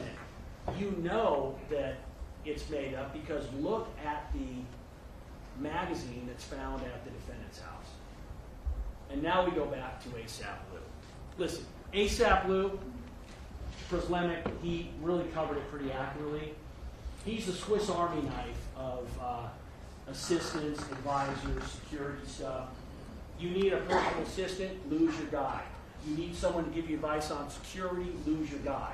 You need someone to come over to stay for a search warrant, lose your guy. You need someone to help you get a prop gun, lose your guy. You need someone to get rid of that prop gun after an incident where that prop gun will prove you to be innocent, lose your guy. Lou's version of what happened is nearly impossible. What is that version? And this is really important because remember, we didn't find out about it at the time. So here's what we know. The evidence in this case that you have, and I confronted the witnesses, is that 12 testified that what he told the defense, what was in the statement we were given, was that the defendant decided to carry a prop gun because he had been the victim of home invasions and violence. Let's just look at that for a moment. Nothing about any particular incidents. And then he gets on the stand and he starts testifying about all these incidents, but he says, oh, well, I told them. I told them about it. I think I told them. I guess I don't know. These alleged incidents of prior violence. And supposedly there's a security person. Just think about this for a moment. 12 testifies that the defendant and he were stabbed at a club with a knife. That there's been a crazy stalker inside the defendant's house. That he's been the victim of other violence. And we're to believe that a security consultant said, hey, you know what you should do? You should carry a fake gun. Because individuals who are going to, and by the way, a home invasion, defense counsel, wait a minute, it's different when you're at your home. That's what 12 said. Those were his words, home invasions and violence. Someone comes in your home. How is a prop gun going to help you? How is a prop gun going to help you against anybody? As soon as you pull a prop gun on somebody, they are going to believe that that prop gun is real.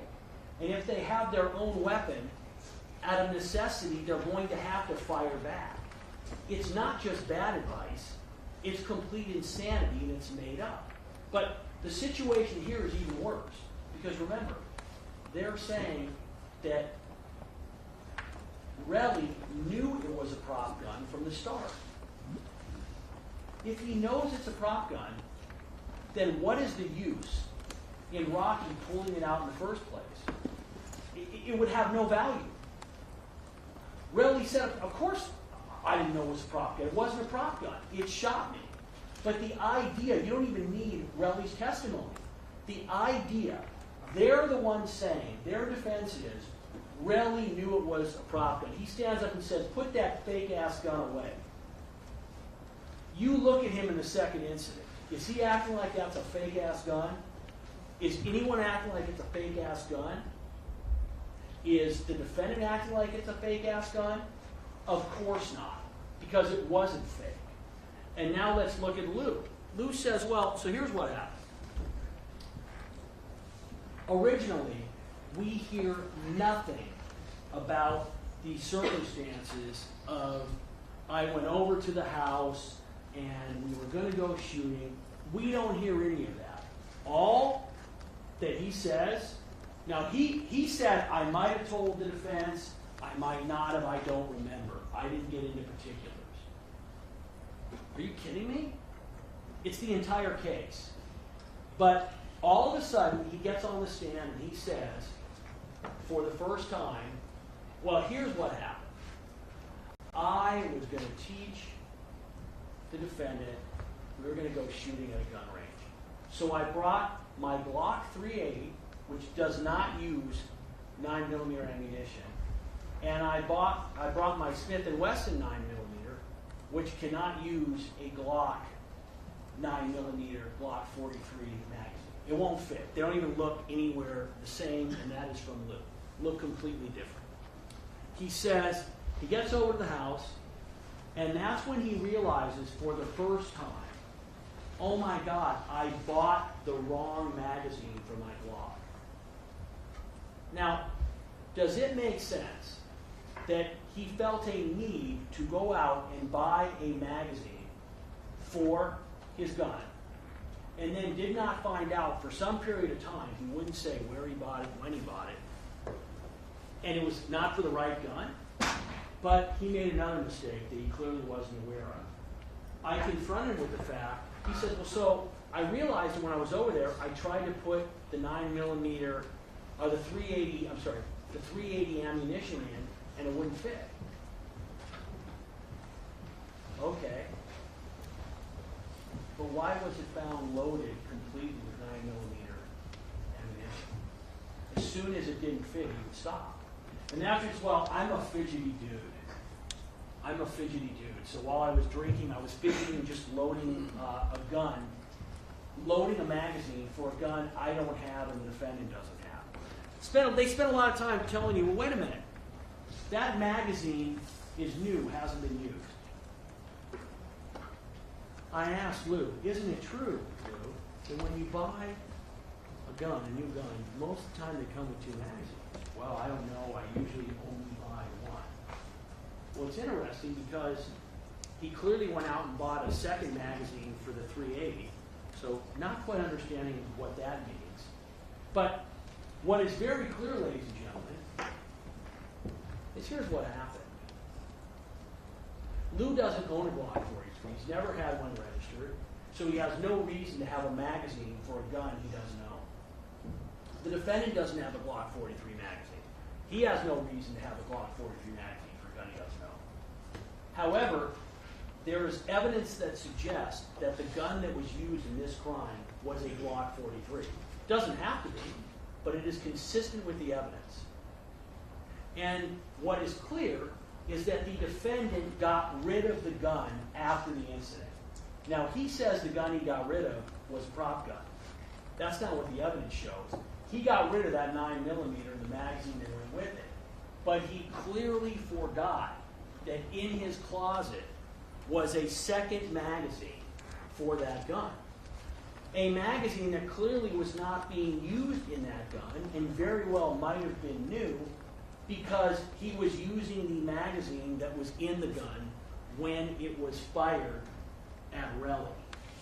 So Lou's version is completely impeached, but it's even worse than that.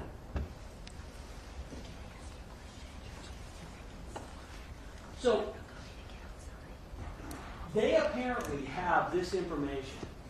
Twelby and Lou have information about this prop guy that will completely prove that the defendant did not commit this crime. And when does it get turned over to prosecutors and police for the first time? January 20th, the day before this trial started. Now they say, oh no, but actually, we told them about it in August 16th or 17th of 2024. That's still almost 3 years after the incident occurred. Remember, ASAP Lou is at the house when the search warrant is served. He didn't even have to go to the police. All he has to do is say, hey, you know what? That magazine, that 9mm magazine, that's mine. By the way, it was a prop gun that he had. Nothing. You know why he didn't say it? Because he hadn't made up the defense yet. That's why. Do you know why Twelby didn't say anything? Because he hadn't made up the defense yet. That's what the evidence shows. And then what happened? Literally on February 9th, the morning that Lou is going to testify, we are given information. Oh, it turns out that Lou gave the gun to somebody in New York. And that's why they don't have the gun.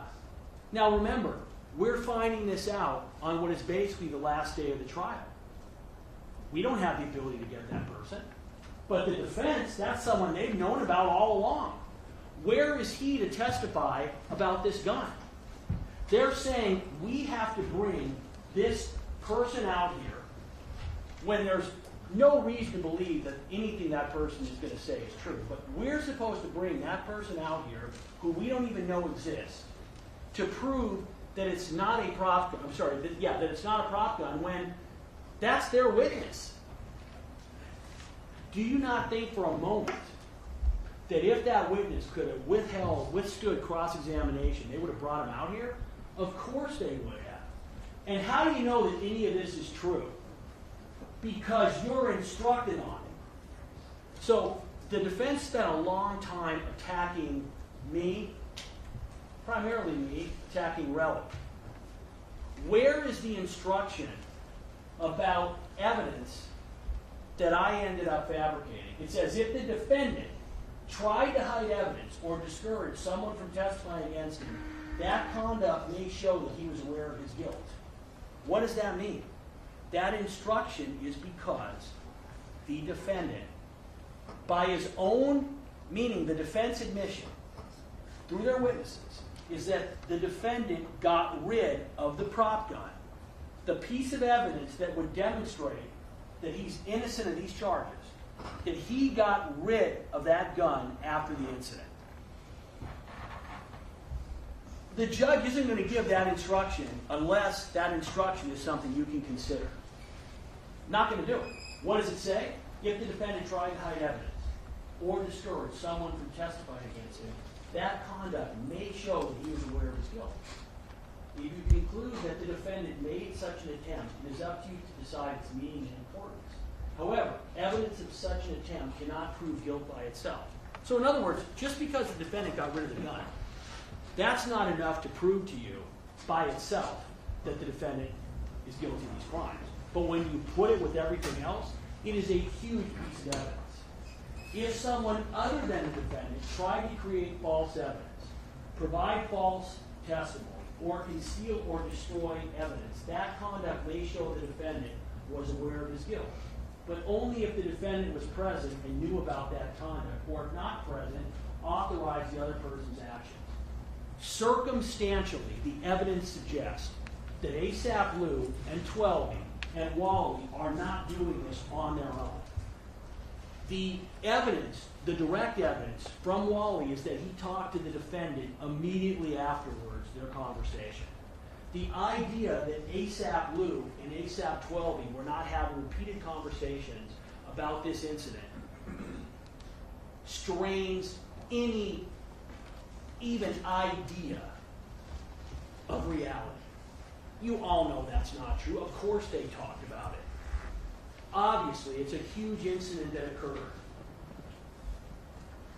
So That is an instruction you were given. It doesn't say anything about Relly. There's no instruction like that for Relly in this case. Flight. If the defendant fled immediately after the crime was committed, that conduct may show that he was aware of his guilt. What does that mean? After the incident, guys, the second incident, he takes off. If it is in fact, if it was simply a prop gun, why is he running? Why is 12 running? Why are they getting out of there? Why are they?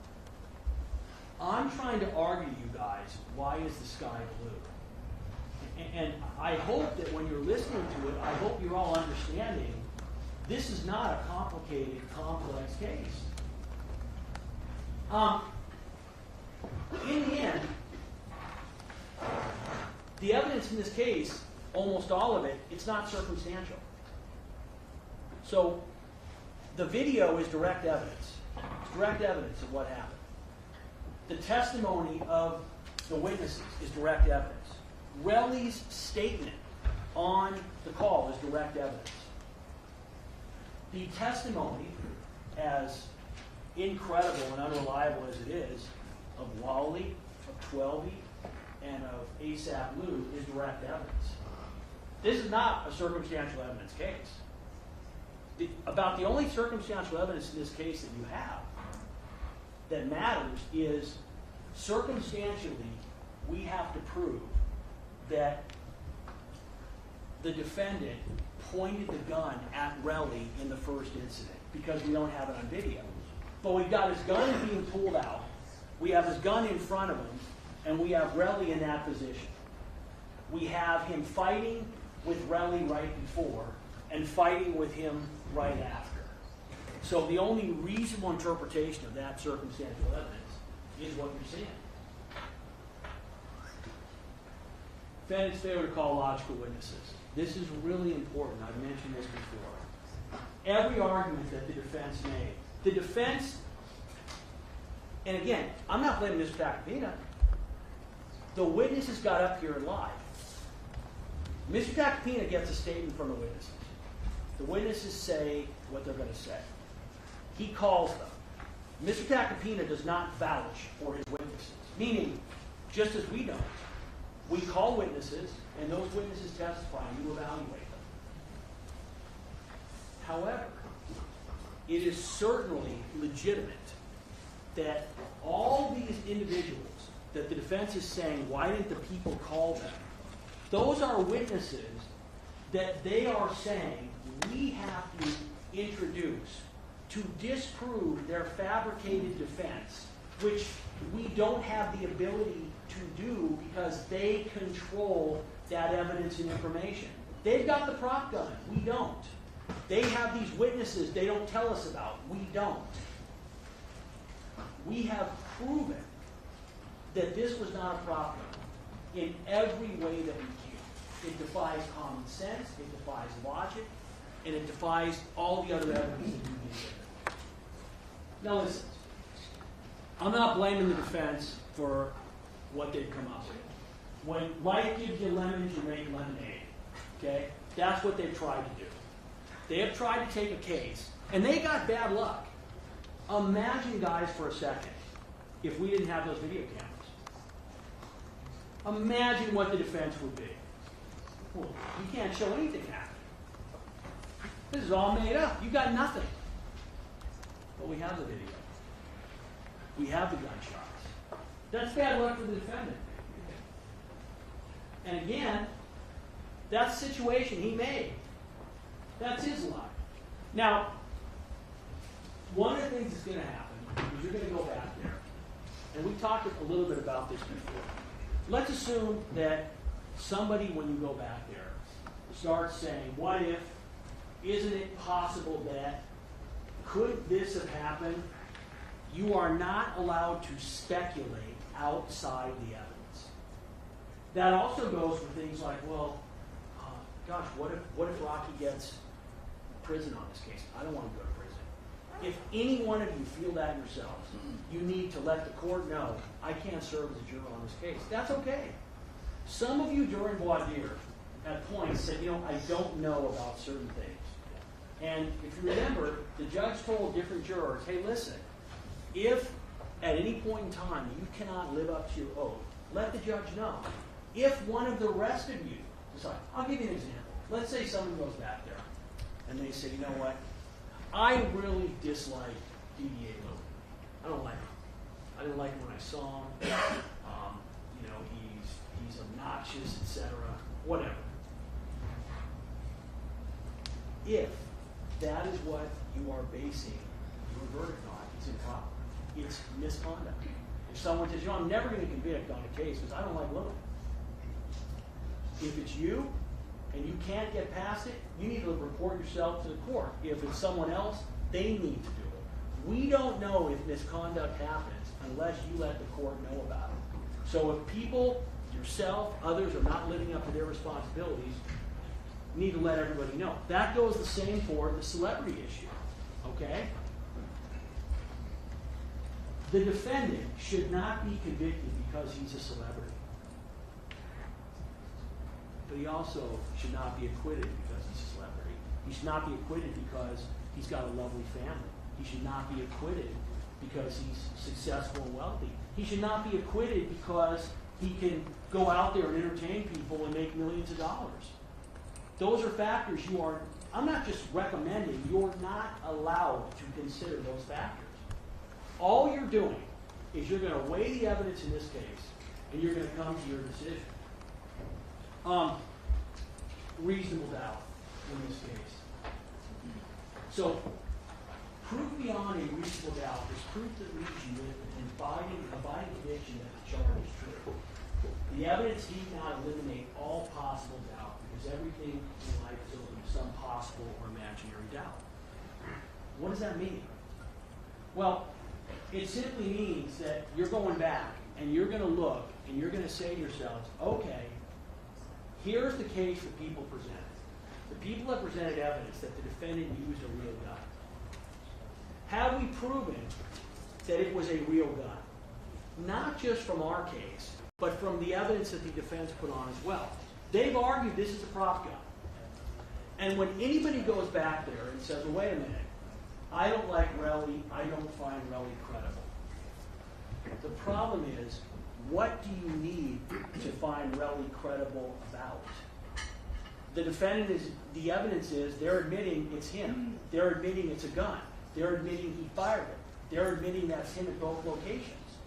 The only thing that they are really disputing is they're disputing that Rocky ever put the gun up to him in the first incident, which, by the way, once he pulls it out and he's pointing it and you can see it, he doesn't have to point it at him, but once that gun comes out in that situation, you can read the elements of 245. They've met it. The second incident's easy. He actually fires the gun. So where exactly is Relly's credibility? Where is it material? It isn't. They have put Relly on trial in this case because in the end, he is a very convenient target. Legally, it doesn't work. Commonsensically, it doesn't work, but that's what they've argued. You can come and should come to the conclusion in this case beyond a reasonable doubt based on the video and based on the defense in this case. But if you need Relly's credibility, the best evidence you have comes from Wally, their witness, and that tape.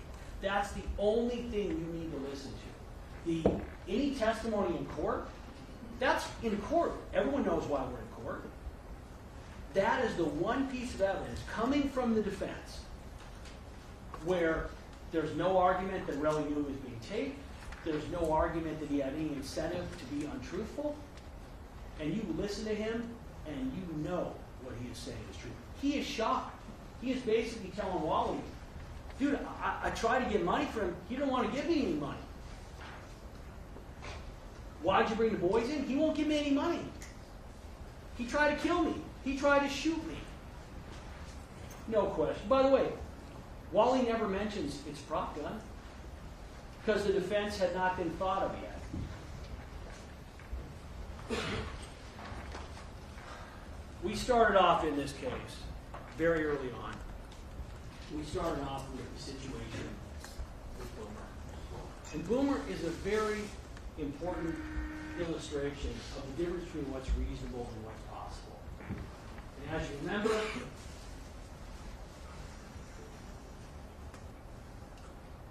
we know what happened.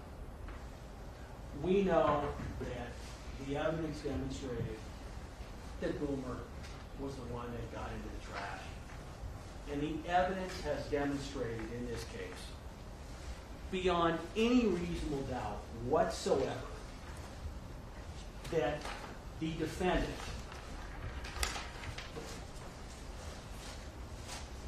Keem Ayers, that on November 6th, 2021, that he committed these crimes. I'm going to end with this. We've done our job in this case. We have.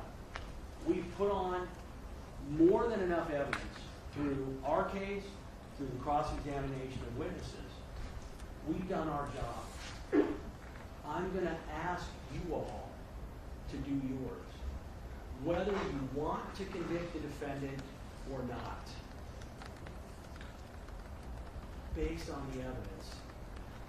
That's what you're compelled to do. Because we can't have individuals, we can't have it, deciding that because they're angry, or they're upset, or they've been disrespected, that they're going to be allowed to go out and shoot at people on the street on a busy Saturday night.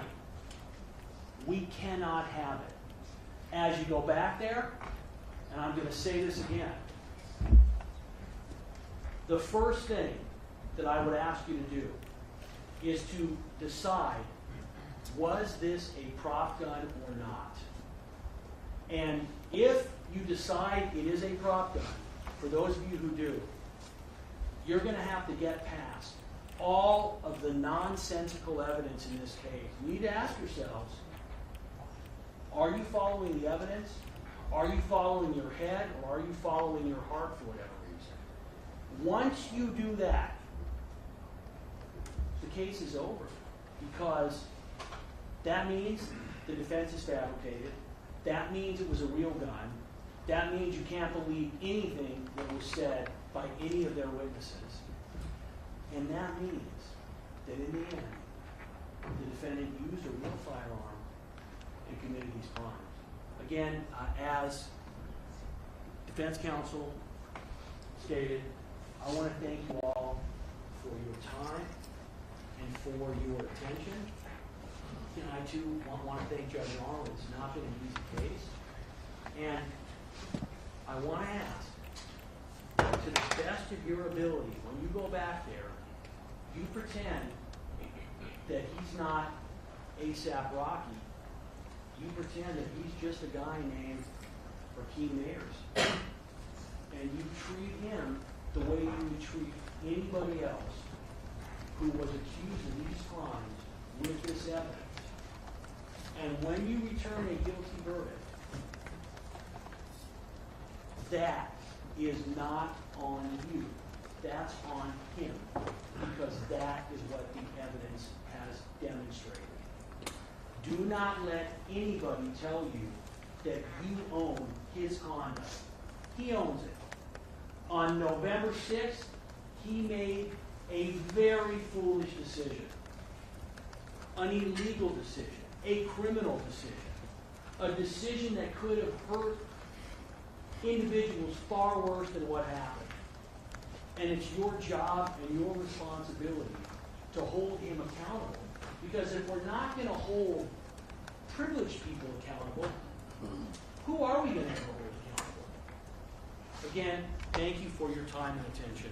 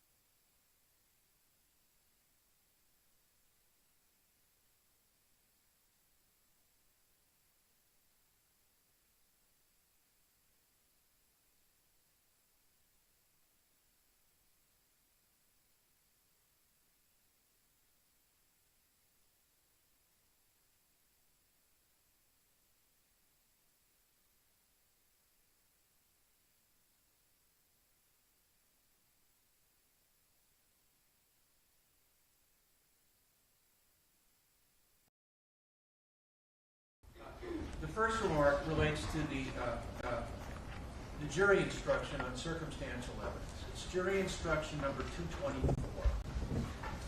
Jury instruction number 224 tells you everything you need to know about circumstantial evidence. There was some question about whether it was shown in its entirety. The entire jury instruction is in 224. Another thing I want to mention to you is I think it is very obvious that everyone at that table left it all out of the field. Everybody put out 150%. I think that's very evident. All right. I want to hopefully focus your duties by kind of summarizing something that both sides have mentioned to you. All right. The people have the burden to prove beyond a reasonable doubt that the gun was real. If the people have not proven beyond a reasonable doubt that Mr. Mayers used a real 9mm, then the verdict is not guilty. If you do find that the that the gun was real, then you look at the 5 elements that are listed for assault with a semi-automatic pistol. That's jury instruction 875. You have to decide whether those elements, all 5 elements, have been proven beyond a reasonable doubt. Then also you can consider the jury instructions on self-defense and the defense of others. You have that jury instruction as well. So I'm hoping that this assists you in kind of focusing how you deliberate. All right, I'm going to read the 2 final jury instructions. When I'm finished with this, I'm going to send you to where you're going to be deliberating. You won't be deliberating in the jury deliberation room here for this court. You'll be deliberating in the deliberation room that is from my court, which is Department 115 on the 11th floor. So when I release you, I'd like you to go to the 11th floor and go to Department 115. Department 115, it's right there when you get off the elevators. And Alex will meet you up there. He'll escort you into the jury deliberation room. You can take all of your materials, you can set them down, and you can leave for the day. On Tuesday, you must be here by 9 a.m. Jury deliberations start at 9 a.m. And when you show up on Tuesday, you're to gather outside the courtroom doors of Department 115 on the 11th floor. Do you want to say something? Yes. Same thing? If it's not too much of a problem, can we start at 9:30? If possible. If everyone's okay with that. Like, Is that what you all want? All right, I'm seeing nods. Yeah, all right, 9:30. 9:30. All right, here are the final 2 jury instructions. When you go to the jury room, the first thing you should do is choose a foreperson. The foreperson should see to it that your discussions are carried on in an organized way and that everyone has a fair chance to be heard. It is your duty to talk with one another and to deliberate in the jury room. You should try to agree on a verdict if you can. Each of you must decide the case for yourself, but only after you have discussed the evidence with the other jurors. Do not hesitate to change your mind if you become convinced that you are wrong, but do not change your mind just because other jurors disagree with you. Keep an open mind and openly exchange your thoughts and ideas about this case. Stating your opinions too strongly at the beginning or immediately announcing how you plan to vote may interfere with an open discussion. Please treat one another courteously. Your role is to be an impartial judge of the facts, not to act as an advocate for one side or the other. As I told you at the beginning of the trial, Do not talk about the case or about any of the people or any subject involved in it with anyone, including but not limited to your spouse or other family or friends, spiritual leaders or advisors or therapists. You must discuss the case only in the jury room and only when all jurors are present. Do not discuss your deliberations with anyone. Do not communicate using social media during your deliberations. It is very important that you not use the internet in any way in connection with this case during your deliberations. During the trial, several items were received into evidence as exhibits. You may examine whatever exhibits you think will help you in your deliberations. These exhibits will be sent into the jury room when you begin to deliberate. I made arrangements for a screen, a projection screen that could be brought into the jury deliberation that's actually bigger than that. So if you want to review the videos, you'll be able to do that. We're going to need a clean computer, though, Okay. that they can use. You've got to connect the computer to the projector, which is connected to the screen. Mark, our audio visual guy, he can show you how to do that if necessary. If you need to communicate with me while you are deliberating, send a note through the bailiff signed by the foreperson or by one or more members of the jury. To have a complete record of this trial, it is important that you not communicate with me except by a written note. If you have questions, I will talk with the attorneys before I answer, so it may take some time. You should continue your deliberations while you wait for my answer. I will answer any questions in writing or orally here in open court. Do not reveal to me or anyone else how the vote stands on the question of guilt or issues in this case unless I ask you to do so. Your verdict on each count and the special finding of the firearm allegation must be unanimous. This means that to return a verdict, all of you must agree to it. Do not reach a decision by the flip of a coin or by any other similar act. It is not my role to tell you what your verdict should be. Do not take anything I said or did during the trial as an indication of what I think about the facts, the witnesses, or what your verdict should be.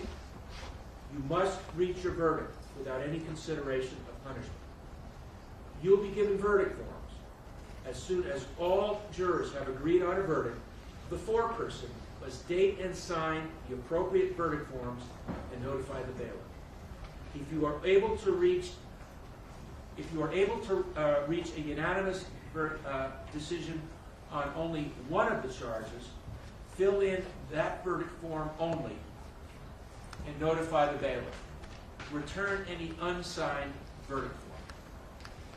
To the alternate jurors, the jury will soon be deliberating, but you are still alternate jurors, and you are bound by my earlier instructions about your conduct. Do not talk about the case or about any of the people or any subject involved in it with anyone, not even your family or friends, and not even with each other. Do not have any contact with the deliberating jurors. Do not decide how you would vote if you were deliberating. Do not form or express an opinion about the issues in this case unless you are substituted in for one of the deliberating jurors. Will the clerk please swear the bailiff? Yes, Your Honor. Please raise your right hand. Thank you. You solemnly state that you will take charge of the jury and keep them together. You will not speak to them yourself, nor allow anyone else to speak to them on matters connected to this case, except by order of the court. When they have agreed on a verdict, you will return into court. Furthermore, if you take charge of the alternate jurors, keep them apart from the jury, whether delivering them a cause, until otherwise instructed by the court, so help you God. Thank you. All right, the case is now yours. Alex is going to meet you on the 11th floor in front of Department 115. He will escort the 12 of you into the jury deliberation room. You can put your materials down, and then you can leave for the day. Remember, 9 o'clock Tuesday, 9:30 Tuesday, please be outside the courtroom doors, not here, Department 115 on the 11th floor. For the four alternates, I'd like you also to go up to the 11th floor now, and what I'm going to want you to do is to give Deputy Bennett your contact numbers. I assume you all have cell phones? All right, I'd like you to give Deputy Bennett your cell phone numbers so we can reach you in case we need you. And if we do call you, we're going to need you quickly. So while the jury is deliberating, you can be in the hallway, you can be in the jury assembly room downstairs, you can walk around, you can be in the cafeteria, but you have to be ready, willing, and able to come to the courtroom if you're summoned. All right, you folks are going to be excused now. Take all of your materials. Council needs to remain. We have a couple of council.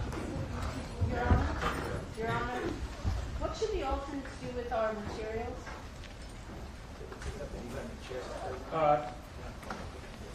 Yeah. You can leave those. We have the chairs upstairs in Department 115. You can just find a spot and you can leave them there. Everybody take all of your transcripts, notes.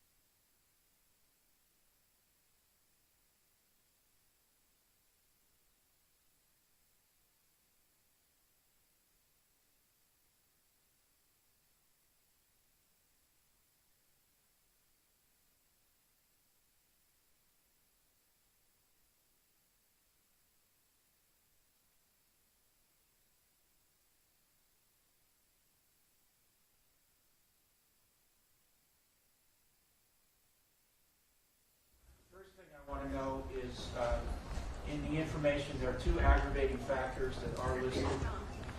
In the event that Mr. Mayers is found guilty, the aggravating factors that come into play, obviously if he's found not guilty, the aggravating factors have no relevance to anything.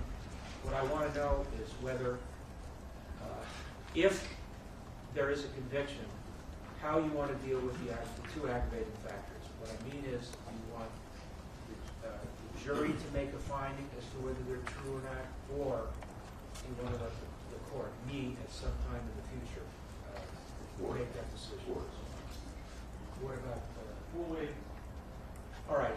In the event that the aggravating factors become relevant, you have a right to have the jury determine whether or not the aggravating factors are true, and they have to make that finding beyond a reasonable doubt. Either the jury can do it, or I can do it. Whether the jury does it or I do it, the standard of proof is proof beyond a reasonable doubt. Now, Mr. Tacopina has stated that I can make that decision rather than the jury having to make that decision. Do you understand that? Absolutely, yes. Do you waive your right to have the jury make the decision and agree that I can make that decision when it becomes necessary in the future? I think we can. Join? Yes, sir. All right, the next question is readback. If there is a readback, request for readback of testimony, what I want to know is whether both sides are willing to waive their presence and agree that the court reporter can go into the jury deliberation room and provide the readback of testimony. However, both sides will know what that readback is before it's ever provided. I agree. We're fine with that as long as we're in agreement with what's going to be read to them. Any communication from the jury, whether it's a request for readback or a question, will be given to both sides before any response is given to the jury. If there is a request for readback, all of you will know what the request is and will hammer out what readback will be provided. With that, then we have no problem with the court reporter going back. All right. Again, Mr. Mayers, you have a right to be present for the readback of testimony. What would happen is the readback of testimony would happen in open court. And you would be there, your lawyers would be there, the prosecutors would be there, and I would be there. In the alternative, you can waive your right to be present. So what would happen is if there is a request for readback of testimony, the testimony would be provided, but it would be the court reporter going into the jury deliberation room and providing the readback there'll be testimony that is requested, and you won't be in there, your attorney won't be in there, prosecutors won't be there, and neither will I. Do you understand? Do you waive your right to be present? John? Yes. All right, the last thing is, I thought that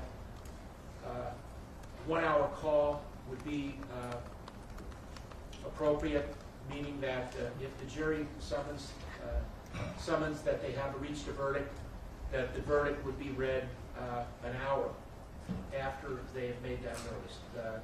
Do you have any response? Do you think it needs to be more than that, less than that? I mean, no, it should be fine. I mean, obviously, no, it should be fine. Oh, that reminds me. Mr. Mayor's, well, under the circumstances, Mr. Mayor's needs to be here within 1 hour also. Yeah. All right. People, do you think 1 hour is sufficient? That's fine. If we could, an hour and a half would be easier, but if the court wants an hour, Well, no, I can make it, 90 minutes would help us. I'm guessing. I'm fine with that. I don't care. That's fine. If he wants 90, that's fine.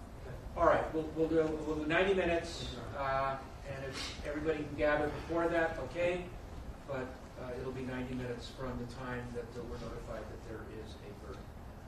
What I said to the jury, that all of you left it all in the field, I mean that. You all put out 150%. So you did your clients proud. All right, anything else to We do have one. Just one thing. So during the PowerPoint presentation by the people, they played the video from 1616 East Del Mar, and I can't be certain of this, but it appeared to us that the sound of the first shot was played earlier on the video they showed to the jury than the one that they presented in People's Exhibit 15. So just before we leave here today, if we can just look at the PowerPoint presentation to confirm that the video was the same video admitted as People's Exhibit 15 would be fine. If the shot was actually moved, if they modified that video in some way, we'll have to figure out some type of remedy, but I just wanted to clear that before we break today. If that's okay. Nothing was modified anyway, Your Honor. We took the videos that were admitted and we used them in PowerPoint. I do not believe that I need to sit down with counsel and go through. I think the court is certainly within its authority in ruling that that is an insignificant issue. The court has seen the evidence that's been presented, so I'll leave it up to the court. The jury has the exhibits. No, I'm going to deny that request. Your Honor, there was evidence on it's not an insignificant issue as to whether or not the shot occurred before Relly went to Hills. It's a significant issue in this case. In fact, the people now are letting us look at it, particularly after they tried to present an exhibit of knuckles that weren't in evidence. It's disconcerting. The court's not going to let us look at it. It is what it is. All right. I think that showing the exhibit of Relly's knuckles, I don't think that was intentional. It was an oversight. Mr. Lewin said it was an oversight. It was a mistake. We're all human beings. We make mistakes. The jury has the exhibits. The exhibits are what matters in this case, not the PowerPoint presentation. Where was that? There he is. Oh, there you go. That's what Did you want to bring anything up? No. Mr. Loman, anything? No, Your Honor. Mr. Lewin? No, just a reminder on the actual. Yeah, I would have forgotten that. Thank you. All right, we're off the record. That's a wrap. Thank you.